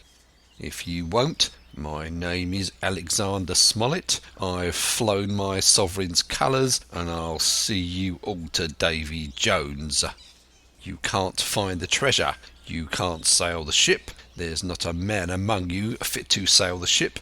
You can't fight us. Gray there got away from 5 of you. Your ship's in irons, Master Silver. You're on a lee shore, and so you'll find. I stand here and tell you so. And they're the last good words you'll get from me, for, in the name of heaven, I'll put a bullet in your back when next I meet you. Tramp, my lad. Bundle out of this place, please, hand over hand, and double quick." Silver's face was a picture. His eyes started in his head with wrath. He shook the fire out of his pipe. "Give me a hand up," he cried. "Not I," returned the captain. "Who'll give me a hand up?" he roared. Not a man among us moved. Growling the foulest imprecations, he crawled along the sand till he got hold of the porch and could hoist himself again upon his crutch. Then he spat into the spring. "There," he cried. "That's what I think of ye. Before the hour's out, I'll stove in your old blockhouse like a rum puncheon. Laugh, by thunder, laugh. Before an hour's out, ye'll laugh upon the other side. Them that die'll be the lucky ones." And with a dreadful oath he stumbled off, ploughed down the sand, and was helped across the stockade after 4 or 5 failures by the man with the flag of truce, and disappeared in an instant afterward among the trees. End of chapter 20.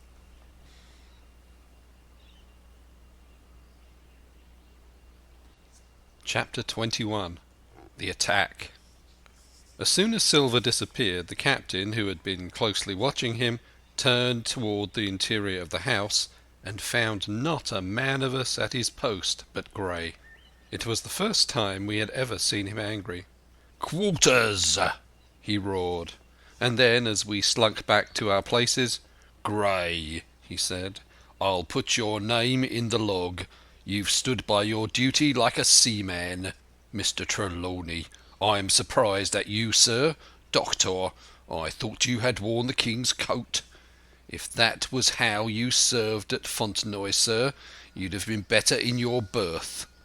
The doctor's watch were all back at their loopholes. The rest were busy loading the spare muskets, and everyone with a red face, you may be certain, and a flea in his ear, as the saying is. The captain looked on for a while in silence. Then he spoke. "My lads," he said, "I've given Silver a broadside.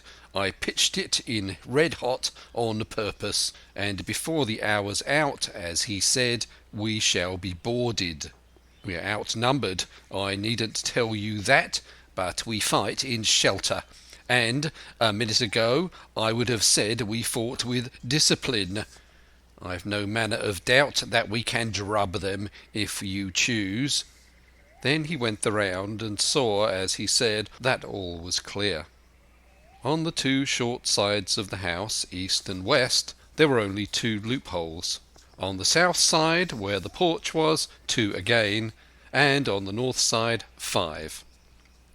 There was a round score of muskets for the 7 of us. The firewood had been built into 4 piles, tables you might say, one about the middle of each side, and on each of these tables some ammunition and 4 loaded muskets were laid ready to the hand of the defenders. In the middle the cutlasses lay ranged. "Toss out the fire," said the captain. "The chill is past, and we mustn't have smoke in our eyes." The iron fire basket was carried bodily out by Mr. Trelawney, and the embers smothered among sand. "Hawkins hasn't had his breakfast. Hawkins, help yourself and back to your post to eat it," continued Captain Smollett. "Lively now, my lad, you'll want it before you're done. Hunter, serve out a round of brandy to all hands."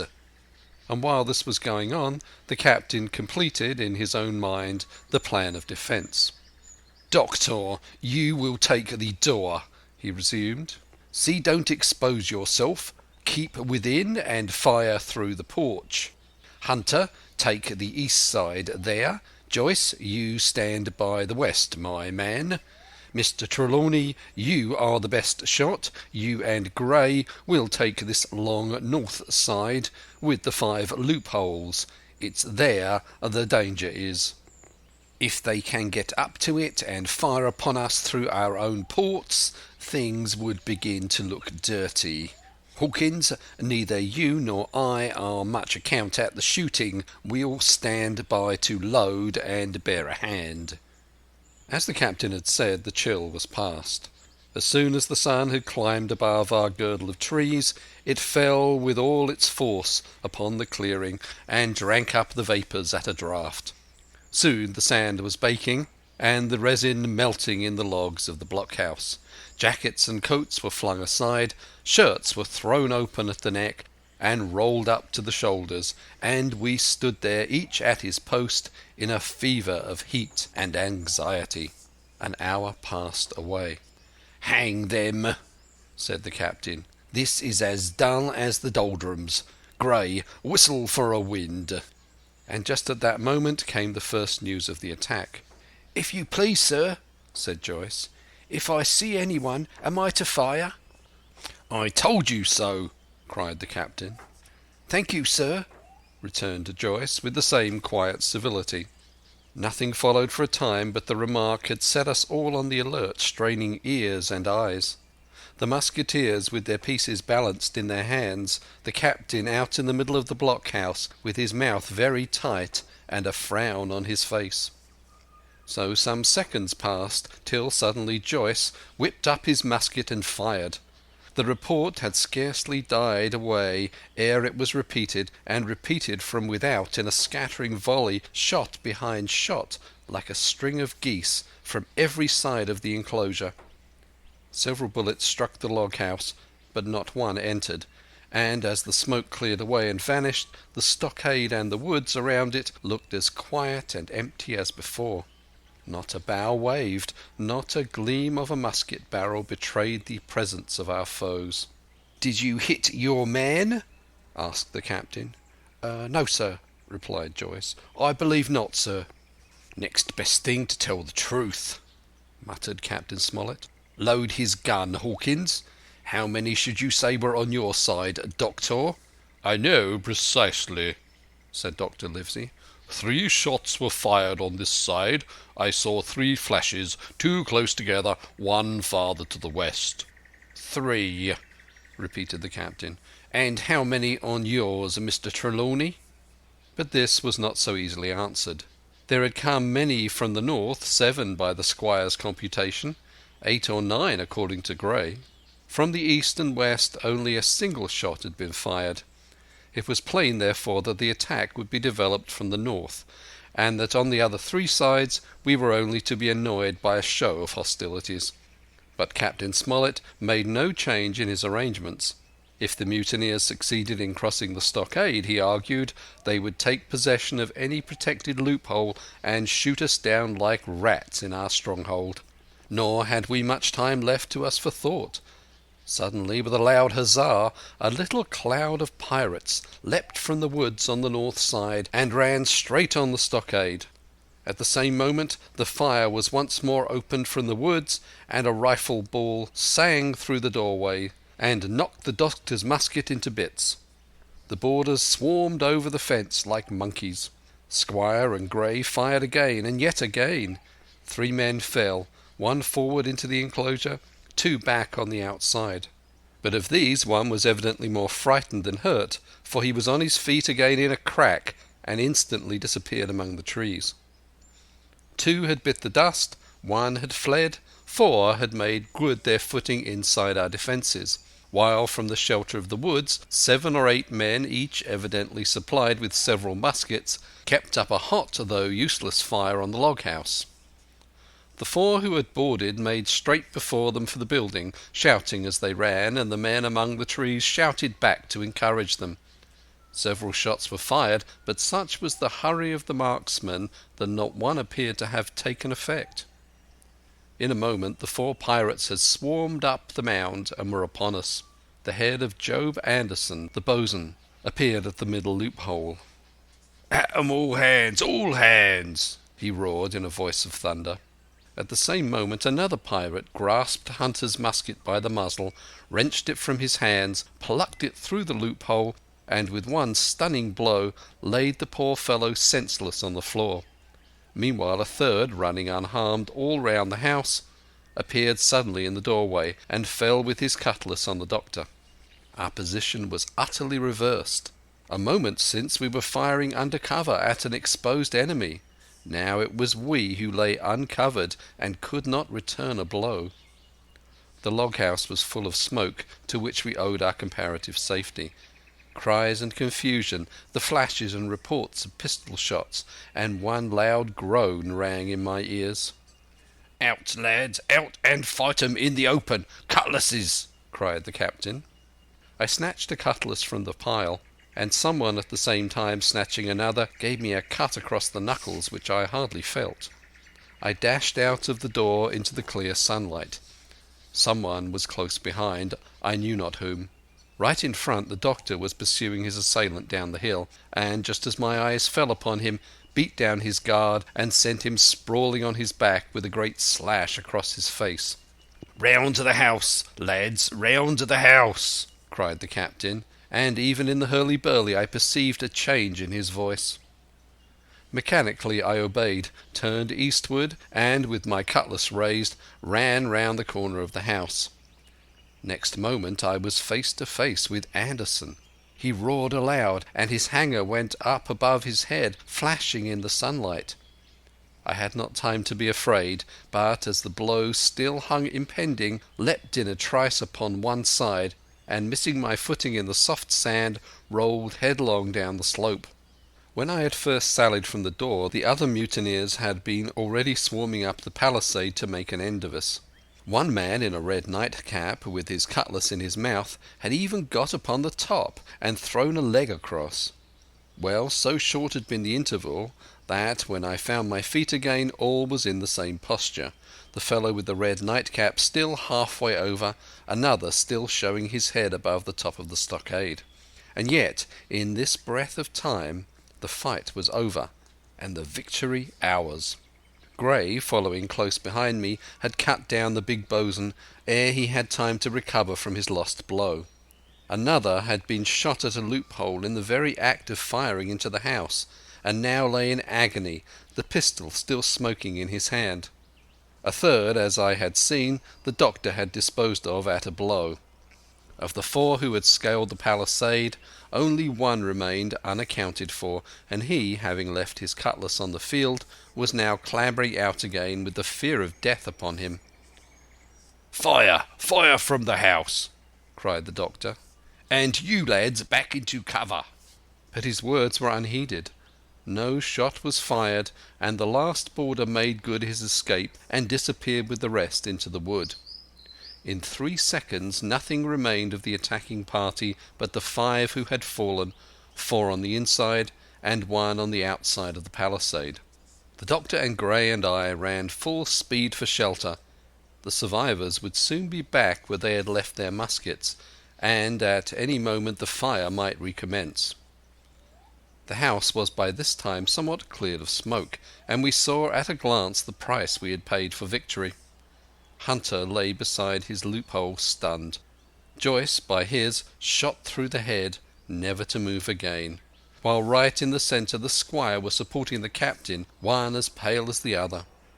"The captain's wounded," said Mr. Trelawney. "Have they run?" asked Mr. Smollett. "All that could, you may be bound," returned the doctor. but there's 5 of them will never run again."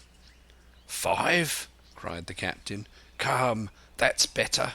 5 against 3 leaves us 4 to 9. That's better odds than we had at starting.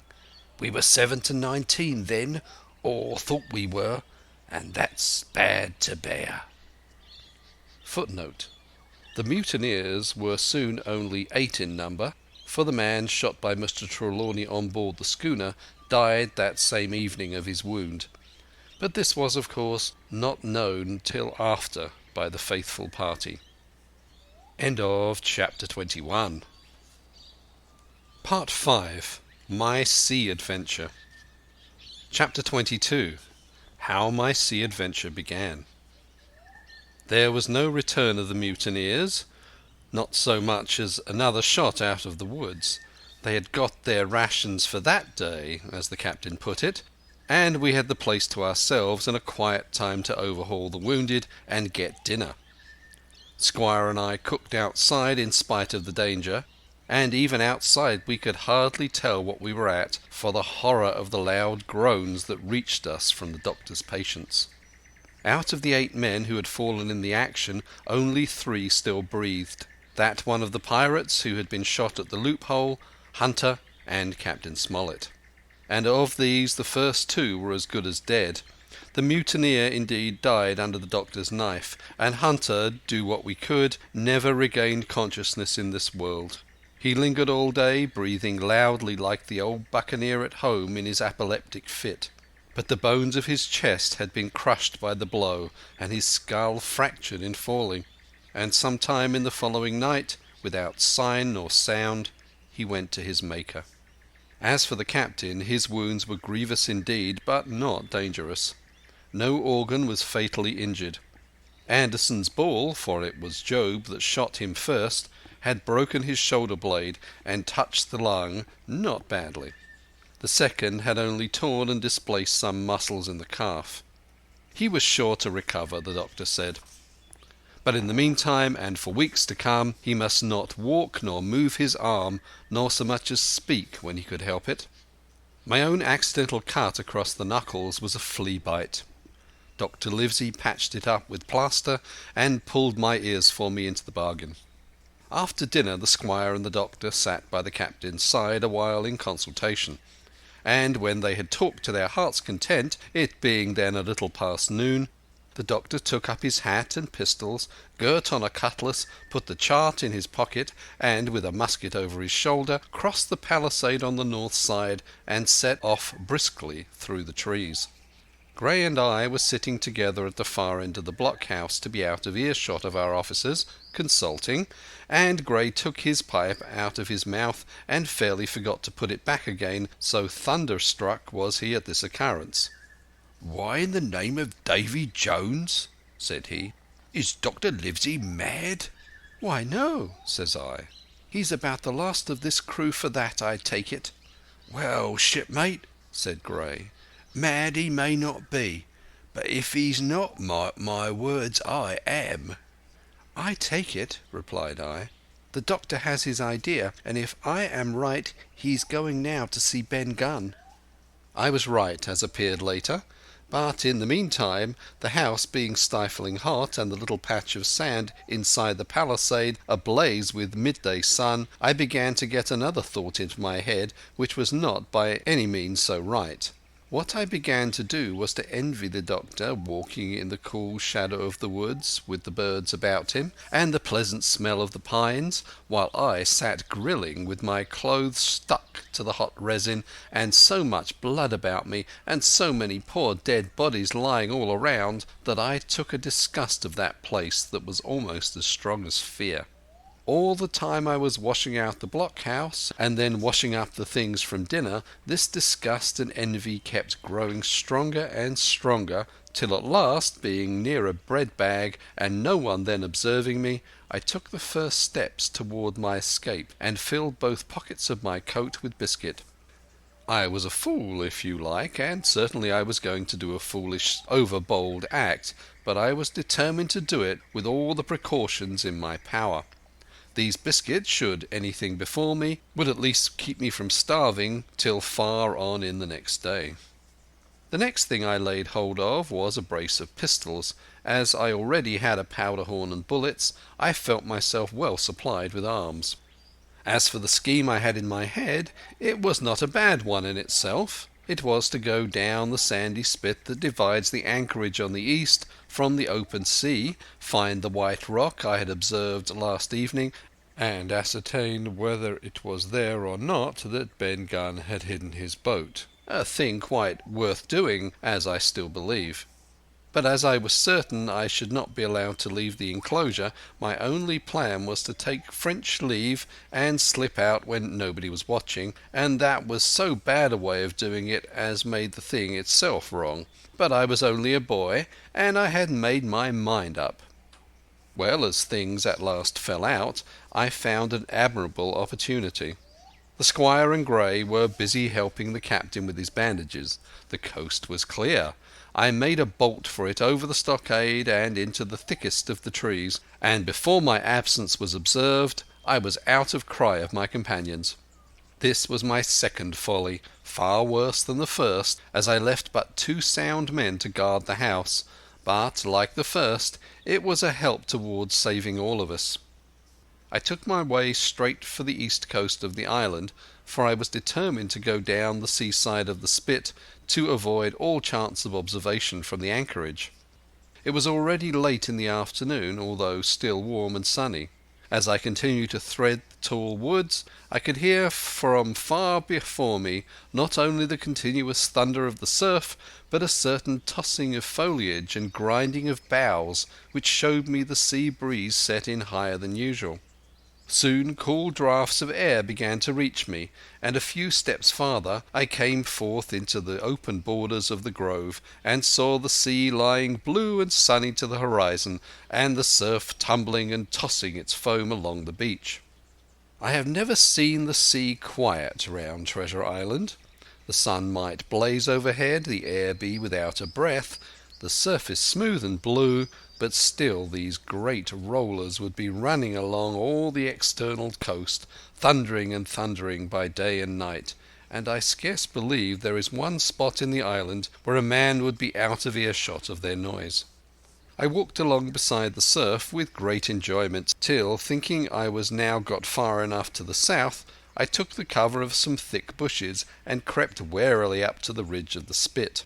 Behind me was the sea. In front, the anchorage. The sea breeze, as though it had the sooner blow itself out by its unusual violence, was already at an end. It had been succeeded by light variable airs from the south and southeast, carrying great banks of fog, and the anchorage under lee of Skeleton Island lay still and leaden as when first we entered it. The Hispaniola on that unbroken mirror was exactly portrayed from the truck to the waterline, the Jolly Roger hanging from her peak. Alongside lay one of the gigs. Silver in the stern sheets, him I could always recognize, while a couple of men were leaning over the stern bulwarks, one of them with a red cap, the very rogue that I had seen some hours before stride legs upon the palisade. Apparently they were talking and laughing, though at that distance, upward of a mile, I could of course hear no word of what was said. All at once there began the most horrid, unearthly screaming, which at first startled me badly, though I had soon remembered the voice of Captain Flint, and even thought I could make out the bird by her bright plumage as she sat perched upon her master's wrist. Soon after the jolly boat shoved off and pulled for shore, and the man with the red cap and his comrade went below by the cabin companion. Just about the same time the sun had gone down behind the spyglass, and as the fog was collecting rapidly, it began to grow dark in earnest. I saw I must lose no time if I were to find the boat that evening. The white rock, visible enough above the brush, was still some eighth of a mile farther down the spit, and it took me a goodish while to get up with it, crawling often on all fours among the scrub. Night had almost come when I laid my hands on its rough sides. Right below it there was an exceeding small hollow of green turf, hidden by banks and a thick understory about knee-deep, that grew there very plentifully, and in the centre of the dell, sure enough, a little tent of goat skins, like what the gipsies carry about with them in England. I dropped into the hollow, lifted the side of the tent, and there was Ben Gunn's boat. Homemade, if ever anything was homemade, a rude, lopsided framework of tough wood, and stretched upon that a covering of goat skin with the hair inside. The thing was extremely small, even for me, and I can hardly imagine that it could have floated with a full-sized man. There was one athwart set as low as possible, a kind of stretcher in the bows, and a double paddle for propulsion. I had not then seen a coracle such as the ancient Britons made, but I have seen one since, and can give you no fairer idea of Ben Gunn's boat than by saying it was like the first and the worst coracle ever made by man. But the great advantage of the coracle it certainly possessed, for it was exceedingly light and portable. Well, now that I had found the boat, you would have thought I had had enough of truancy for once, but in the meantime I had taken another notion, and become so obstinately fond of it that I would have carried it out, I believe, in the teeth of Captain Smollett himself. This was to slip out under cover of the night, cut the Hispaniola adrift, and let her go ashore where she fancied. I had quite made up my mind that the mutineers, after their repulse of the morning, had nothing nearer their hearts than to up anchor and away to sea. This, I thought, it would be a fine thing to prevent, and now that I had seen how they left their watchman unprovided with a boat, I thought it might be done with little risk. Down I sat to wait for darkness, and made a hearty meal of biscuit. It was a night out of 10,000 for my purpose. The fog had now buried all heaven. As the last rays of daylight dwindled and disappeared, absolute blackness settled down on Treasure Island. And when at last I shouldered my coracle and groped my way stumblingly out of the hollow where I had supped, there were but 2 points visible on the whole anchorage. One was the great fire on shore by which the defeated pirates lay carousing in the swamp. The other, a mere blur of light upon the darkness, indicated the position of the anchored ship. She had swung round to the ebb. Her bow was now toward me. The only lights on board were in the cabin, and what I saw was merely a reflection on the fog of the strong rays that flowed from the stern window. The ebb had already run some time, and I had to wade through a long belt of swampy sand, where I sank several times above the ankle before I came to the edge of the retreating water, and wading a little way in, with some strength and dexterity, set my coracle keel downward on the surface. End of chapter 22.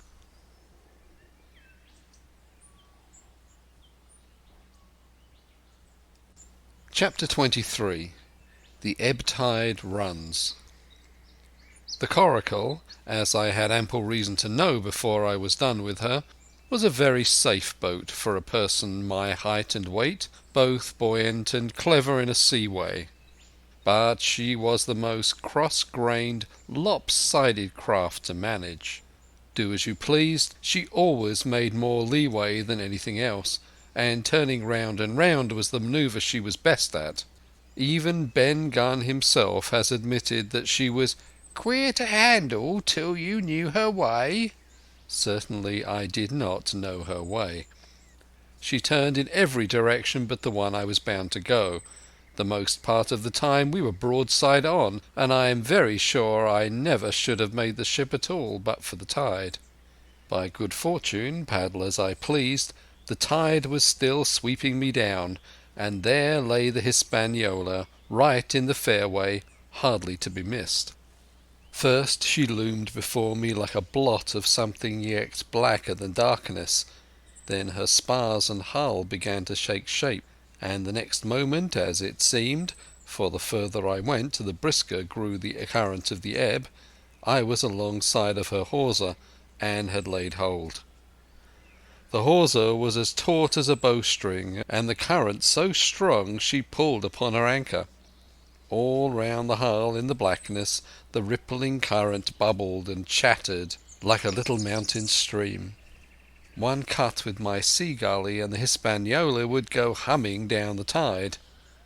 So far so good, but it next occurred to my recollection that a tight hawser, suddenly cut, is a thing as dangerous as a kicking horse.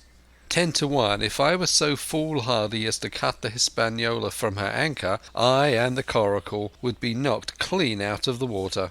This brought me to a full stop, and if fortune had not again particularly favoured me, I should have had to abandon my design. But the light airs which had begun blowing from the southeast and south had hauled round after nightfall into the southwest. Just while I was meditating, a puff came, caught the Hispaniola, and forced her up into the current, and to my great joy I felt the hawser slacken in my grasp, and the hand by which I held it dip for a second under water. With that I made my mind up, took out my gully, opened it with my teeth, and cut one strand after another till the vessel swung only by 2. Then I lay quiet, waiting to sever these last when the strain should be once more lightened by a breath of wind. At this time I had heard the sound of loud voices from the cabin, but, to say the truth, my mind had been so entirely taken up with other thoughts that I had scarcely given ear. Now, however, when I had nothing else to do, I began to pay more heed. One I recognized for the coxswains, Israel Hands, that had been Flint's gunner in former days. The other was, of course, my friend of the red nightcap. Both men were plainly the worst of drink, and they were still drinking. For, even while I was listening, one of them, with a drunken cry, opened the stern window and threw out something which I divined to be an empty bottle. But they were not only tipsy. It was plain that they were furiously angry. Oaths flew like hailstones, and every now and then there came forth such an explosion as I thought was sure to end in blows. But each time the quarrel passed off, and the voices grumbled lower for a while until the next crisis came, and in its turn passed away without result. On shore I could see the glow of the great campfire burning warmly through the shoreside trees. Someone was singing a dull, old, droning sailor's song, with a droop and a quaver at the end of each verse, and seemingly no end to it all but the patience of the singer. I had heard it on the voyage more than once, and remembered these words: "But one man of the crew alive what put to sea with 75. And I thought it was a ditty rather too dolefully appropriate for a company that had met such cruel losses in the morning. But indeed, from what I saw, all these buccaneers were as callous as the sea they sailed on. At last the breeze came, the schooner sidled and drew nearer in the dark. I felt the hawser slacken once more, and with a good tough effort cut the last fibres through. The breeze had but little action on the coracle, and I was almost instantly swept against the bows of the Hispaniola. At the same time the schooner began to turn upon her heel, spinning slowly, end for end, across the current. I wrought like a fiend, for I expected every moment to be swamped, and since I found I could not push the coracle directly off, I now shoved straight astern. At length I was clear of my dangerous neighbour, and just as I gave the last impulsion, my hands came across a light cord that was trailing overboard across the stern bulwarks. Instantly I grasped it. Why I should have done so I can hardly say. It was at first mere instinct, but once I had it in my hands and found it fast, curiosity began to get the upper hand, and I determined I should have one look through the cabin window. I pulled in hand over hand on the cord, and, when I judged myself near enough, rose at infinite risk to about half my height, and thus commanded the roof and a slice of the interior of the cabin. By this time the schooner and her little consort were gliding pretty swiftly through the water. Indeed, we had already fetched up level with the campfire. The ship was talking, as sailors say, loudly, treading the immeasurable ripples with an incessant weltering splash, and until I got my eye above the window sill I could not comprehend why the watchman had taken no alarm. One glance, however, was sufficient, and it was only one glance that I durst take from that unsteady skiff. It showed me Hans and his companion locked together in deadly wrestle, each with a hand on the other's throat. I dropped upon the thwart again, none too soon, for I was near overboard. I could see nothing for the moment but these two furious, encrimsoned faces swaying together under the smoky lamp, and I shut my eyes to let them grow once more familiar with the darkness. The endless ballad had come to an end at last, and the whole diminished company about the campfire had broken into the chorus I had heard so often. 50 men on the dead man's chest, yo-ho-ho, and a bottle of rum. Drink and the devil have done for the rest. Yo-ho-ho, and a bottle of rum. I was just thinking how busy Drink and the Devil were at that very moment in the cabin of the Hispaniola when I was surprised by a sudden lurch of the coracle. At the same moment she yawed sharply and seemed to change her course. The speed in the meantime had strangely increased. I opened my eyes at once. All around me were little ripples combing over with a sharp bristling sound and slightly phosphorescent. The Hispaniola herself, a few yards in whose wake I was still being whirled along, seemed to stagger in her course, and I saw her spars toss a little against the blackness of the night. Nay, as I looked longer, I made sure she also was wheeling to the southward. I glanced over my shoulder, and my heart jumped against my ribs. There, right behind me, was the glow of the campfire.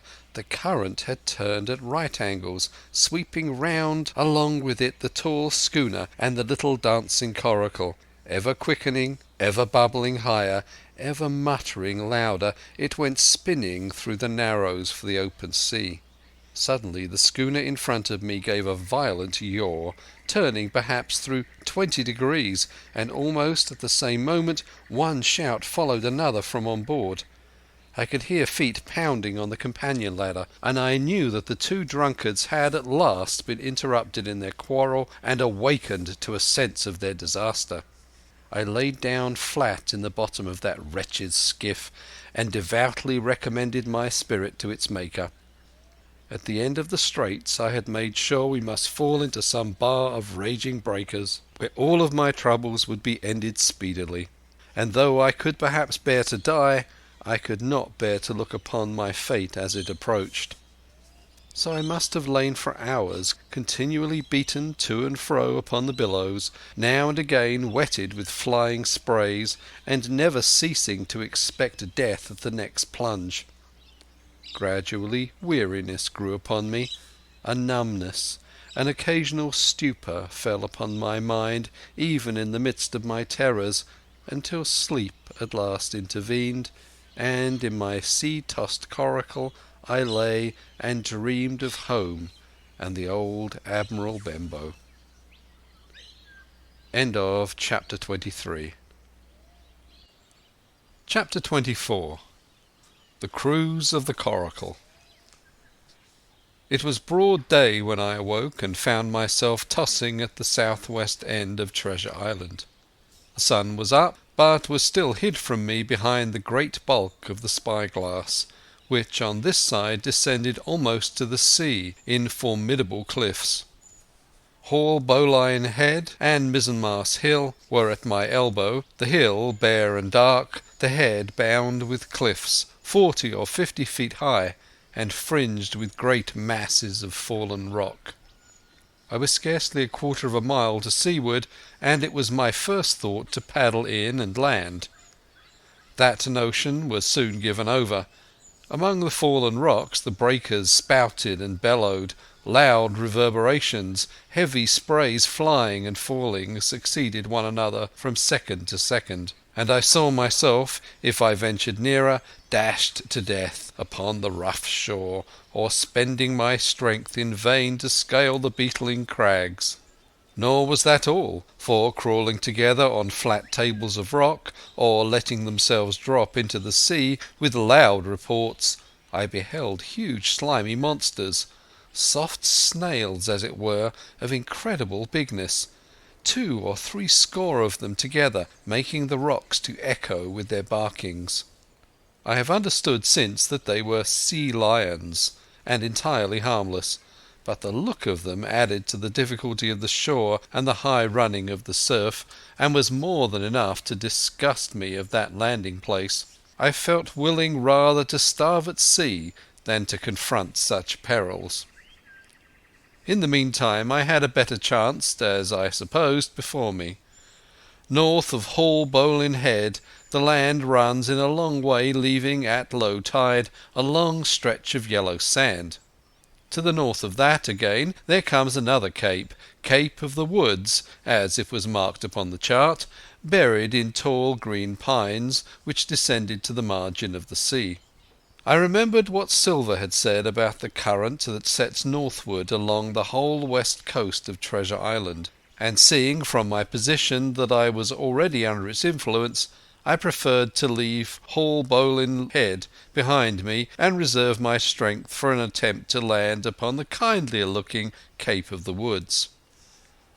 There was a great smooth swell upon the sea, the wind blowing steadily and gentle from the south. There was no contrariety between that and the current, and the billows rose and fell unbroken. Had it been otherwise I must long ago have perished, but as it was, it is surprising how easily and securely my little and light boat could ride. Often as I lay still at the bottom and kept no more than an eye above the gunwale, I would see a big blue summit heaving close above me, yet the coracle would but bounce a little, dance as if on springs, and subside on the other side into the trough as lightly as a bird. I began after a little to grow very bold, and sat up to try my skill at paddling. But even a small change in the disposition of the weight will produce violent changes in the behaviour of a coracle, and I had hardly moved before the boat, giving up at once her gentle dancing movement, ran straight down a slope of water so steep that it made me giddy, and struck her nose with a spout of spray deep into the side of the next wave. I was drenched and terrified, and fell instantly back into my old position, whereupon the coracle seemed to find her head again, and led me softly as before among the billows. It was plain she was not to be interfered with, and, at any rate, since I could in no way influence her course, what hope had I of reaching land? I began to be horribly frightened, but I kept my head for all that. First, moving with all care, I gradually bailed out the coracle with my sea-cap. Then, getting my eye once more above the gunwale, I set myself to study how it was she managed to slip so quietly through the rollers. I found each wave, instead of the big smooth glossy mountain it looks from the shore or from a vessel's deck, was for all the world like any range of hills on the dry land, full of peaks and smooth places and valleys. The coracle, left to herself, turning from side to side, threaded, so to speak, her way through these lower parts and avoided the steep slopes and higher toppling summits of the wave. Well now, thought I to myself, it is plain I must lie where I am and not disturb the balance, but it is plain also that I can put the paddle over the side and from time to time, in smooth paces, give her a shove or two towards land. No sooner thought upon than done. There I lay on my elbows in the most trying attitude, and every now and again gave a weak stroke or two to turn her head to shore. It was very tiring and slow work, yet I did visibly gain ground, and as we drew near the Cape of the Woods, though I saw I must infallibly miss that point, I had still made some 100 yards of easting. I was indeed close in. I could see the cool green tree-tops swaying together in the breeze, and I felt sure I should make the next promontory without fail. It was high time, for I now began to be tortured with thirst. The glow of the sun from above, its thousand-fold reflection from the waves, the sea-water that fell and dried upon me, caking my very lips with salt, combined to make my throat burn and my brain ache. The sight of the trees so near at hand had almost made me sick with longing, but the current had soon carried me past the point, and as the next reach of sea opened out, I beheld a sight that changed the nature of my thoughts. Right in front of me, not half a mile away, I beheld the Hispaniola under sail. I made sure, of course, that I should be taken, but I was so distressed for want of water that I scarcely knew whether to be glad or sorry at the thought, and long before I had come to the conclusion, surprise had taken possession of my mind, and I could do nothing but stare and wonder. The Hispaniola was under her mainsail and 2 jibs, and the beautiful white canvas shone in the sun like snow or silver. When I first sighted her, all her sails were drawing. She was laying a course about northwest, and I presumed the men on board were going round the island on their way back to the anchorage. Presently she began to fetch more and more to the westward, so that I thought they had sighted me and were going about in chase. At last, however, she fell right into the wind's eye, was taken dead aback, and stood there a while helpless, with her sails shivering. "Clumsy fellows," said I, "they must be still drunk as owls," and I thought how Captain Smollett would have set them skipping. Meanwhile the schooner gradually fell off, and filled again upon another tack, sailed swiftly for a minute or so, and brought up once more dead in the wind's eye. Again and again this was repeated. To and fro, up and down, north, south, east and west, the Hispaniola sailed by swoops and dashes, and, at each repetition, ended as she had begun, with idly flapping canvas. It became plain to me that nobody was steering, and if so, where were the men? Either they were dead drunk, or had deserted her, I thought, and perhaps if I could get on board I might return the vessel to her captain. The current was bearing coracle and schooner southward at an equal rate. As for the latter's sailing, it was so wild and intermittent, and she hung each time so long in irons, that she certainly gained nothing, if she did not even lose. If I only dared to sit up and paddle, I made sure that I could overhaul her. The scheme had an air of adventure that inspired me, and the thought of the water-breaker beside the fore-companion doubled my growing courage. Up I got, was welcomed almost instantly by another cloud of spray, but this time stuck to my purpose and set myself with all my strength and caution to paddle after the unsteered Hispaniola. Once I shipped a sea so heavy that I had to stop and bail, with my heart fluttering like a bird, but gradually I got into the way of the thing, and guided my coracle among the waves, with only now and then a blow upon her bows and a dash of foam in my face. I was now gaining rapidly on the schooner. I could see the brass glisten on the tiller as it banged about, and still no soul appeared upon her decks. I could not choose but suppose she was deserted. If not, the men were lying drunk below, where I might batten them down perhaps, and do what I chose with the ship. For some time she had been doing the worst thing possible for me, standing still. She headed nearly due south, yawing of course all the time. Each time she fell off, her sails partly filled, and these brought her in a moment right to the wind again. I have said this was the worst thing possible for me, for helpless as she looked in this situation, with the canvas crackling like cannon and the blocks trundling and banging on the deck, she still continued to run away from me, not only with the speed of the current, but by the whole amount of her leeway, which was naturally great. But now at last I had my chance. The breeze fell for some seconds very low, and the current gradually turning her, the Hispaniola revolved slowly round her centre, and at last presented me her stern, with the cabin window still gaping open, and the lamp over the table still burning on into the day. The mainsail hung drooped like a banner. She was stock still but for the current. For the last little while I had even lost, but now, redoubling my efforts, I began once more to overhaul the chase.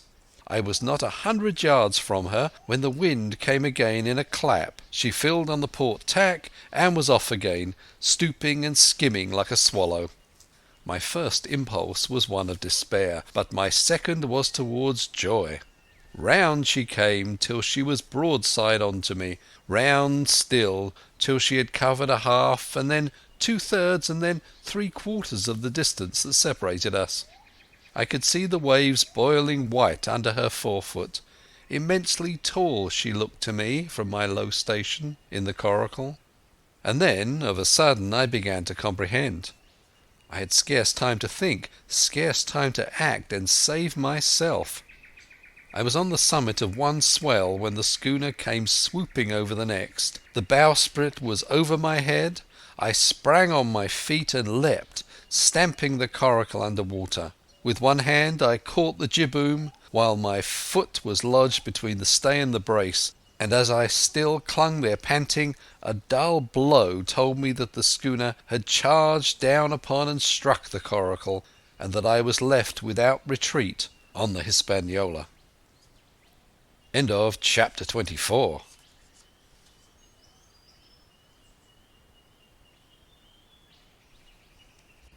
Chapter 25. I strike the Jolly Roger. I had scarce gained a position on the bowsprit when the flying jib flapped and filled on the other tack with a report like a gun. The schooner trembled to her keel under the reverse, but the next moment, the other sails still drawing, the jib flapped back again and hung idle. This had nearly tossed me off into the sea, and now I lost no time, crawled back along the bowsprit, and tumbled head foremost on the deck. I was on the lee side of the forecastle, and the mainsail, which was still drawing, concealed me from a certain portion of the after deck. Not a soul was to be seen. The planks, which had not been swabbed since the mutiny, bore the print of many feet, and an empty bottle, broken by the neck, tumbled to and fro like a live thing in the scuppers. Suddenly the Hispaniola came right into the wind. The jibs behind me cracked aloud, the rudder slammed to, the whole ship gave a sickening heave and shudder, and at the same moment the main boom swung inboard, the sheet groaning in the blocks, and showed me the lee after deck. There were the two watchmen, sure enough. Red Cap on his back, as stiff as a handspike, with his arms stretched out like those of a crucifix, and his teeth showing through his open lips. Israel Hands propped against the bulwarks, his chin on his chest, his hands lying open before him on the deck, his face as white under his tan as a tallow candle. For a while the ship kept bucking and sidling like a vicious horse, the sails filling now on one tack, now on another, and the boom swinging to and fro till the mast groaned aloud under the strain. Now and again, too, there would come a cloud of light sprays under the bulwark, and a heavy blow of the ship's bows against the swell. So much heavier weather was made of it by this great rigged ship than by my home-made lopsided coracle, now gone to the bottom of the sea. At every jump of the schooner Red Cap slipped to and fro, but, what was ghastly to behold, neither his attitude nor his fixed teeth-disclosing grin was in any way disturbed by this rough usage. At every jump, too, Hands appeared still more to sink into himself and settle down upon the deck, his feet sliding ever the farther out, and the whole body canting toward the stern, so that his face became, little by little, hid from me, and at last I could see nothing beyond his ear and the frayed ringlet of one whisker. At the same time I observed, around both of them, splashes of dark blood upon the planks, and began to feel sure that they had killed each other in their drunken wrath. While I was thus looking and wondering, in a calm moment when the ship was still, Israel Hands turned partly round and, with a low moan, writhed himself back to the position in which I had seen him first. The moan, which told of pain and deadly weakness, and the way in which his jaw hung open, went right to my heart. But when I remembered the talk I had overheard from the apple barrel, all pity left me. I walked aft until I reached the mainmast. "Come aboard, Mr. Hands," I said ironically. He rolled his eyes round heavily, but he was far too gone to express surprise. All he could do was utter one word: "Brandy." It occurred to me that there was no time to lose, and dodging the boom as it once more lurched across the deck, I slipped aft and down the companion stairs into the cabin. It was such a scene of confusion as you can hardly fancy. All the lock-fast places had been broken open in quest of the chart. The floor was thick with mud where the ruffians had sat down to drink or consult after wading in the marshes round their camp. The bulkheads, all painted in clear white and beaded round with gilt, bore a pattern of dirty hands. Dozens of empty bottles clinked together in corners to the rolling of the ship. One of the doctor's medical books lay open on the table, half of the leaves gutted out, I suppose, for pipe lights. In the midst of all this the lamp still cast a smoky glow, obscure and brown as umber. I went into the cellar. All the barrels were gone, and of the bottles a most surprising number had been drunk out and thrown away.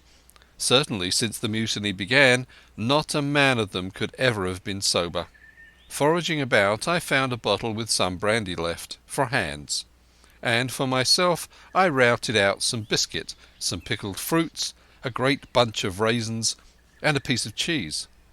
With these I came on deck, put down my own stock behind the rudder-head, and, well out of the coxswain's reach, went forward to the water-breaker and had a good deep drink of water, and then, not until then, gave Hands the brandy. He must have drunk a gill before he took the bottle from his mouth. "Aye," said he, "by thunder, but I wanted some of that." And he sat down already in my corner and began to eat. "Much hurt?" I asked him. He grunted, or rather, I might say he barked. "If that doctor was aboard," he said, "I'd be right enough in a couple of turns, but I don't have no manner of luck, you see. That's what's the matter with me. And for that swab, he's good and dead, he is," he added, indicating the man with the red cap. "He weren't no seaman anyhow. And where mought you have come from?" "Well," said I have come aboard to take possession of this ship, Mr. Hands, and you'll please regard me as your captain until further notice." He looked at me sourly enough, but said nothing. Some of the colour had come back into his cheeks, though he still looked very sick, and still continued to slip out and settle down as the ship banged about. "By the by," I continued, "I can't have these colours, Mr. Hands, and by your leave I'll strike 'em. Better none than these." And, again dodging the boom, I ran to the colour lines and hauled down their cursed black flag and chucked it overboard. "God save the King," said I, waving my cap, "and there's an end to Captain Silver." He watched me keenly and slyly, his chin all the while on his breast. "I reckon," he said at last, "I reckon, Captain Hawkins, you'll kind of want to get ashore now. Suppose we talks?" "Why, yes," says I, "with all my heart, Mr. Hands. Say on." And I went back to my meal with a good appetite. "This man," he began, Nodding feebly at the corpse. "O'Brien was his name. A rank islander. This man and me got the canvas on her, meaning for to sail her back. Well, he's dead now, he is, as dead as bilge. And who's to sail this ship, I don't see. Without, I'll give you a hint, you ain't that man, as far as I can tell. Now look here, you gives me food and drink and an old scarf or handkerchief to tie my wound up, you do, and I'll tell you how to sail her. And that's about square all round, I take it." "I'll tell you one thing," says I. "I'm not going back to Captain Kidd's anchorage. I mean to get into North Inlet and beach her quietly there." "To be sure you did," he cried. "Why, I ain't sich an infernal lubber after all. I can see, can't I? I've tried my fling, I have, and I've lost, and it's you has the wind of me. North Inlet? Why, I haven't no choice, not I. I'd help you sail her up to Execution Dock, by thunder, so I would." Well, as it seemed to me, there was some sense in this. We struck our bargain on the spot. In 3 minutes I had the Hispaniola sailing easily before the wind along the coast of Treasure Island, with good hopes of turning the northern point ere noon, and beating down again as far as North Inlet before high water, when we might beach her safely and wait until the subsiding tide permitted us to land. Then I lashed the tiller and went below to my own chest, where I got a soft silk handkerchief of my mother's. With this, and with my aid, Hans bound up the great bleeding stab he had received in the thigh, and after he had eaten a little and had a swallow or two more of the brandy, he began to pick up visibly, sat straighter up, spoke louder and clearer, and looked in every way another man. The breeze served us admirably. We skimmed before it like a bird, the coast of the island flashing by and the view changing every minute. Soon we were past the highlands and bowling beside low sandy country, sparsely dotted with dwarf pines, and soon we were beyond that again, and had turned the corner of the rocky hill that ends the island on the north. I was greatly elated with my new command, and pleased with the bright sunshiny weather, and these different prospects of the coast. I now had plenty of water and good things to eat, and my conscience, which had smitten me hard for my desertion, was quieted by the great conquest I had made.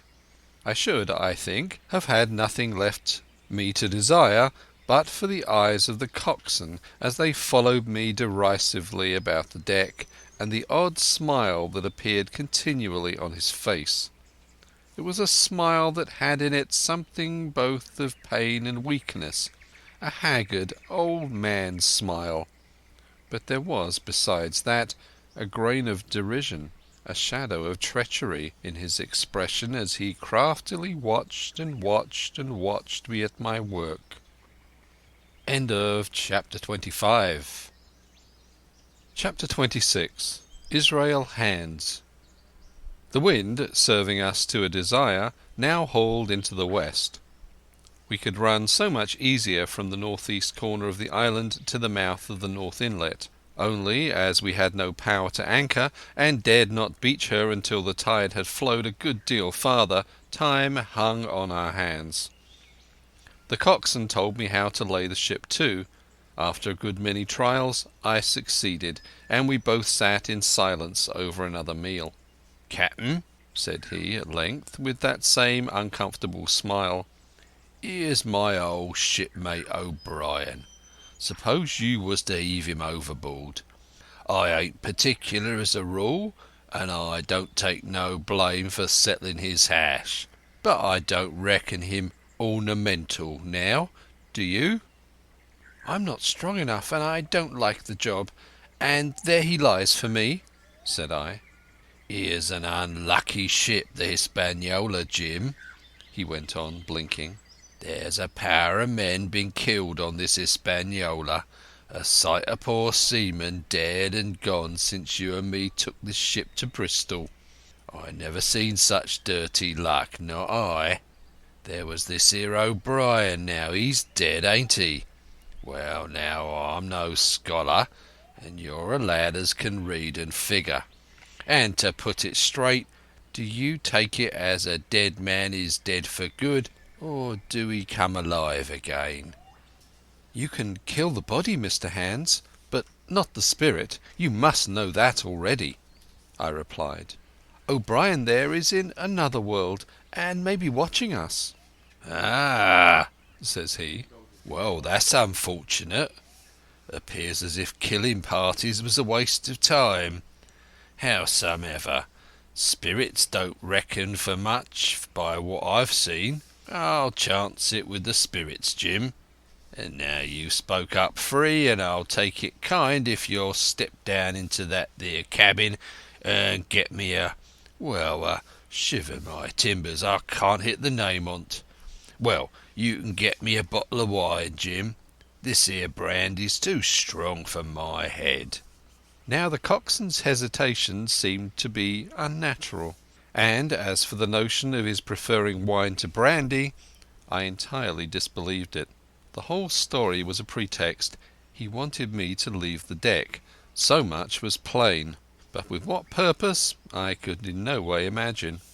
His eyes never met mine. They kept wandering to and fro, up and down, now with a look to the sky, now with a flitting glance upon the dead O'Brien. All the time he kept smiling and putting his tongue out in a most guilty, embarrassed manner, so that a child could have told that he was bent on some deception. I was prompt with my answer, however, for I saw where my advantage lay, and that with a fellow so densely stupid I could easily conceal my suspicions to the end. "Some wine?" I said. "Far better. Will you have white or red?" "Well, I reckon it's about the blessed same to me, shipmate," he replied. "So it's strong and plenty of it. What's the odds?" "All right," I answered. "I'll bring you port, Mr Hands, but I'll have to dig for it." And with that I scuttled down the companion with all the noise I could, slipped off my shoes, ran quietly along the sparred gallery, mounted the forecastle ladder, and popped my head out of the fore companion. I knew he would not expect to see me there, yet I took every precaution possible, and certainly the worst of my suspicions proved too true. He had risen from his position to his hands and knees, and though his leg obviously hurt him pretty sharply when he moved, for I could hear him stifle a groan, yet it was at a good rattling rate that he trailed himself across the deck. In half a minute he had reached the port scuppers and picked up a coil of rope with a long knife, or rather a short dirk, discoloured to the hilt with blood. He looked upon it for a moment, thrusting forth his under jaw, tried the point upon his hand, and then hastily concealing it in the bosom of his jacket, trundled back again into his old place against the bulwark. This was all that I required to know. Israel could move about. He was now armed, and if he had been at so much trouble to get rid of me, it was plain that I was meant to be the victim. What would he do afterward? Whether he would try to crawl right across the island from North Inlet to the camp among the swamps, or whether he would fire Long Tom, trusting that his own comrades might first come to help him, was of course more than I could say. Yet I felt sure that I could trust him in one point, since in that our interests jumped together, and that was the disposition of the schooner. We both desired to have her stranded safe enough in a sheltered place, so that when the time came she could be got off again with as little labour and danger as might be. And until that was done I considered that my life would certainly be spared. While I was thus turning the business over in my mind I had not been idle with my body. I had stolen back to the cabin, slipped once more into my shoes, and laid my hand at random on a bottle of wine, and now, with this for an excuse, I made my reappearance on the deck. Hands lay as I had left him, all fallen together in a bundle, and with his eyelids lowered, as though he were too weak to bear the light. He looked up, however, at my coming, knocked the neck off the bottle like a man who had done the same thing often, and took a good swig, with his favourite toast of "Here's luck." Then he lay quiet for a little, and then, pulling out a stick of tobacco, begged me to cut him a quid. "Cut me a junk of that," says he, "for I haven't no knife, and hardly the strength enough, so be as I had. Ah, Jim, I reckon I've missed stays. Cut me a quid as likely to be the last, lad, for I'm for my long home and no mistake." "Well," said I, "I'll cut you some tobacco, but if I was you and thought myself so badly, I would go to my prayers like a Christian man." "Why?" said he. "Now you tell me why." "Why?" I cried. "You were asking me just now about the dead. You've broken your trust. You've lived in sin and lies and blood. There's a man you killed lying at your feet this very moment, and you ask me why? For God's mercy, Mr. Hans, that's why." I spoke with a little heat, thinking of the bloody dirk he had hidden in his pocket and designed in his ill thoughts to end me with. He, for his part, took a great draught of the wine and spoke with the most unusual solemnity. "For 30 year," he said, "I've sailed the seas and seen good and bad, better and worse, fair weather and foul, provisions running out, knives going, and what not. Well, now I tell you, I never seen good come out of goodness yet. Him as strikes first is my fancy. Dead men don't bite. Them's my views. Amen. So be it. And now you look here," he added, suddenly changing his tone. "We've had enough of this foolery. The tide's made good enough by now. You just take my orders, Captain Hawkins, and we'll sail slap in and be done with it." All told, we had scarce 2 miles to run, but the navigation was delicate. The entrance to this northern anchorage was not only narrow and shoal, but lay east and west, so that the schooner must be nicely handled to be got in. I think I was a good prompt subaltern, and I am sure that Hans was an excellent pilot, for we went about and dodged in, shaving the banks, with a certainty and a neatness that were a pleasure to behold. Scarcely had we passed the head before the land closed around us. The shores of North Inlet were as thickly wooded as those of the southern anchorage, but the space was longer and narrower, and more like what in truth it was, the estuary of a river.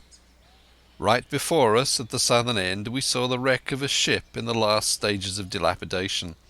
It had been a great vessel of 3 masts, but had lain so long exposed to the injuries of the weather that it was hung about with great webs of dripping seaweed, and on the decks of it shore bushes had taken root, and now flourished thick with flowers. It was a sad sight, but it showed us that the anchorage was calm.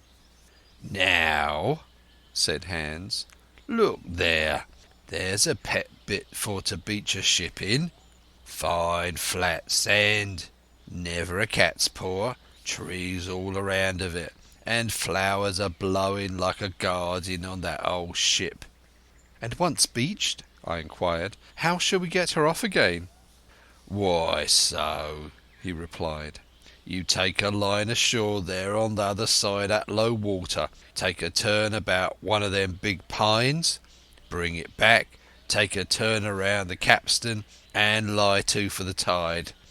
Come high water, all hands take a pull upon the line, and off she comes as sweet as nature.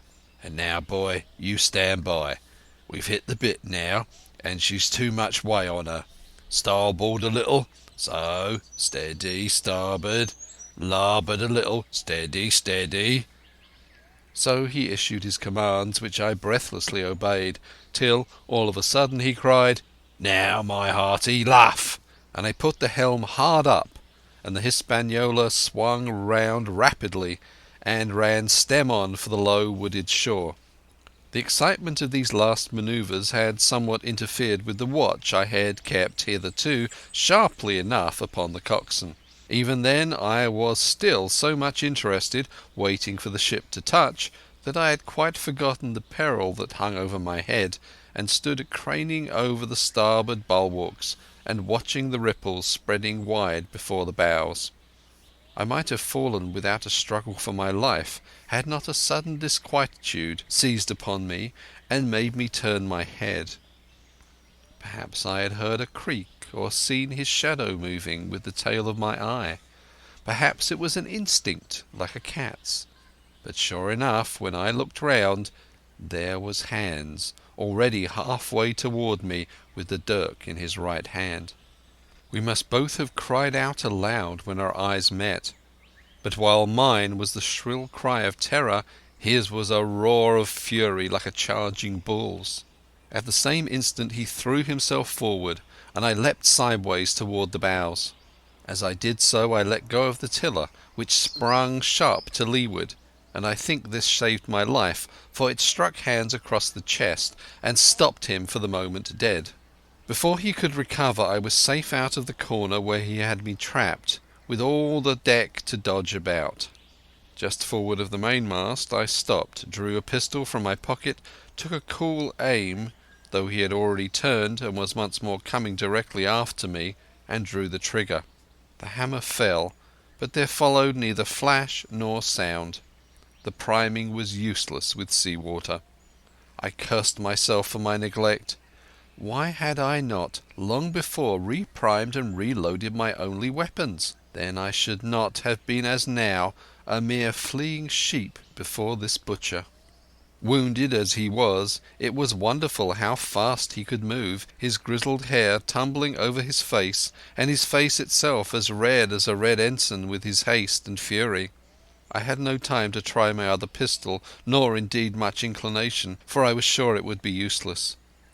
One thing I saw plainly: I must not simply retreat before him, or he would speedily hold me boxed in the bows, as a moment since he had so neatly boxed me in the stern.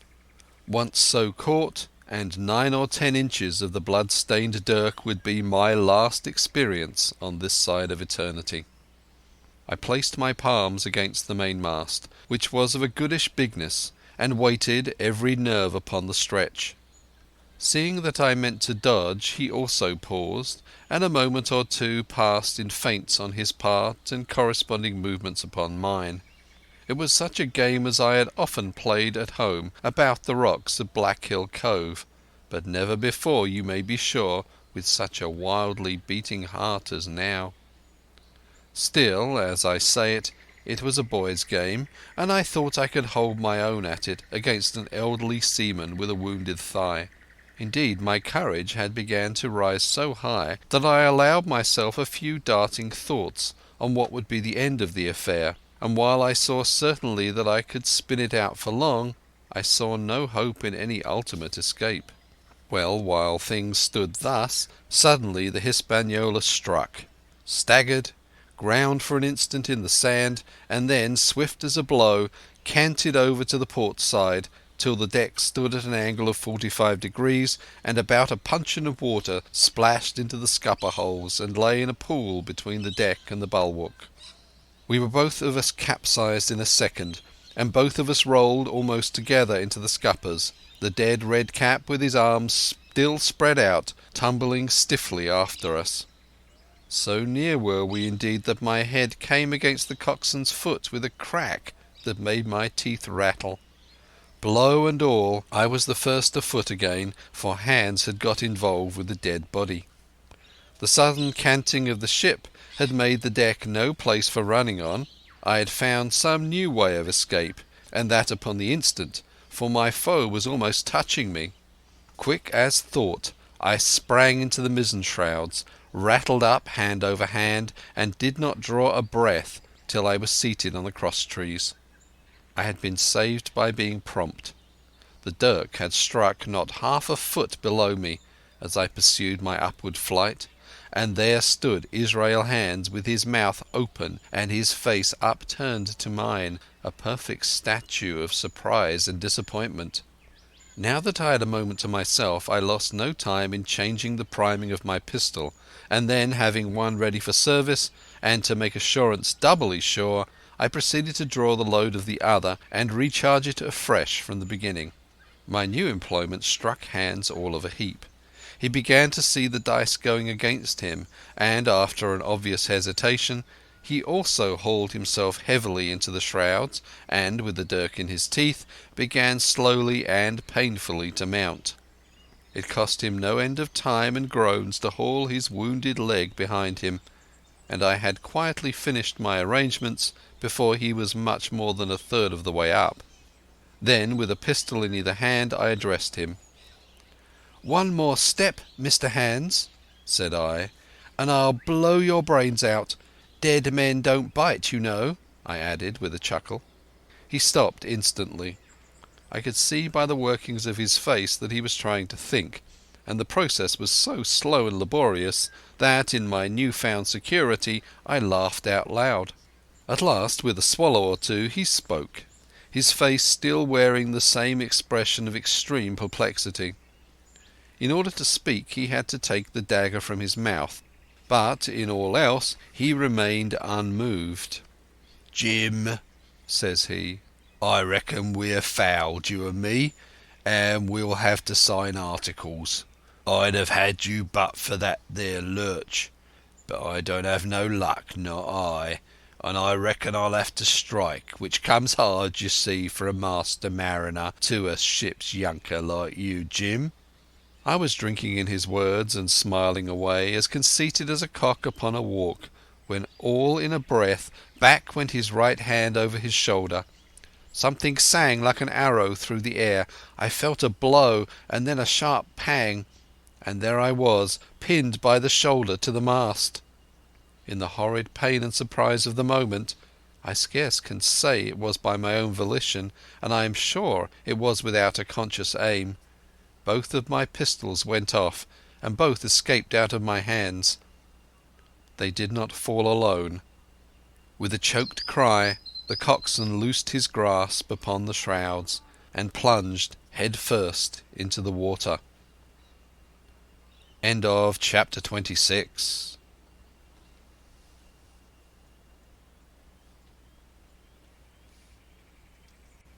Chapter 27. Pieces of 8. Owing to the cant of the vessel, the masts hung far out over the water, and from my perch on the cross-trees I had nothing below me but the surface of the bay. Hans, who was not so far up, was in consequence nearer to the ship, and fell between me and the bulwarks. He rose once to the surface in a lather of foam and blood, and then sank again for good. As the water settled I could see him lying huddled together on the clean bright sand in the shadow of the vessel's sides. A fish or two whipped past his body. Sometimes by the quivering of the water he appeared to move a little, as if he were trying to rise, but he was dead enough for all that, being both shot and drowned, and was food for fish in the very place where he had designed my slaughter. I was no sooner certain of this than I began to feel sick, faint, and terrified. The hot blood was running over my back and chest. The dirk, where it had pinned my shoulder to the mast, seemed to burn like a hot iron. Yet it was not so much these real sufferings that distressed me, for these, it seemed to me, I could bear without a murmur. It was the horror that I had upon my mind of falling from the cross-tree into that still green water beside the body of the coxswain. I clung with both hands till my nails ached, and I shut my eyes as if to cover up the peril. Gradually my mind came back again. My pulses quieted down to a more natural time, and I was once more in possession of myself.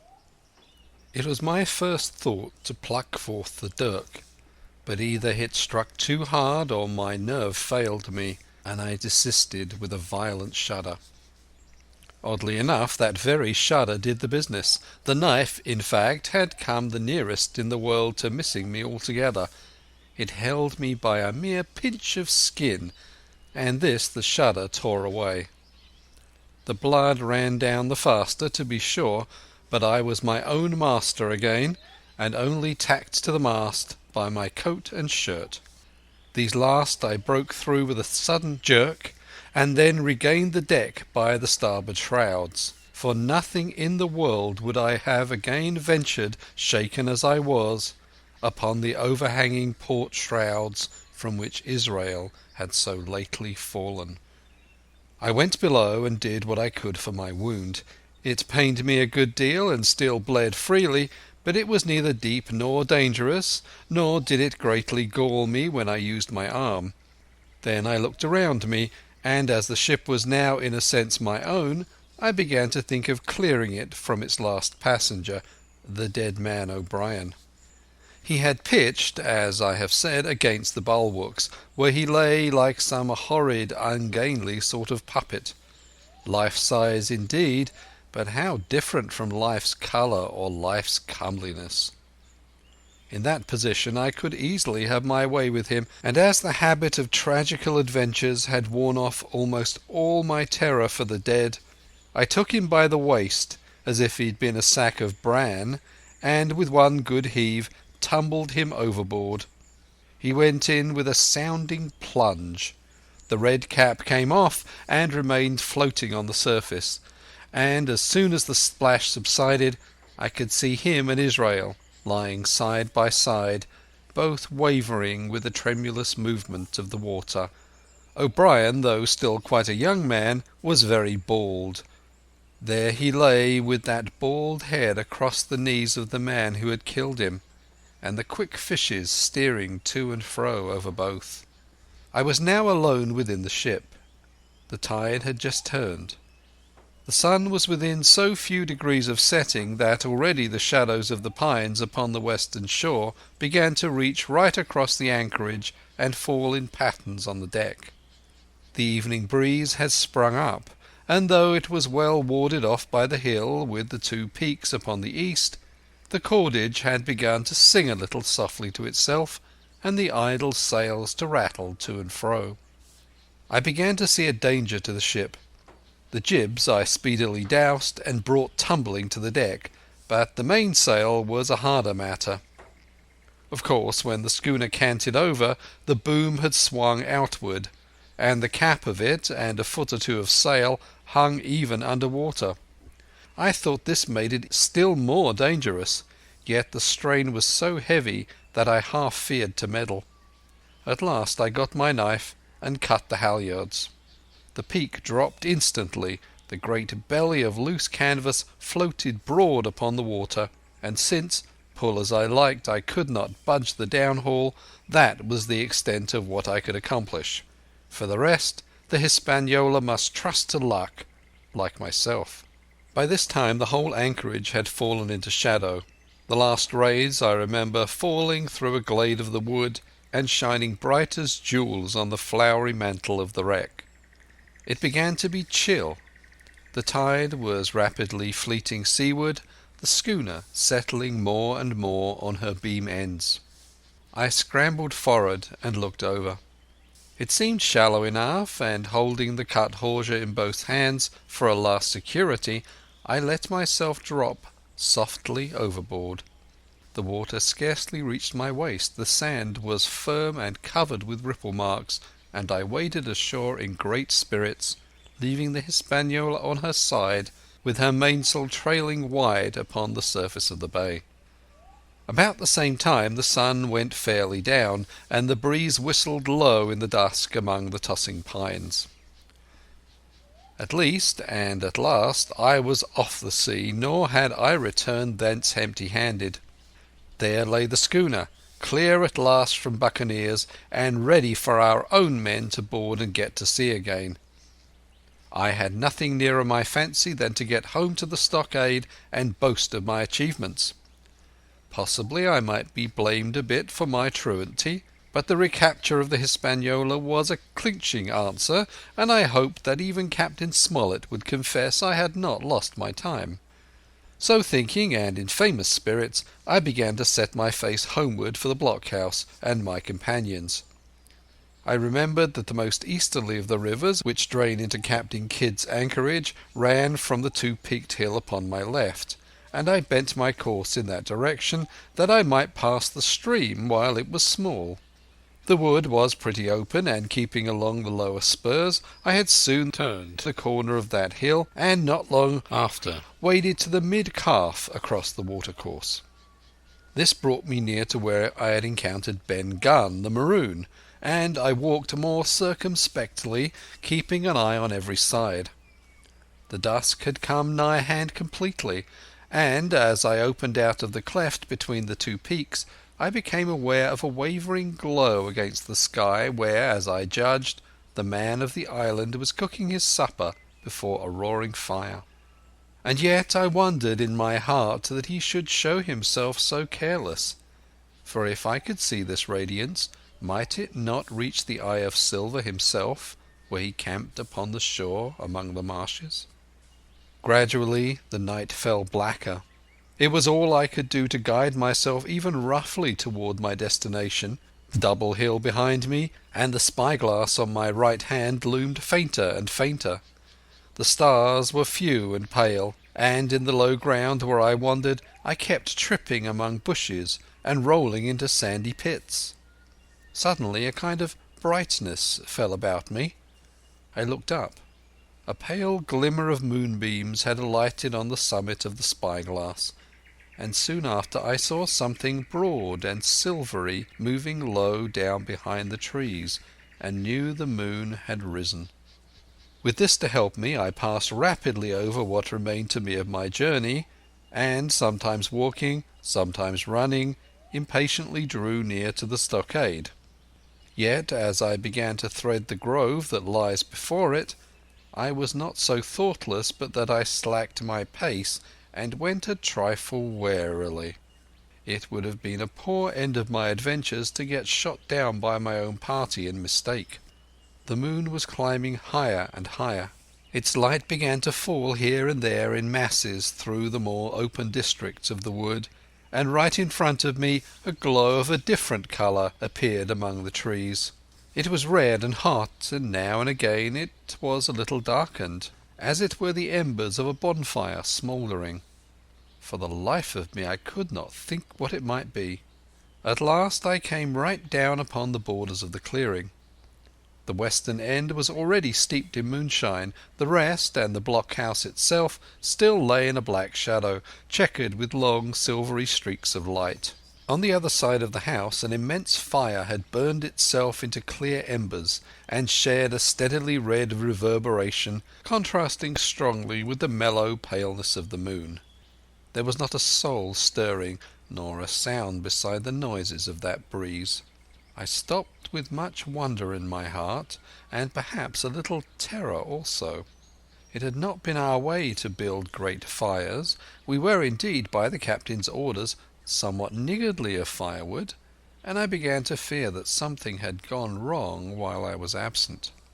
I stole round by the eastern end, keeping close in shadow, and at a convenient place where the darkness was thickest, crossed the palisade. To make assurance surer, I got upon my hands and knees and crawled without a sound toward the corner of the house.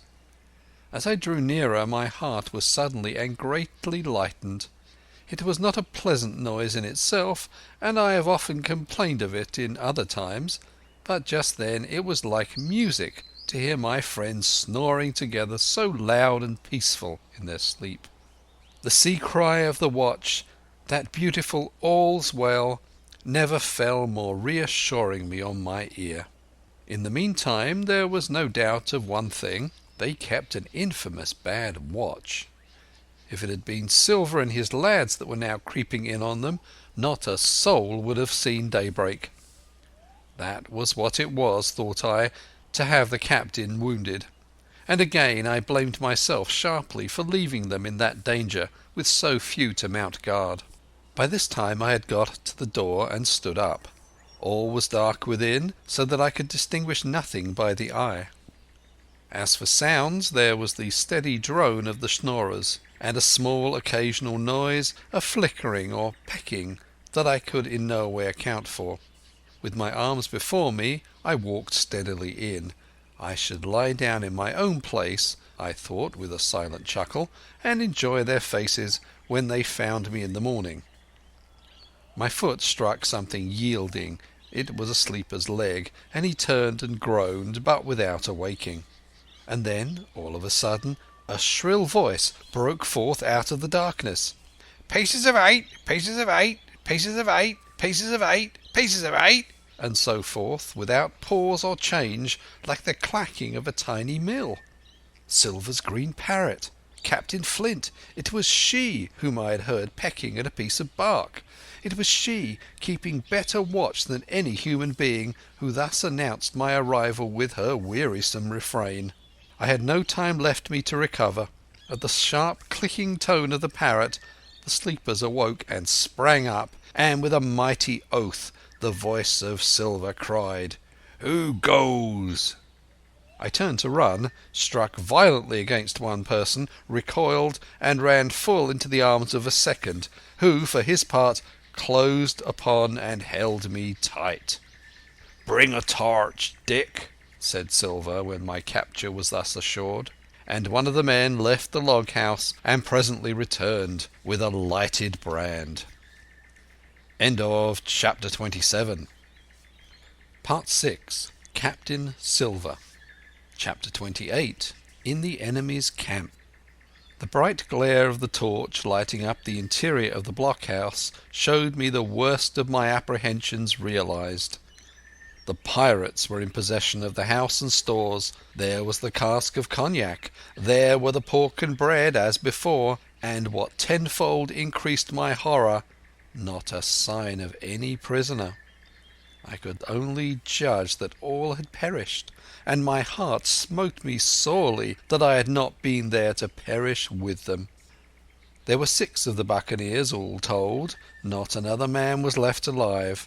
5 of them were on their feet, flushed and swollen, suddenly called out of the first sleep of drunkenness. The 6th had only risen upon his elbow. He was deadly pale, and the blood-stained bandage round his head told that he had recently been wounded, and was still more recently dressed.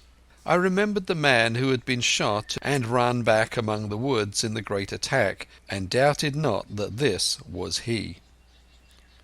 The parrot sat, preening her plumage, on Long John's shoulder. He himself, I thought, looked somewhat paler and more stern than I was used to. He still wore his fine broadcloth suit, in which he had fulfilled his mission, but it was bitterly the worse for wear, daubed with clay and torn with sharp briars of the wood. "So," said he, "here's Jim Hawkins, shiver my timbers. Dropped in like, eh? Well, come, I take that friendly." And thereupon he sat down across the brandy cask and began to fill a pipe. "Give me the loan of a link, Dick," said he, and then, when he had a good light, "That'll do, my lad," he added. "Stick the glim in the wood heap, and you, gentlemen, bring yourselves too. You needn't stand up for Mr. Hawkins. He'll excuse you, you may lay to that. And so, Jim," stopping the tobacco, "here you are, and quite a pleasant surprise for old John. I see you were smart when first I set my eyes on you, but this here gets away from me clean, it do." To all this, as may be well supposed, I made no answer. They had set me with my back against the wall, and I stood there looking Silver in the face, pluckily enough, I hope, to all outward appearance, but with black despair in my heart. Silver took a whiff or two of his pipe with great composure, and then ran on again. "Now you see, Jim, so be as you are here," said he, "I'll give you a piece of my mind. I've always liked you, I have, for a lad of spirit, and the picture of my own self when I was young and handsome. I always wanted to join and take your share and die a gentleman, and now, my cock, you've got to. Captain Smollett's a fine seaman, as I'll own up to any day, but stiff on discipline. Duty is duty, says he, and right he is. Just you keep clear of the captain. The doctor himself is gone dead again you. Ungrateful scamp, was what he said. And the short and the long of the whole story is about here. You can't go back to your own lot, for they won't have you.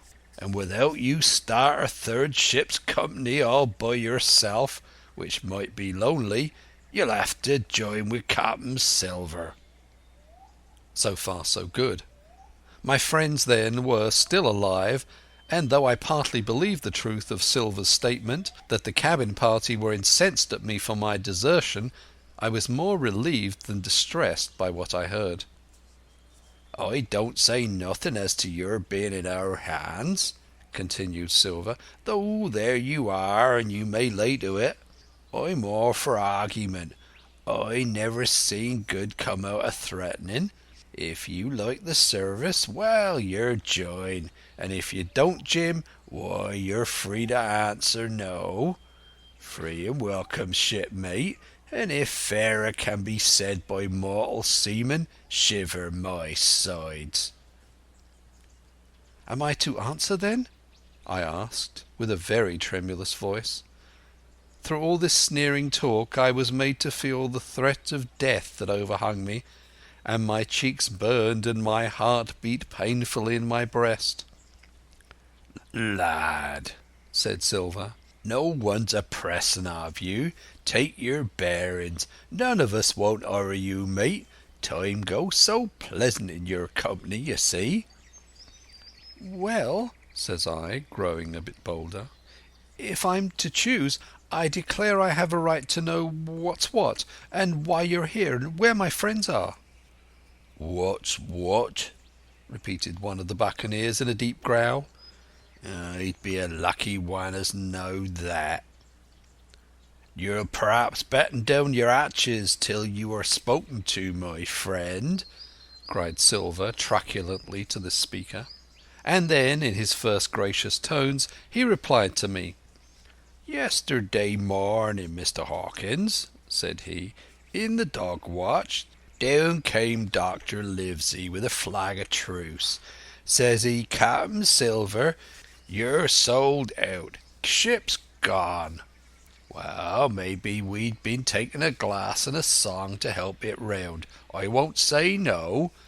Leastways, none of us had looked out. We looked out, and by thunder, the old ship was gone. I never seen a pack of fools look fishier, and you may lay to that if I tells you that I look the fishiest. Well, says the doctor, let's bargain.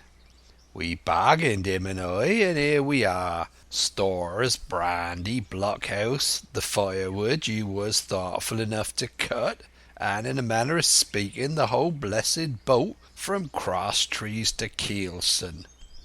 As for them, they've tramped. I don't know wheres they are." He drew again quietly at his pipe. "And lest you should take it into that head of yours," he went on, "that you was included in the treaty, here's the last word that was said. 'How many are you,' says I, 'to leave?' 'Four,' says he, 'four, and one of us wounded. As for that boy, I don't know where he is, confound him,' says he, 'nor I don't much care. We're about sick of him,' there was his words." "Is that all?" I asked. "Well, it's all you're to hear, my son," returned Silver. "And now I am to choose?" "And now you are to choose, and you may lay to that," said Silver. "Well," said I am not such a fool, but I know pretty well what I have to look for.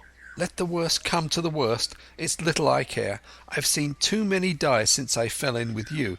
But there's a thing or two I have to tell you," I said, and by this time I was quite excited. "And the first is this. Here you are in a bad way. Ship lost, treasure lost, men lost, your whole business gone to wreck. And if you want to know who did it, it was I. I was in the apple barrel that night we sighted land, and heard you, John, and you, Dick Johnson, and Hans, who is now at the bottom of the sea, and told every word you said before the hour was out. And as for the schooner, it was I who cut her cable, and it was I who killed the men you had aboard her, and it was I who brought her where you'll never see her more, not one of you. The laugh's on my side. I've had the top of this business from the first. I no more fear you than I fear a fly. Kill me, if you please, or spare me. But one thing I'll say, and no more. If you spare me, bygones are bygones, and when you fellows are in court for piracy, I'll save you all I can. It is for you to choose. Kill another and do yourselves no good, or spare me and keep a witness to save you from the gallows." I stopped now, for I tell you I was out of breath, and to my wonder not a man of them moved, but all sat staring at me like as many sheep. And while they were still staring, I broke out again. "And now, Mr. Silver," I said, "I believe you're the best man here, and if things go to the worst, I'll take it kind of you to let the doctor know the way I took it."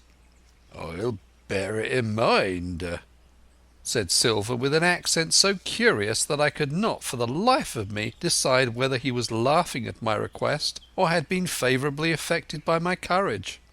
"I'll put one to that," cried the old mahogany-faced seaman, Morgan by name, whom I had seen in Long John's public house upon the quays of Bristol. "It was him that knowed Black Dog. Well, and see here," added the sea cook, "I'll put another to that, by thunder.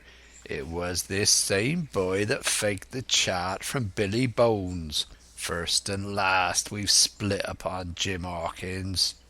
"Then here goes," said Morgan with an oath. And he sprang up, drawing his knife as if he had been 20. "Avast there!" cried Silver. "Who are you, Tom Morgan? Maybe you thought you were captain here, perhaps. By the powers, but I'll teach you better. Cross me and you'll go where many a good man's gone before you, first and last, these 30 year back. Some to the yard arm, shiver my sides, and some by the board, and all to feed the fishes. There's never a man looked me between the eyes and seen a good day afterwards. Tom Morgan, you may lay to that." Morgan paused, but a hoarse murmur rose from the others. "Tom's right," said one. "I stood hazing long enough from one," added another. "I'll be hanged if I'll be hazed by you, John Silver." "Did any of you gentlemen want to have it out with me?" roared Silver, bending far forward from his position on the keg, with his pipe still glowing in his right hand. "Put a name on what you're at. You ain't dumb, I reckon. Him that once shall get it. Have I lived this many years to have a son of a rum punch and cock his hat thwart my hawser at the latter end of it? You know the way. You're all gentlemen of fortune by your account. Well, I'm ready. Take a cutlass, him that dares, and I'll see the colour of his inside, crutch and all, before that pipe's empty." Not a man stirred, not a man answered. "That's your sort, is it?" he added, returning his pipe to his mouth. "Well, you're a gay lot to look at, anyway. Not worth much in a fight, you ain't. Perhaps you can understand King George's English. I'm captain here by election. I'm captain here because I'm the best man by a long sea mile. You won't fight as gentlemen of fortune should. Then, by thunder, you'll obey, and you may lay to it. I like that boy now. I've never seen a better boy than that. He's more a man than any pair of rats of you in this here house. And what I say is this: let me see him that'll lay a hand on him. That's what I say, and you may lay to it." There was a long pause after this. I stood straight up against the wall, my heart still going like a sledgehammer, but with a ray of hope now shining in my bosom.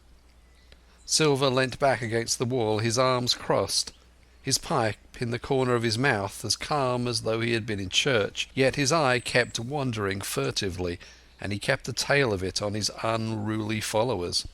They, on their part, drew gradually together toward the far end of the blockhouse, and the low hiss of their whispering sounded in my ears continuously like a stream. One after another they would look up, and the red light of the torch would fall for a second on their nervous faces, but it was not toward me, it was toward Silver that they turned their eyes. "You seem to have a lot to say," remarked Silver, spitting far into the air. "Pipe up and let me hear it, or lay to." "Ax your pardon, sir," returned one of the men. "You're pretty free with some of the rules. Maybe you'll kindly keep an eye upon the rest. This crew's dissatisfied.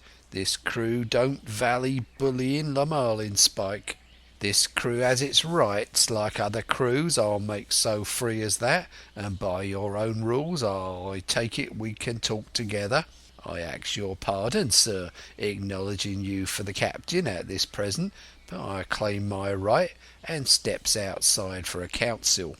and with an elaborate sea salute this fellow, a long, ill-looking, yellow-eyed man of 35, stepped coolly toward the door and disappeared out of the house. One after another the rest followed his example, each making a salute as he passed, each adding some apology. "According to rules," said one. "Forecastle council," said Morgan. And so, with one remark or another, all marched out and left Silver and me alone with the torch. The sea cook instantly removed his pipe. "Now look you here, Jim Hawkins," he said in a steady whisper that was no more than audible. "You're within half a plank of death, and what's a long sight worse, of torture. They're going to throw me off, but you mark, I stand by you through thick and thin. I didn't mean to, no, not till you spoke up. I was about desperate to lose that much blunt and be hanged into the bargain. But I see you was the right sort. I says to myself, you stand by Hawkins, John, and Hawkins will stand by you. You're his last card, and by the living thunder, John, he's yours. Back to back, says I. You save your witness and he'll save your neck." I began dimly to understand. "You mean all's lost?" I asked. "Aye, by gum, I do," he answered. "Ship gone, neck gone, that's the size of it.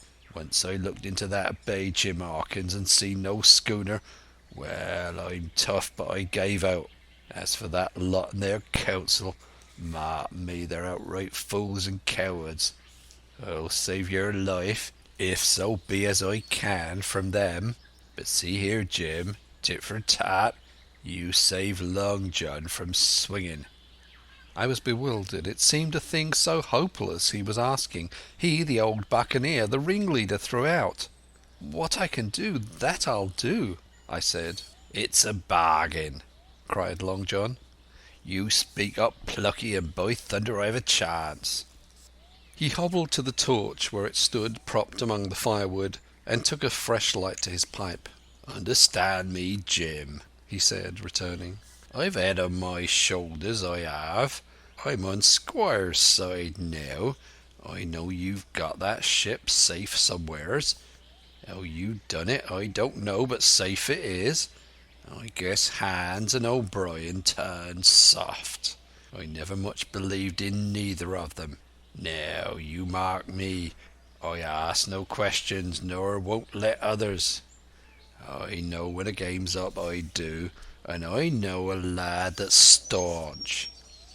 Ah, you that's young, you and me might have done a power of good together." He drew some cognac from the cask into a tin cannikin. "Will you taste, messmate?" he asked, and when I had refused, "Well, I'd take a drain myself, Jim," said he. "I need a corker, for there's trouble on hand." And then, "And talking of trouble, why did that doctor give me the chart, Jim?" My face expressed a wonder so unaffected that he saw the needlessness of further questions. "Ah, well, he did, though," said he. "And there's something under that, no doubt. Something surely under that, Jim, bad or good." And he took another swallow of the brandy, shaking his great fair head like a man who looks forward to the worst. End of chapter 28.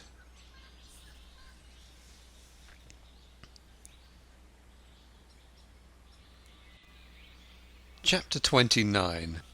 The Black Spot Again. The council of the buccaneers had lasted some time, when one of them re-entered the house, and with a repetition of the same salute, which had in my eyes an ironical air, begged for a moment's loan of the torch. Silver briefly agreed, and this emissary retired again, leaving us together in the dark. "There's a breeze coming, Jim," said Silver, who had by this time adopted quite a friendly and familiar tone. I turned to the loophole nearest me and looked out. The embers of the great fire had so far burned themselves out, and now glowed so low and duskily that I understood why these conspirators desired a torch. About halfway down the slope to the stockade they were collected in a group. One held the light, another was on his knees in their midst, and I saw the blade of an open knife shine in his hand with varying colours in the moon and torchlight. The rest were all somewhat stooping, as though watching the manoeuvres of this last. I could just make out that he had a book as well as a knife in his hand, and was still wondering how anything so incongruous had come in their possession, when the kneeling figure rose once more to his feet, and the whole party began to move together toward the house. "Here they come," said I, and returned to my former position, for it seemed beneath my dignity that they should find me watching them. "Well, let 'em come, lad, let 'em come," said Silver cheerily. "I've still a shot in my locker." The door opened, and the 5 men, standing huddled together just inside, pushed one of their number forward. In any other circumstances it would have been comical to see his slow advance, hesitating as he set down each foot, but holding his closed right hand in front of him. "Step up, lad," cried Silver. "I won't eat you. Hand it over, lubber. I know the rules too. I won't hurt a deputation." Thus encouraged, the buccaneer stepped forth more briskly, and having passed something to Silver from hand to hand, slipped yet more smartly back again to his companions. The sea cook looked at what had been given him. "The black spot. I thought so," he observed. "Where might you have got the paper? Why, hello, look here now, ain't this lucky? You've gone and cut this out of a Bible. What fool's cut a Bible?" "Oh, there," said Morgan. "There, what did I say? No good'll come of that, I said." "Well, you've about fixed it now among you," continued Silver. "You'll all swing now, I reckon. What soft-headed lubber had a Bible?" "It was Dick," said one. "Dick, was it? Then Dick can get to prayers," said Silver. "He's seen his slice of luck as Dick, and you may lay to that." But here the long man with the yellow eyes struck in. "Belay that talk, John Silver," he said. "This crew has tipped you the black spot in full council, as duty bound. Just you turn it over as in duty bound and see what's wrote there. Then you can talk." "Thank ye, George," replied the sea cook. "You always was brisk for business, and has the rules by heart, George, as I'm pleased to see. Well, what is it anyway?" "Ah, deposed. That's it, is it? Well, very pretty wrote, to be sure. Like print, I swear. Your hand a right, George? Why, you was getting quite the leading man in this here crew. You'll be captain next, I shouldn't wonder. Just oblige me with that torch again, will yer? This pipe don't draw." "Come now," said George. "You don't fool this crew no more. You're a funny man by your account, but you're over now, and you'll maybe step down off that barrel and help vote." "I thought you said you knowed the rules," returned Silver contemptuously. "Leastwise, if you don't, I do, and I wait here, and I'm still your captain, mind, till you outs with your grievances and I reply. In the meantime, your black spot ain't worth a biscuit. After that, we'll see." "Oh," replied George, "you don't be under no kind of apprehension. We're all square, we are. First, you've made a hash of this cruise. You'll be a bold man to say no to that. Second, you let the enemy out of this here trap for nothing. Why did they want out? I dunno, but it's pretty plain they wanted it. Third, you wouldn't let us go at them upon the march. Ah, we see through you, John Silver. You want to play booty. That's what's wrong with you. And then, fourth, there's this here boy." "Is that all?" asked Silver quietly. Enough too, retorted George. We'll all swing and sun dry for your bungling. Well, now, look here, I'll answer these 4 points. One after another I'll answer 'em. I made a hash of this cruise, did I? Well, now, you all know what I wanted, and you all know if it had been done that we'd have been aboard the Spaniola this night as ever was, every man of us alive and fit, and full of good plum duff, and the treasure in the hold of her, by thunder. Well, who crossed me, who forced my hand as was the lawful captain? Who tipped me the black spot the day we landed and began this dance? It's a fine dance. I'm with you there, and it looks mighty like a hornpipe in a rope's end at Execution Dock, by London town it does. But who done it?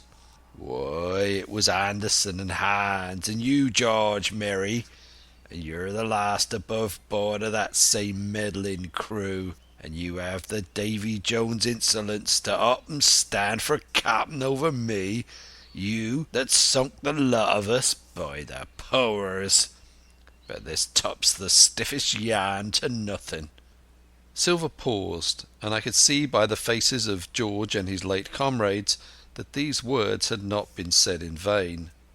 That's for number 1, cried the accused, wiping the sweat from his brow, for he had been talking with a vehemence that shook the house. Why, I give you my word I'm sick to speak to you. You've neither sense nor memory, and I leave it to fancy where your mothers was that let you come to sea. See, gentlemen of fortune, I reckon tailors is your trade. Go on, John, said Morgan. Speak up to the others. Ah, the others, returned John. They're a nice lot, ain't they? You say this cruise is bungled? Ah, by gum, if you could understand how bad it's bungled, you would see. We're that near the gibbet that my neck's stiff with thinking on it. You've seen 'em maybe hanged in chains, birds about 'em, seamen pointing 'em out as they go down with the tide. Who's that? Says one. Aye, that's John Silver, I knowed him well, says another. And you can hear the chains a jangle as you go about and reach for the other boy. Now that's about where we are, every mother's son of us, thanks to him and Hans and Anderson and other ruination fools of you. And if you want to know about number 4 and that boy, why, shiver my timbers, isn't he a hostage? Are we going to waste a hostage? No, not us. He might be our last chance, I shouldn't wonder. Kill that boy, not me, mates. And number 3? Well, there's a deal to say to number 3. Maybe you don't count it nothing to have a real college doctor come to see you every day. You, John, with your head broke, or you, George Merry, that had the ague shakes upon you not 6 hours agone, and had your eyes the colour of lemon peels to this same moment on the clock. And maybe, perhaps, you didn't know there was a consort coming either. But there is, and not so long till then, and we'll see who'll be glad to have hostage when it comes to that. And as for number 2, why, I made a bargain. Well, you come crawling on your knees to me to make it. On your knees you came, you was that downhearted. And you'd have starved too if I hadn't. But that's a trifle. You look there, that's why. And he cast down upon the floor a paper that I instantly recognized. None other than the chart on yellow paper, with the 3 red crosses that I had found in the oilcloth at the bottom of the captain's chest. Why the doctor had given it to him was more than I could fancy. But if it were inexplicable to me, the appearance of the chart was incredible to the surviving mutineers. They leapt upon it like cats upon a mouse. It went from hand to hand, one tearing it from another, and by the oaths and the cries and the childish laughter with which they accompanied their examination, you would have thought not only they were fingering the very gold, but were at sea with it besides in safety. "Yes," said one, "that's Flint for sure. J.F. and a score below, with a close hitch to it. So he ever done." "Mighty pretty," said George. "But how are we to get away with it, and us no ship?" Silver suddenly sprang up, and supporting himself with a hand against the wall— "Now I'll give you warning, George," he cried. "One more word of your sauce, and I'll call you down and fight you. How? Why, how do I know? You had ought to tell me that, you and the rest that lost me my schooner with your interference, burn you. But not you, you can't. You ain't got the invention of a cockroach. But civil you can speak, and you shall, George Mary, you may later that." "That's fair enow," said the old man Morgan. "Fair, I reckon so," said the sea cook. "You lost the ship, I found the treasure. Who's the better man at that? And now I resign, by thunder, elect whom you please to be your captain now. I'm done with it." "Silver!" they cried. "Barbecue forever! Barbecue for Captain!" "So that's the tune, is it?" cried the cook. "George, I reckon you'll have to wait another turn, friend, and lucky for you as I'm not a revengeful man. But that was never my way. And now, shipmates, this black spot. 'Tain't much good now, is it? Dick's crossed his luck and spoiled his Bible, and that's about all." "It'll do to kiss the book on still, won't it?" growled Dick, who was evidently uneasy at the curse he had brought upon himself. "A Bible with a bit cut out?" returned Silver derisively. "Not it. It don't bind more than a ballad book." "Don't it though?" cried Dick, with a sort of joy. "Well, I reckon that's worth having too." "Here, Jim, here's a curiosity for ya," said Silver, and he tossed me the paper. It was a round about the size of a crown piece. One side was blank, for it had been the last leaf. The other contained a verse or two of Revelation, these words among the rest, which struck sharply home upon my mind: "Without are dogs and murderers." The printed side had been blackened with wood ash, which already began to come off and soil my fingers. On the blank side had been written with the same material the one word, "Deposed." I have that curiosity beside me at this moment, but not a trace of writing now remains beyond a single scratch, such as a man might make with his thumbnail. That was the end of the night's business. Soon after, with a drink all round, we lay down to sleep, and the outside of Silver's vengeance was to put George Merry up for sentinel, and threaten him with death if he should prove unfaithful.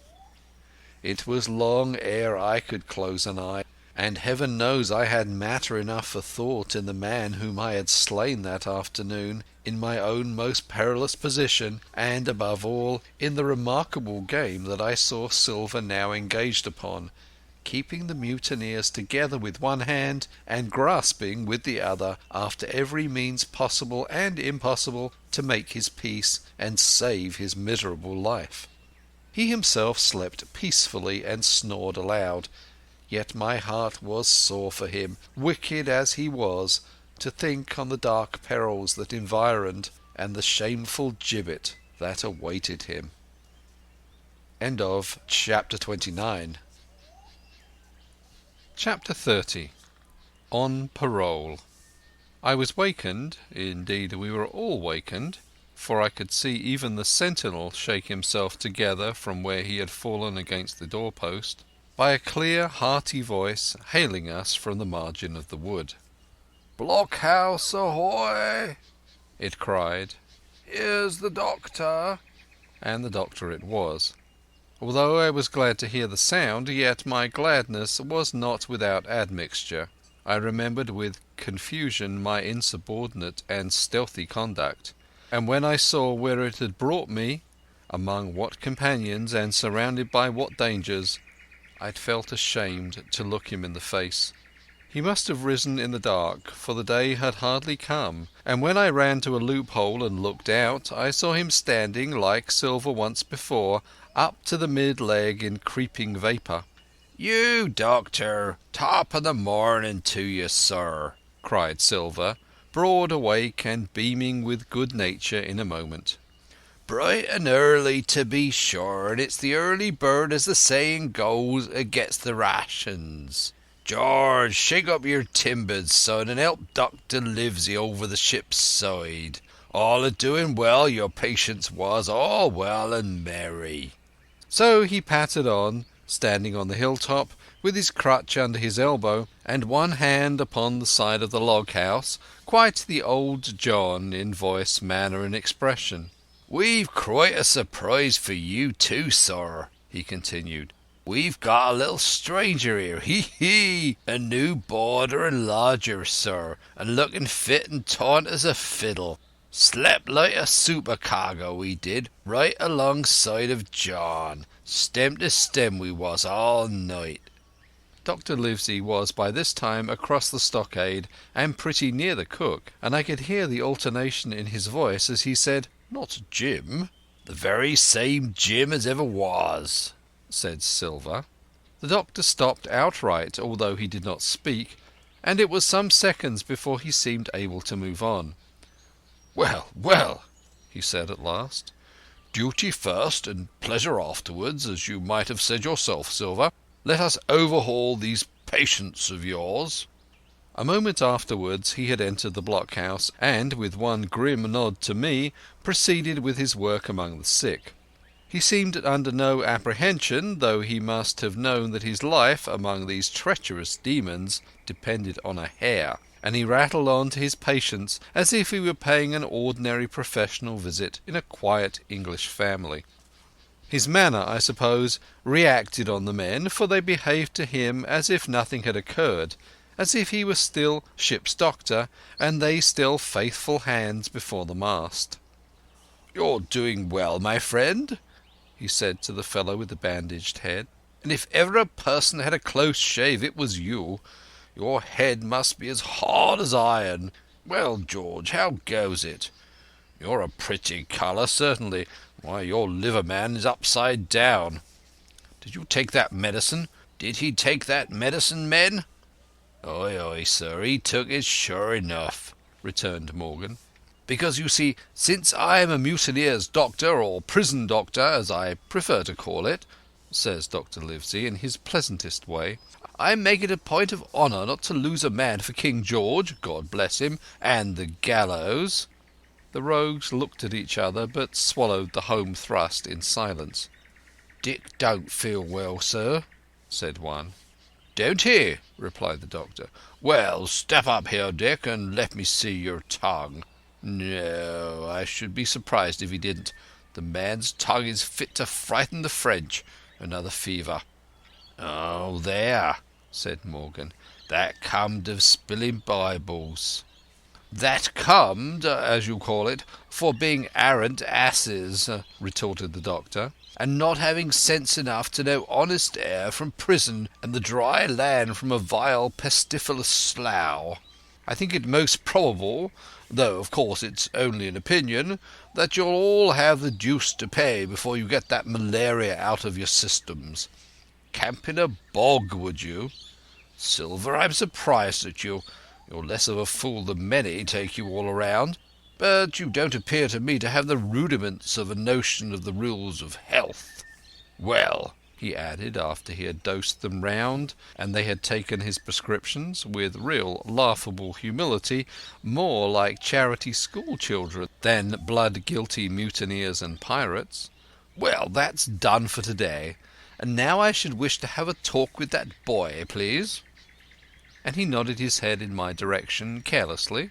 George Merry was at the door, spitting and spluttering over some bad-tasting medicine, but at the first word of the doctor's proposal he swung round with a deep flush and cried, "No!" and swore. Silver struck the barrel with his open hand. "Silence!" he roared, and looked about him positively like a lion. "Doctor!" he went on in his usual tones. I was thinking of that, knowing as how you had a fancy for the boy. We're all humbly grateful for your kindness, and as you see, he puts faith in you and takes the drugs down like that much grog. And I take it I've found a way as'll suit all. Hawkins, will you give me your word of honour as a young gentleman, for a young gentleman you are, though poor born, your word of honour not to slip your cable? I readily gave the pledge required. Then, Doctor, said Silver, you just step outside of that stockade, and once you're there I'll bring the boy down on the inside, and I reckon you can yarn through the spars. Good day to you, sir, and all our duties to the squire and Captain Smollett. The explosion of disapproval, which nothing but Silver's black looks had restrained, broke out immediately the doctor had left the house. Silver was roundly accused of playing double, of trying to make a separate peace for himself, of sacrificing the interests of his accomplices and victims, and, in one word, of the identical exact thing that he was doing. It seemed to me so obvious in this case that I should not imagine how he was to turn their anger, but he was twice the man the rest were, and his last night's victory had given him a huge preponderance in their minds. He called them all the fools and dolts you can imagine, said it was necessary I should talk to the doctor, fluttered the chart in their faces, asked them if they could afford to break the treaty the very day they were bound a treasure hunting. "No, by thunder," he cried. "It's us must break the treaty when the time comes. Until then I'll gammon that doctor if I have to oil his boots with brandy."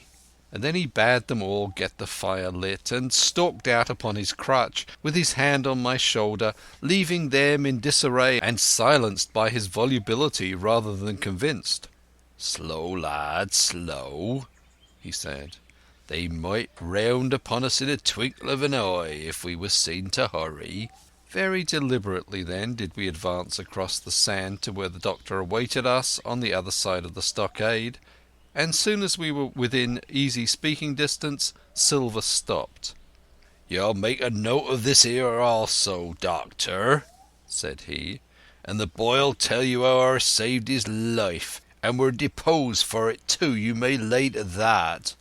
Doctor, when a man's steering as near to the wind as me, playing chuck farthing with the last breath in his body like, you wouldn't think it too much, mayhap, to give him one good word. You please bear in mind it's not my life only now, it's that boy's into the bargain. And you'll speak me fair, Doctor, and give me a bit of hope to go on, for the sake of mercy." Silver was a changed man. Once he was out there and had his back to his friends and the blockhouse. His cheeks seemed to have fallen in. His voice trembled. Never was a soul more dead in earnest. "Why, John, you're not afraid?" asked Dr. Livesey. "Doctor, I'm no coward, no, not I, not so much." And he snapped his fingers. "If I was, I wouldn't say it. But I'll own up fairly, I've had the shakes upon me for the gallows. You're a good man and a true, never seen a better man. And you'll not forget what I done good, not any more you'll forget the bad, I know. And I step aside, see here, and leave you and Jim alone, and you'll put that down for me too, for it's a long stretch it is." So saying, he stepped back a little way till he was out of earshot, and there sat down upon a tree stump and began to whistle, spinning round now and again upon his seat so as to command a sight, sometimes of me and the doctor, and sometimes of his unruly ruffians as they went to and fro in the sand, between the fire, which they were busy rekindling, and the house, from which they brought forth pork and bread to make the breakfast. "So, Jim," said the doctor sadly, "here you are. As you have brewed, so shall you drink, my boy. Heaven knows I cannot find it in my heart to blame you.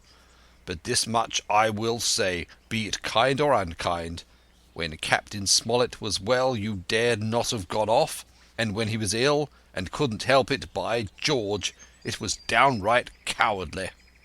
I will own that I here began to weep. "Doctor," I said, "you might spare me. I have blamed myself enough. My life's forfeit anyway, and I should have been dead now if Silver hadn't stood for me. And, Doctor, believe this, I can die, and I dare say I deserve it, for what I fear is torture. If they come to torture me—" "Jim!" the doctor interrupted, and his voice was quite changed. "Jim, I can't have this. Whip over and we'll run for it." "Doctor," said I passed my word." I know, he cried. "We can't help that, Jim, now. I'll take it on my shoulders. Holus bolus, blame and shame, my boy. But stay here I cannot let you. Jump! One jump and you're out, and we'll run for it like antelopes." "No," I replied. "You know right well you wouldn't do the same thing yourself. Neither you nor Squire nor Captain, nor more will I.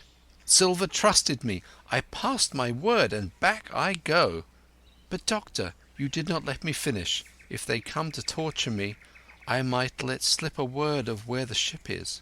For I got the ship, part by luck and part by risking, and she lies in the North Inlet on the southern beach, and just below high water. At half tide she must be high and dry." "The ship!" exclaimed the doctor. Rapidly I described to him my adventures, and he heard me out in silence. "There's a kind of fate in this," he observed when I had done. "Every step it's you that save our lives, and do you suppose by any chance that we are going to let you lose yours? That would be a poor return, my boy. You found out the plot, you found Ben Gunn, the best deed that you ever did or will do, though you live to 90. Oh, by Jupiter! And talking of Ben Gunn, why, this is the mischief in person. Silver!" he cried. "Silver! I'll give you a piece of advice," he continued as the cook drew nearer again. "Don't you be in any great hurry after that treasure." "Why, sir, I do my possible, which that ain't," said Silver. "I can only, asking your pardon, save my life and the boys by seeking for that treasure, and you may lay to that." "Well, Silver," replied the doctor, "if that is so, I'll go one step farther. Look out for squalls when you find it." "Sir," said Silver, "as between man and man, that's too much and too little. What you're after, why you left the blockhouse, why you've given me that there chart, I don't know now, do I? And yet I done your bidding with my eyes shut, and never a word of hope. But no, this here is too much. If you won't tell me what you mean played out, just say so, and I'll leave the helm."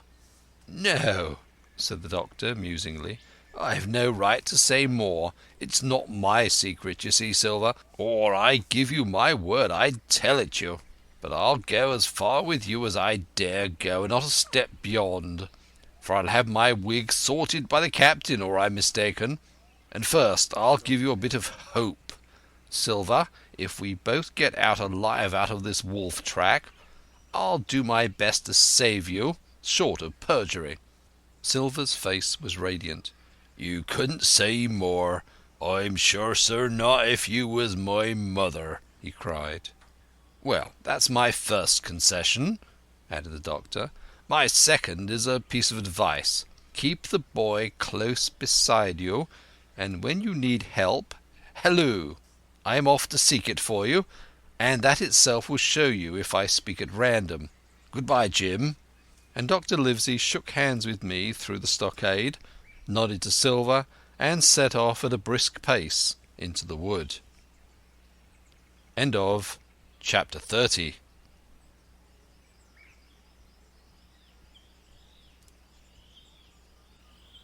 Chapter 31. The Treasure Hunt. Flint's Pointer.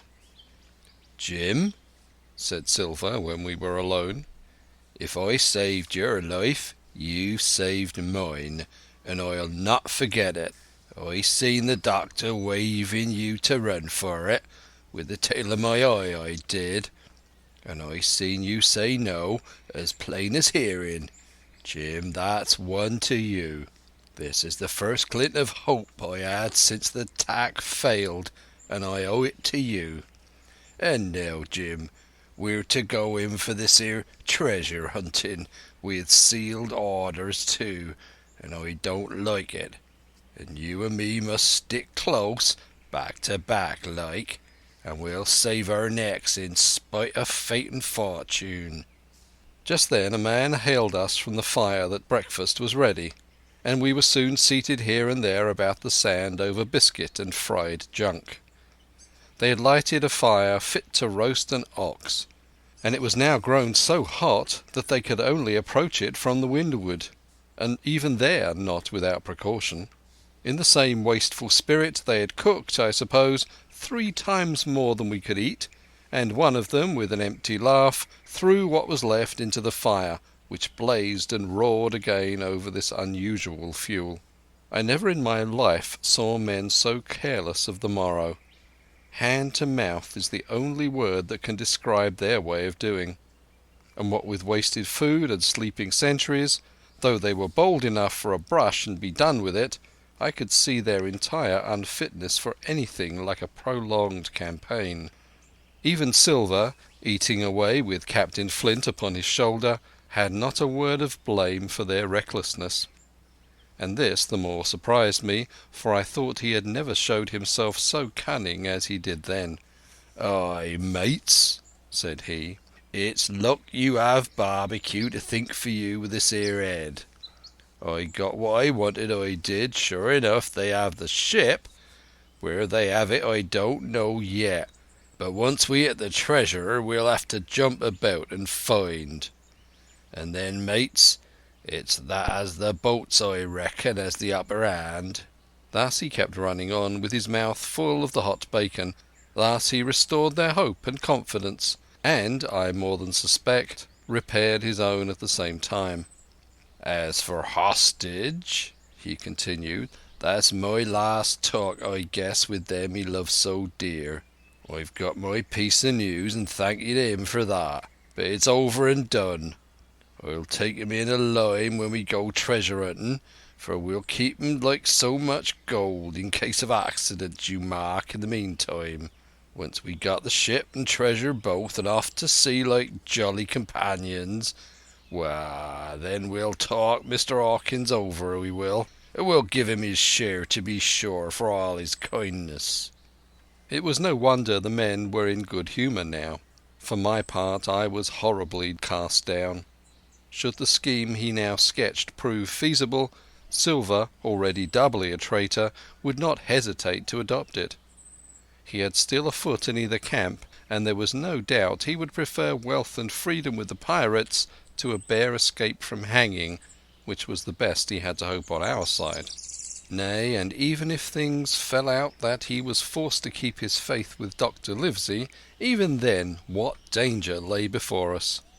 What a moment that would be when the suspicions of his followers turned to certainty, and he and I should have to fight for dear life, he a cripple and I a boy, against 5 strong and active seamen.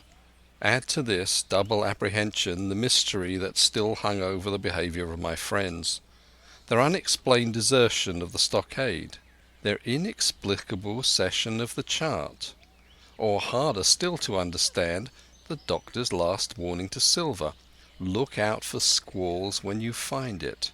And you will readily believe how little taste I found in my breakfast, and with how uneasy a heart I set forth behind my captors on the quest for treasure. We made a curious figure, had anyone been there to see us, all in soiled sailor clothes, and all but me armed to the teeth. Silver had 2 guns slung about him, one before and one behind, besides the great cutlass at his waist, and a pistol in each pocket of his square-tailed coat.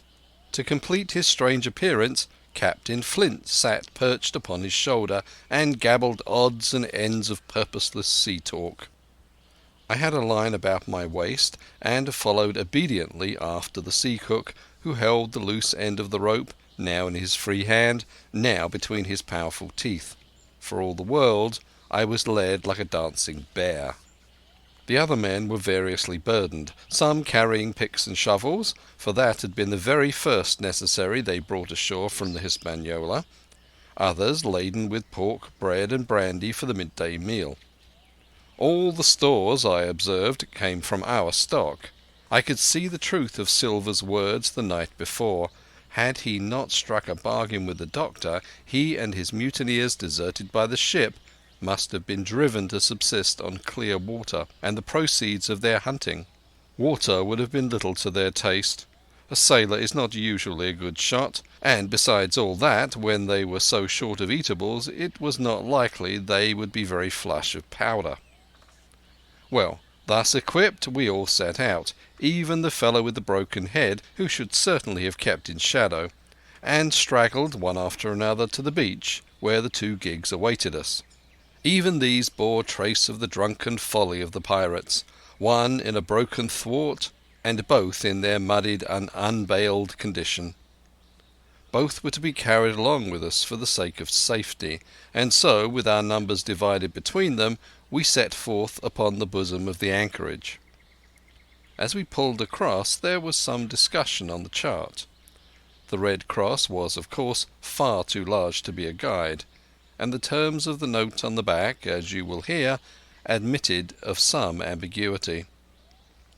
They ran, the reader may remember, thus: Tall tree, spyglass shoulder, bearing a point to the N of NNE, Skeleton Island, ESE, and by E, 10 feet. A tall tree was thus the principal mark. Now, right before us, the anchorage was bounded by a plateau from 200 to 300 feet high, adjoining on the north and sloping southern shoulder of the spyglass, and rising again toward the south into the rough, cliffy eminence called the mizzenmast hill. The top of the plateau was dotted thickly with pine trees of varying height. Here and there, one of a different species rose 40 or 50 feet clear above its neighbours, and which of these was the particular tall tree of Captain Flint could only be decided on the spot and by the readings of the compass. Yet, although that was the case, every man on board the boats had picked a favourite of his own ere we were halfway over, Long John alone shrugging his shoulders and bidding them wait till they were there. We pulled easily by Silver's directions, not to weary the hands prematurely, and after quite a long passage landed at the mouth of the second river, that which runs down a woody cleft of the spyglass. Thence, bending to our left, we began to ascend the slope towards the plateau. At the very outset, heavy, miry ground and a matted marsh vegetation greatly delayed our progress, but by little and little the hill began to steepen and become stony underfoot, and the wood to change its character and to grow in a more open order. It was indeed a most pleasant portion of the island that we were now approaching. A heavy-scented broom and many flowering shrubs had almost taken the place of grass. Thickets of green nutmeg trees were dotted here and there with the red columns and the broad shadow of the pines, and the first mingled their spice with the aroma of the others. The air, besides, was fresh and stirring, and this, under the sheer sunbeams, was a wonderful refreshment to our senses. The party spread itself abroad in a fan shape, shouting and leaping to and fro. About the centre, and a good way behind the rest, Silver and I followed, I tethered by my rope, he ploughing with deep pants among the sliding gravel. From time to time, indeed, I had to lend him a hand, or he must have missed his footing and fallen backward down the hill. We had thus proceeded for about half a mile, and were approaching the brow of the plateau, when the man upon the farthest left began to cry aloud as if in terror. Shout after shout came from him, and the others began to run in his direction. "He can't have found the treasure," said old Morgan, hurrying past us from the right, "for that's clean atop." Indeed, as we found when we also reached the spot, it was something very different. At the foot of a pretty big pine, and involved in deep creeper, which had even partly lifted some of the smaller bones, a human skeleton lay, with a few shreds of clothing on the ground. I believe a chill struck for a moment to every heart. "He was a seaman," said George Merry, who, bolder than the rest, had gone up close and was examining the rags of clothing. "Leastways, this is good sea cloth." "Aye, aye," said Silver. "Like enough you wouldn't look to find a bishop here, I reckon. But what sort of a way is that for bones to lie, tainting nature?" Indeed, on a second glance, it seemed impossible to fancy that the body was in a natural position. But for some disarray, the work perhaps of the birds that had fed upon him or the slow-growing creeper that had gradually enveloped his remains, the man lay perfectly straight, his feet pointing in one direction, his hands raised above his head like a diver's, pointing directly in the opposite. "I've taken a notion into my old numbskull," observed Silver. "Here's the compass. There's the tip-top point of Skeleton Island sticking out like a tooth. Just take a bearing, will ye, along the line of them bones." It was done. The body pointed straight in the direction of the island, and the compass read duly east-southeast by east. "I thought so," cried the cook. "This here is a pointer. Right up there is our line for the Pole Star and the Jolly Dollars. But by thunder, if it don't make me cold inside to think of Flint. This is one of his jokes and no mistake. Him and these 6 was alone here. He killed 'em every man. And this one he hauled here and laid down by the compass, shiver my timbers. They're long bones and their hair's been yellow.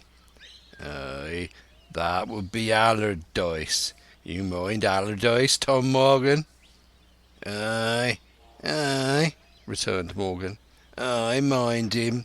He owed me money, he did, and he took my knife ashore with him."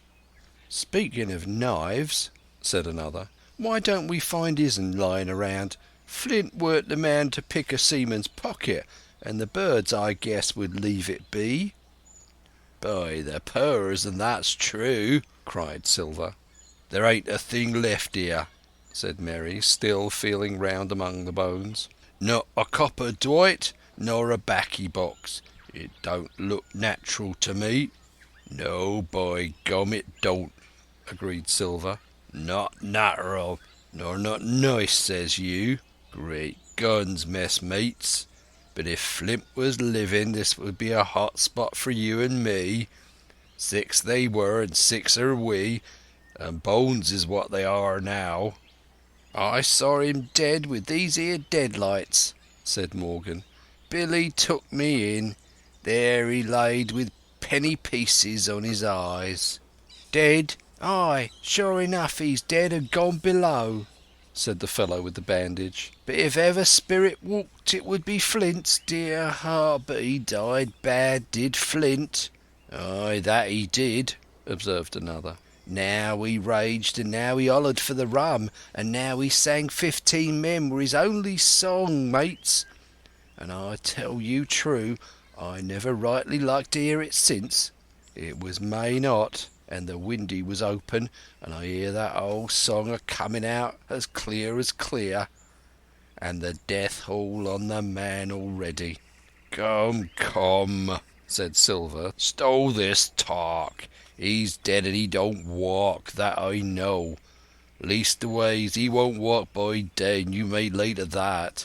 Care killed a cat. Fetch a head for the doubloons." We started, certainly, but in spite of the hot sun and the staring daylight, the pirates no longer ran separate and shouting through the wood, but kept side by side and spoke with bated breath. The terror of the dead buccaneer had fallen on their spirits. End of Chapter 31. Chapter 32. The Treasure Hunt. The Voice Among the Trees.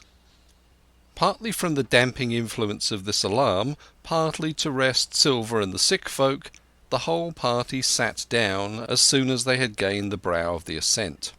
The plateau being somewhat tilted toward the west, this spot on which we had paused commanded a wide prospect on either hand. Before us, over the tree-tops, we held the cape of the woods fringed with surf. Behind, we not only looked down upon the anchorage and Skeleton Island, but saw, clear across the spit and the eastern lowlands, a great field of open sea upon the east.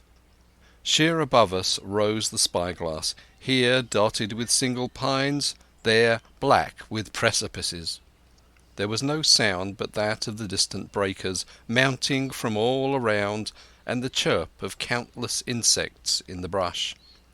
Not a man, not a sail on the sea. The very largeness of the view increased the sense of solitude. Silver, as he sat, took certain bearings with his compass. "There are 3 tall trees," said he, "about in the right line from Skeleton Island. Spyglass shoulder. I take it means that lower point there. It's child's play to find the stuff now. I've half a mind to dine first." "I don't feel sharp," growled Morgan. "Thinking of Flint, I think it were, has done me." "Well, my son, you praise your stars he's dead," said Silver. "He was a ugly devil," cried a third pirate with a shudder. "That blue in the face, too." "That was how the rum took him," added Merry. "Blue? Well, I reckon he was blue. That's a true word." Ever since they had found the skeleton and got upon this train of thought, they had spoken lower and lower, and they had almost got to whispering by now, so that the sound of their talk hardly interrupted the silence of the wood. All of a sudden, out of the middle of the trees in front of us, a thin, high, trembling voice struck up the well-known air and words. 50 men on the dead man's chest, yo-ho-ho, and a bottle of rum. I never have seen men more dreadfully affected than the pirates. The colour went from their 6 faces like enchantment. Some leapt to their feet, some clawed hold of others. Morgan grovelled on the ground. "It's Flint, by!" cried Merry. The song had stopped as suddenly as it began, broken off, you would have said, in the middle of a note, as though someone had laid his hand upon the singer's mouth. Coming so far through the clear and sunny atmosphere among the green tree-tops, I thought it had sounded airily and sweetly, and the effect on my companions was the stranger. "Come," said Silver, struggling with his ashen lips to get the word out. "That won't do. Stand by to go about. This is a rum start, and I can't name the voice, but it's someone skylarking. Someone that's flesh and blood, and you may lay to that." His courage had come back as he spoke, and some of the colour to his face along with it. Already the others had begun to lend an ear to this encouragement, and were coming a little to themselves, when the same voice broke out again, not this time singing, but in a faint, distant hail that echoed yet fainter among the clefts of the spyglass. "Darby McGraw," it wailed, for that is the word that best describes the sound. "Darby McGraw, Darby McGraw." Again and again and again, and then rising a little higher, and with an oath that I leave out. "Fetch off the rum, Darby."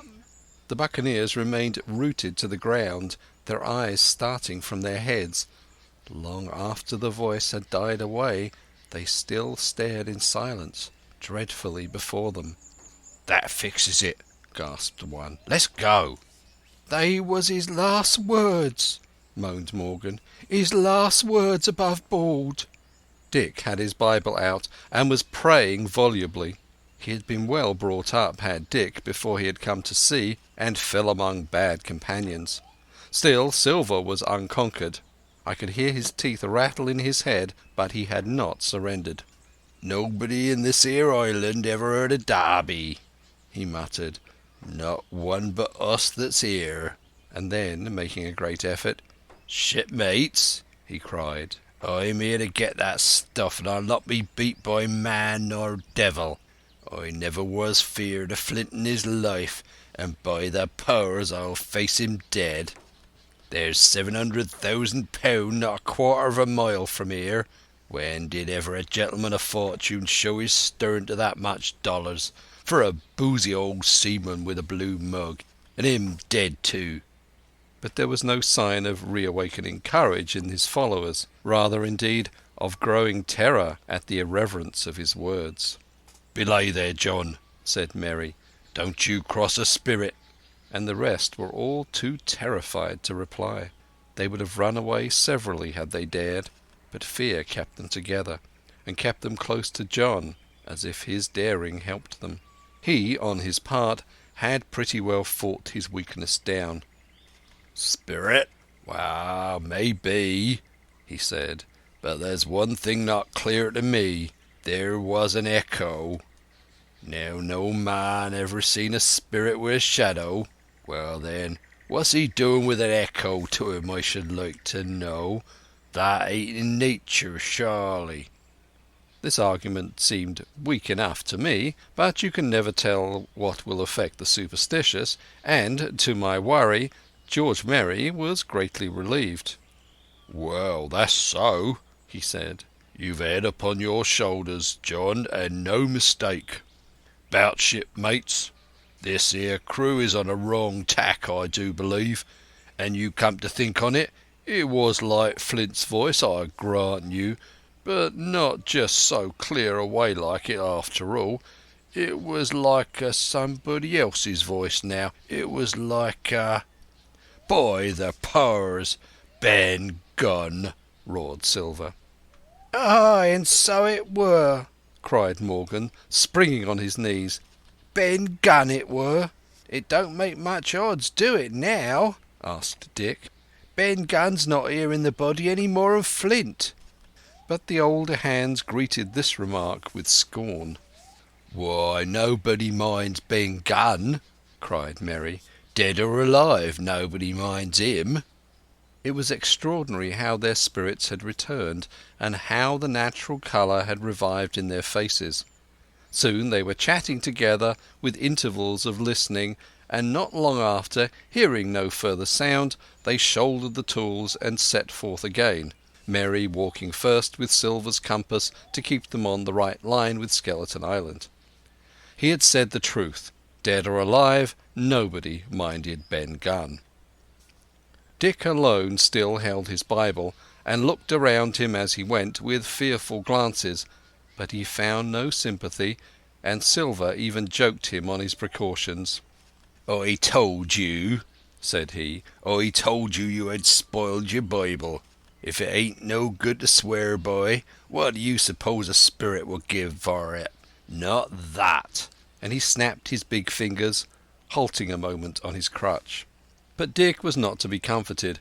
Indeed, it was soon plain to me that the lad was falling sick, hastened by heat, exhaustion, and the shock of his alarm. The fever predicted by Dr. Livesey was evidently growing swiftly higher. It was fine open walking here upon the summit. Our way lay a little downhill, for, as I have said, the plateau tilted toward the west. The pines, great and small, grew wide apart, and even between the clumps of nutmeg and azalea, wide open spaces baked in the hot sunshine. Striking as we did pretty near northwest across the island, we drew, on the one hand, even nearer under the shoulders of the spyglass, and, on the other, looked even wider over that western bay where I had once tossed and trembled in the coracle. The first of the tall trees was reached, and, by the bearing, proved the wrong one. So with the second, and the third rose nearly 200 feet into the air above a clump of underwood. A giant of a vegetable, with a red column as big as a cottage, and a wide shadow around in which a company could have manoeuvred. It was conspicuous far to sea, both on the east and west, and might have been entered as a sailing mark upon the chart.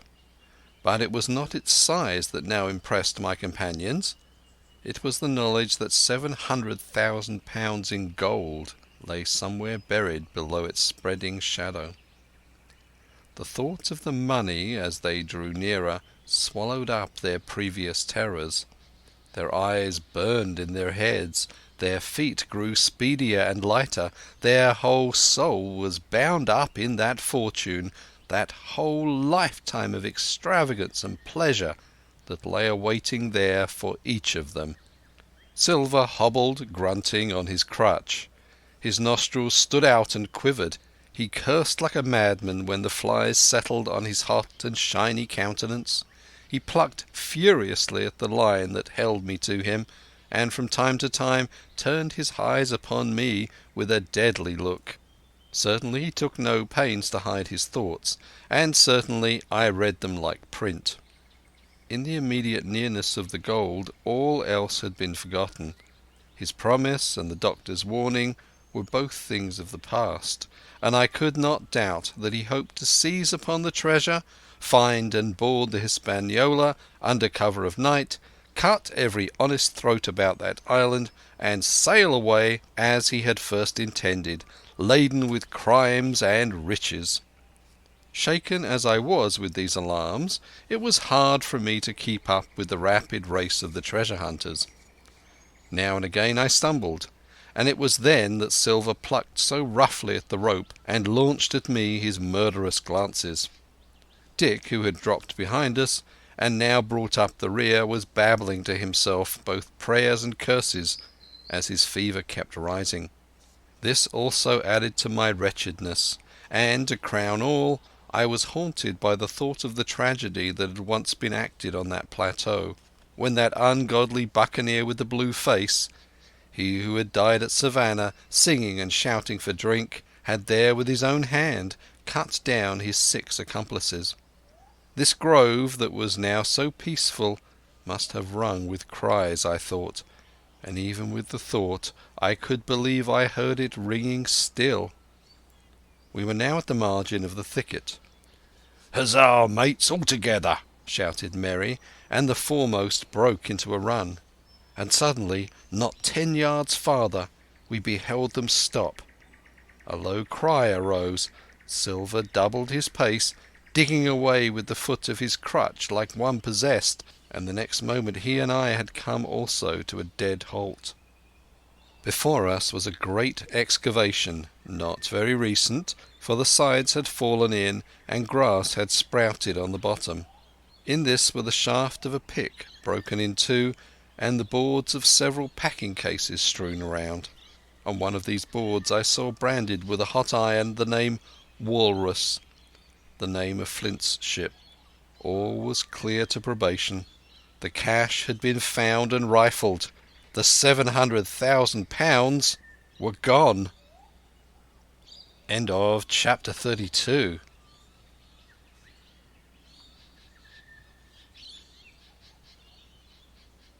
Chapter 33. The Fall of a Chieftain. There never was such an overturn in this world. All of these 6 men was as through as he had been struck, but with Silver the blow passed almost instantly. Every thought of his soul had been set full stretch like a racer on that money. Well, he was brought up in a single second dead, and he kept his head, found his temper, and changed his plan before the others had had time to realize the disappointment. "Jim," he whispered, "take that and stand by for trouble." And he passed me a double-barrelled pistol. At the same time he began quietly moving northward, and in a few steps had put the hollow between us 2 and the other 5. Then he looked at me and nodded, as much as to say, "Here is a narrow corner," as indeed I thought it was. His looks were now quite friendly, and I was so revolted at these constant changes that I could not forbear whispering, "So you've changed sides again." There was no time left for him to answer in. The buccaneers, with oaths and cries, began to leap one after another into the pit, and to dig with their fingers, throwing the boards aside as they did so. Morgan found a piece of gold. He held it up with a perfect spout of oaths. It was a 2-guinea piece, and it went from hand to hand among them for a quarter of a minute. 2 guineas? roared Merry, shaking it at Silver. That's your £700,000, is it? You're the man for bargains, ain't you? You're him that never bungled nothing, you wooden-headed lubber. Dig away, boys, said Silver with the coolest insolence. You'll find some pig nuts, I shouldn't wonder. Pig nuts, repeated Merry in a scream. Mates, do you hear that? I tell you now, that man there knew it all along. Look in the face of him and you'll see it wrote there. Ah, Merry, remarked Silver, standing for cutting again. You're a pushing lad, to be sure. But this time everyone was entirely in Merry's favour. They began to scramble out of the excavation, darting furious glances behind them.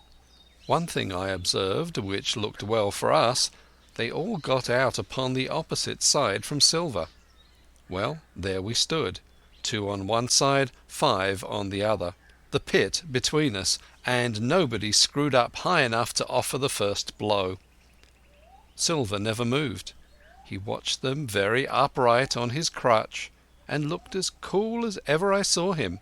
He was brave and no mistake. At last Merry seemed to think a speech might help matters. Mates, said he, there's 2 of them alone here. One's the old cripple that brought us all here and blundered us down to this. The other's that cub that I mean to have the heart of. Now, mates. He was raising his arm and his voice, and plainly meant to lead a charge. But just then, crack, crack, crack, 3 musket shots flashed out of the thicket. Merry tumbled head foremost into the excavation. The man with the bandage spun round like a teetotum, and fell all his length upon his side, where he lay dead, but still twitching, and the other 3 turned and ran for it with all their might. Before you could wink, Long John fired 2 barrels of a pistol into the struggling Merry, and as the man rolled up his eyes at him in the last agony, "George," said he, "I reckon I settled you." In the same moment the Doctor, Gray, and Ben Gunn joined us with smoking muskets from among the nutmeg trees. "Forward!" cried the Doctor. "Double quick, my lads. We must head 'em off the boats." And we set off at a great pace, sometimes plunging through the bushes to the chest. I tell you, but Silver was anxious to keep up with us. The work that man went through, leaping on his crutch till the muscles of his chest were fit to burst, was work no sound man ever equalled. And so thinks the Doctor. As it was, he was already 30 yards behind us, and on the verge of strangling when we reached the brow of the slope. "Doctor," he hailed, "see there, no hurry." Sure enough, there was no hurry. In a more open part of the plateau we could see the 3 survivors still running in the same direction as they had started, right for Middenmast Hill. We were already between them and the boats, and so we 4 sat down to breathe, while Long John, mopping his face, came slowly up with us. "Thank ye kindly, Doctor," says he. "You came in about the nick, I guess, for me and Hawkins.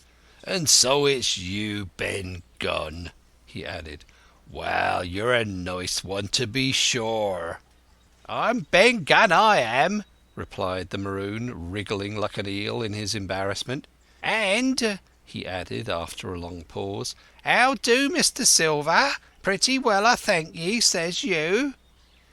"Ben, Ben," murmured Silver, "to think as you've done me." The Doctor sent back Gray for one of the pickaxes deserted in their flight by the mutineers, and then, as we proceeded leisurely downhill to where the boats were lying, related in a few words what had taken place. It was a story that profoundly interested Silver, and Ben Gunn, the half-idiot Maroon, was the hero from beginning to end. Ben, in his long, lonely wanderings about the island, had found the skeleton. It was he that had rifled it. He had found the treasure. He had dug it up. It was the haft of his pickaxe that lay broken in the excavation. He had carried it on his back in many weary journeys from the foot of the tall pine to a cave he had on the two-pointed hill at the northeast angle of the island, and there it had lain stored in safety since 2 months before the arrival of the Hispaniola.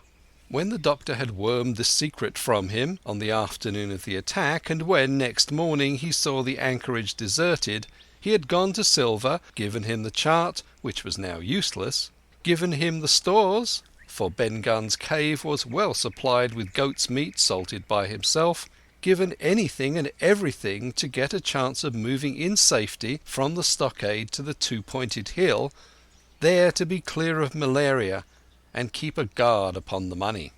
"As for you, Jim," he said, "it went against my heart, but I did what I thought best for those who had stood by their duty, and if you were not one of these, whose fault was it?"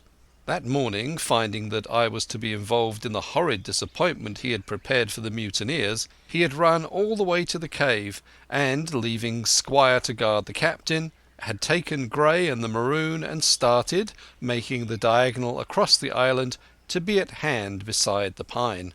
Soon, however, he saw that our party had the start of him, and Ben Gunn, being fleet of foot, had been dispatched in front to do his best alone. Then it had occurred to him to work upon the superstitions of his former shipmates, and he was so far successful that Gray and the doctor had come up and were already ambushed before the arrival of the treasure hunters. "Arr," said Silver, "it was fortunate for me that I had Hawkins here. You would have let old Long John be cut to bits, and never a thought, Doctor." "Not a thought," replied Dr. Livesey cheerily, and by this time we had reached the gigs. The doctor, with the pickaxe, demolished one of them. Then we all got aboard the other and set out to go round by the sea for North Inlet. This was a run of 8 or 9 miles. Silver, though he was almost killed already with fatigue, was set to an oar like the rest of us, and we were soon skimming swiftly over a smooth sea. Soon we passed out of the straits and doubled the southeast corner of the island, round which 4 days ago we had towed the Hispaniola. As we passed the two-pointed hill, we could see the black mouth of Ben Gunn's cave, and a figure standing by it, leaning on a musket. It was the squire, and we waved a handkerchief and gave him 3 cheers, in which the voice of Silver joined as heartily as any. 3 miles farther, just inside the mouth of North Inlet, what should we meet but the Hispaniola cruising by herself?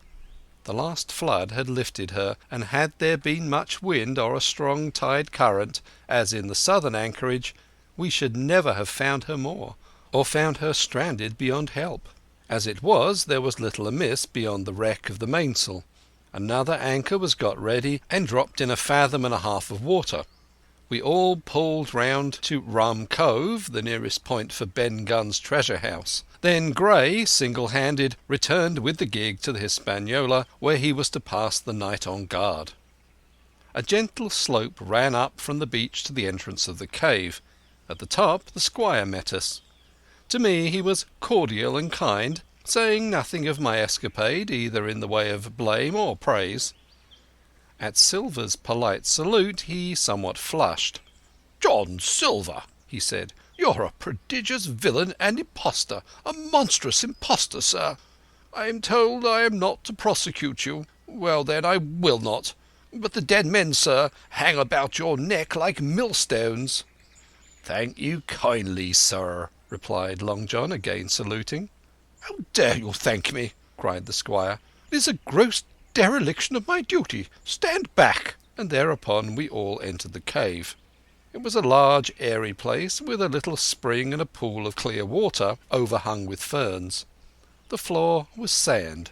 Before a big fire lay Captain Smollett, and in a far corner, only duskily flitted over by the blaze, I beheld great heaps of coin and quadrilaterals built of bars of gold. That was Flint's treasure that we had come so far to seek, and that had cost already the lives of 17 men from the Hispaniola. How many it had cost in the amassing, what blood and sorrow, what good ships scuttled on the deep, what brave men walking the plank blindfold, what shot of cannon, what shame and lies and cruelty, perhaps no man alive could tell. Yet there were still 3 upon that island, Silver and old Morgan and Ben Gunn, who had each taken his share in these crimes, as each yet hoped in vain to share in the reward. "Come in, Jim," said the captain. "You're a good boy in your line, Jim, but I don't think you and me'll go to sea again. You're too much of the born favourite for me. Is that you, John Silver? What brings you here, man?" "Come back to my duty, sir," returned Silver. "Oh," said the captain, and that was all he said. What a supper I had of it that night, with all my friends around me, and what a meal it was, with Ben Gunn's salted goat, and some delicacies, and a bottle of old wine from the Hispaniola. Never, I am sure, were people gayer or happier. And there was Silver, sitting back almost out of the firelight, but eating heartily, prompt to spring forward when anything was wanted, even joining quietly in our laughter, the same bland, obsequious seaman of the voyage out.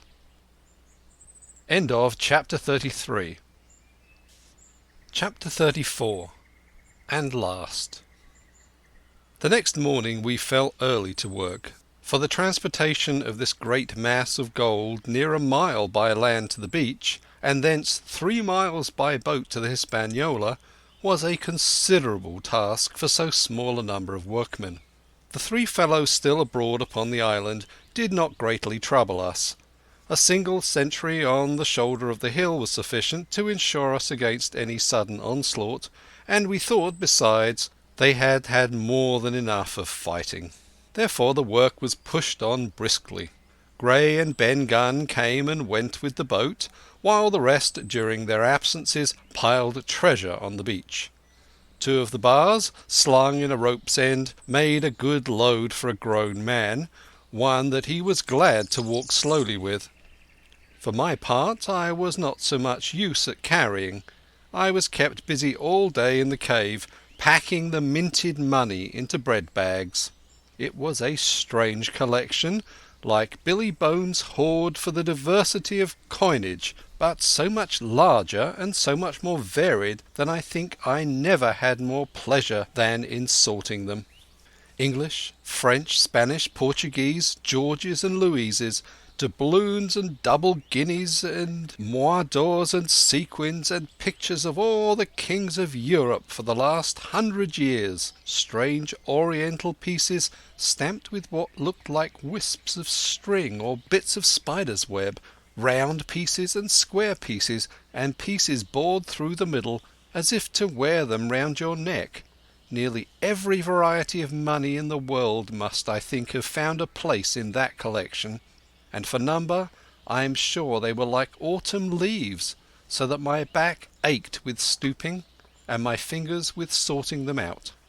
Day after day this work went on. By every evening a fortune had been stowed aboard, but there was another fortune waiting for the morrow. And all this time we heard nothing of the 3 surviving mutineers. At last, I think it was on the 3rd night, the doctor and I were strolling on the shoulder of the hill where it overlooks the lowlands of the isle, when, from out of the thick darkness below, the wind brought us a noise between shrieking and singing. It was only a snatch that reached our ears, followed by the former silence. "Heaven forgive them," said the doctor. "'Tis the mutineers." "All drunk, sir," struck in the voice of Silver from behind us. Silver, I should say, was allowed his entire liberty, and in spite of daily rebuffs seemed to regard himself once more as quite a privileged and friendly dependent. Indeed, it was remarkable how well he bore these slights, and with what unwearying politeness he kept at trying to ingratiate himself with all. Yet I think none treated him better than a dog, unless it was Ben Gunn, who was still terribly afraid of his old quartermaster, or myself, who had really something to thank him for, although for that matter I suppose I had reason to think even worse of him than anybody else, for I had seen him meditating a fresh treachery upon the plateau. Accordingly it was pretty gruffly that the doctor answered him. "Drunk or raving?" said he. "Right you were, sir," replied Silver, "and precious little odds which to you and me." "I suppose you would hardly ask me to call you a humane man," returned the doctor with a sneer, "and so my feelings may surprise you, Master Silver. But if I was sure they were raving, as I am morally certain one at least of them is down with fever, I should leave this cam band at whatever risk to my own carcass, take them the assistance of my skill." "Ask your pardon, sir, you would be very wrong," quoth Silver. "You would lose your precious life, and you may lay to that. I'm on your side now, hand and glove, and I shouldn't wish for to see the party weakened, let alone yourself, seeing as I know what I owes you. But these men down there, they couldn't keep their word, no, not supposing they wished to, and what's more, they couldn't believe as you could." "No," said the doctor. "You're the man to keep your word, we know that." Well, that was about the last news we had of the three pirates. Only once we heard a gunshot a great way off, and supposed them to be hunting. A council was held, and it was decided that we must desert them on the island, to the huge glee, I must say, of Ben Gunn, and with the strong approval of Gray. We left a good stock of powder and shot, the bulk of the salt goat, a few medicines and some other necessities, tools, clothing, a spare sail, a fathom or two of rope, and, by the particular desire of the doctor, a handsome present of tobacco. That was about our last doing on the island. Before that we had got the treasure stowed, and had shipped enough water and the remainder of the goat meat in case of any distress. And at last, one fine morning, we weighed anchor, which was about all that we could manage, and stood out of North Inlet, the same colours flying that the captain had flown and fought under at the palisade. The three fellows must have been watching us closer than we thought, as we soon had proved, for, coming through the Narrows, we had to lie very near the southern point, and there we saw all three of them kneeling together on a spit of sand, with their arms raised in supplication. It went to all our hearts, I think, to leave them in that wretched state, but we could not risk another mutiny, and to take them home for the gibbet would have been a cruel sort of kindness. The doctor hailed them and told them of the stores we had left, and where they were to find them. But they continued to call us by name, and appeal to us for God's sake to be merciful, and not to leave them to die in such a place. At last, seeing the ship still bore on her course, and was now swiftly drawing out of earshot, one of them, I know not which it was, leapt to his feet with a hoarse cry, whipped his musket to his shoulder, and sent a shot whistling over Silver's head and through the mainsail. After that we kept under cover of the bulwarks, and when next I looked out they had disappeared from the spit, and the spit itself had almost melted out of sight in the growing distance. That was at least the end of that. And before noon, to my inexpressible joy, the highest rock of Treasure Island had sunk into the blue round of sea. We were so short of men that everyone on board had to bear a hand, only the captain lying on a mattress in the stern and giving his orders, for though greatly recovered he was still in want of quiet. We laid her head for the nearest port in South America, for we could not risk the voyage home without fresh hands. And as it was, what with baffling winds and a couple of fresh gales, we were all worn out before we reached it. It was almost sundown when we cast anchor in a most beautiful landlocked gulf, and were almost immediately surrounded by shore boats full of negroes and Mexican Indians and half-bloods, selling fruits and vegetables, and offering to dive for bits of money. The sight of so many good-humoured faces, especially the blacks, the taste of the tropical fruits, and above all the lights that began to shine in the town, made a most charming contrast to our dark and bloody sojourn on the island. And the doctor and the squire, taking me along with them, went ashore to pass the early part of the night. Here they met the captain of an English man-of-war, fell in talk with him, went on board his ship, and, in short, had so agreeable a time that day was breaking when we came alongside the Hispaniola. Ben Gunn was on deck alone, and as soon as we came on board he began, with wonderful contortions, to make us a confession. Silver was gone. The Maroon had connived at his escape in a shore boat some hours ago, and he now assured us that he had only done so to preserve our lives, which would certainly have been forfeited if "that man with the one leg had stayed aboard."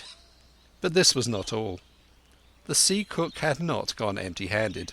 He had cut through a bulwark unobserved, and had removed one of the sacks of coin, worth perhaps 300 or 400 guineas, to help him on his further wanderings. I think we were all pleased to be so cheaply quit of him. Well, to make a long story short, we got a few hands on board, made a good cruise home, and the Hispaniola reached Bristol just as Mr. Blandy was beginning to think of fitting out her consort. 5 men only of those who sailed returned with her. Drink and the devil had done for the rest with a vengeance.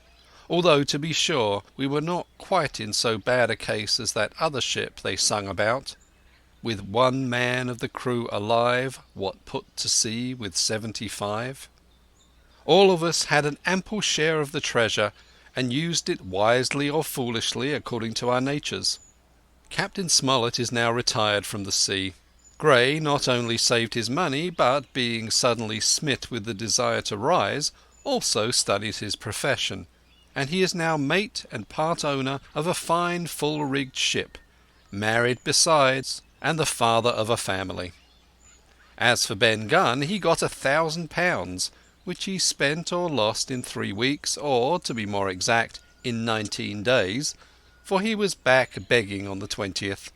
Then he was given a lodge to keep, exactly as he'd feared upon the island, and he still lives a great favourite, though something of a butt with the country boys, and a notable singer in church on Sundays and saints' days. Of Silver we have heard no more.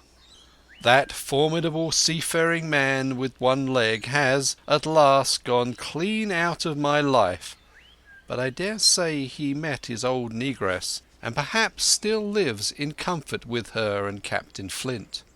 It is to be hoped so, I suppose, for his chances of comfort in another world are very small. The bar silver and arms still lie, for all that I know, where Flint buried them, and certainly they shall lie there for me.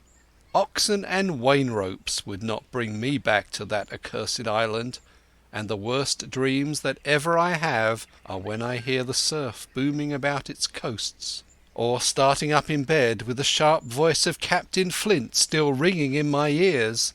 "Pieces of 8, pieces of 8.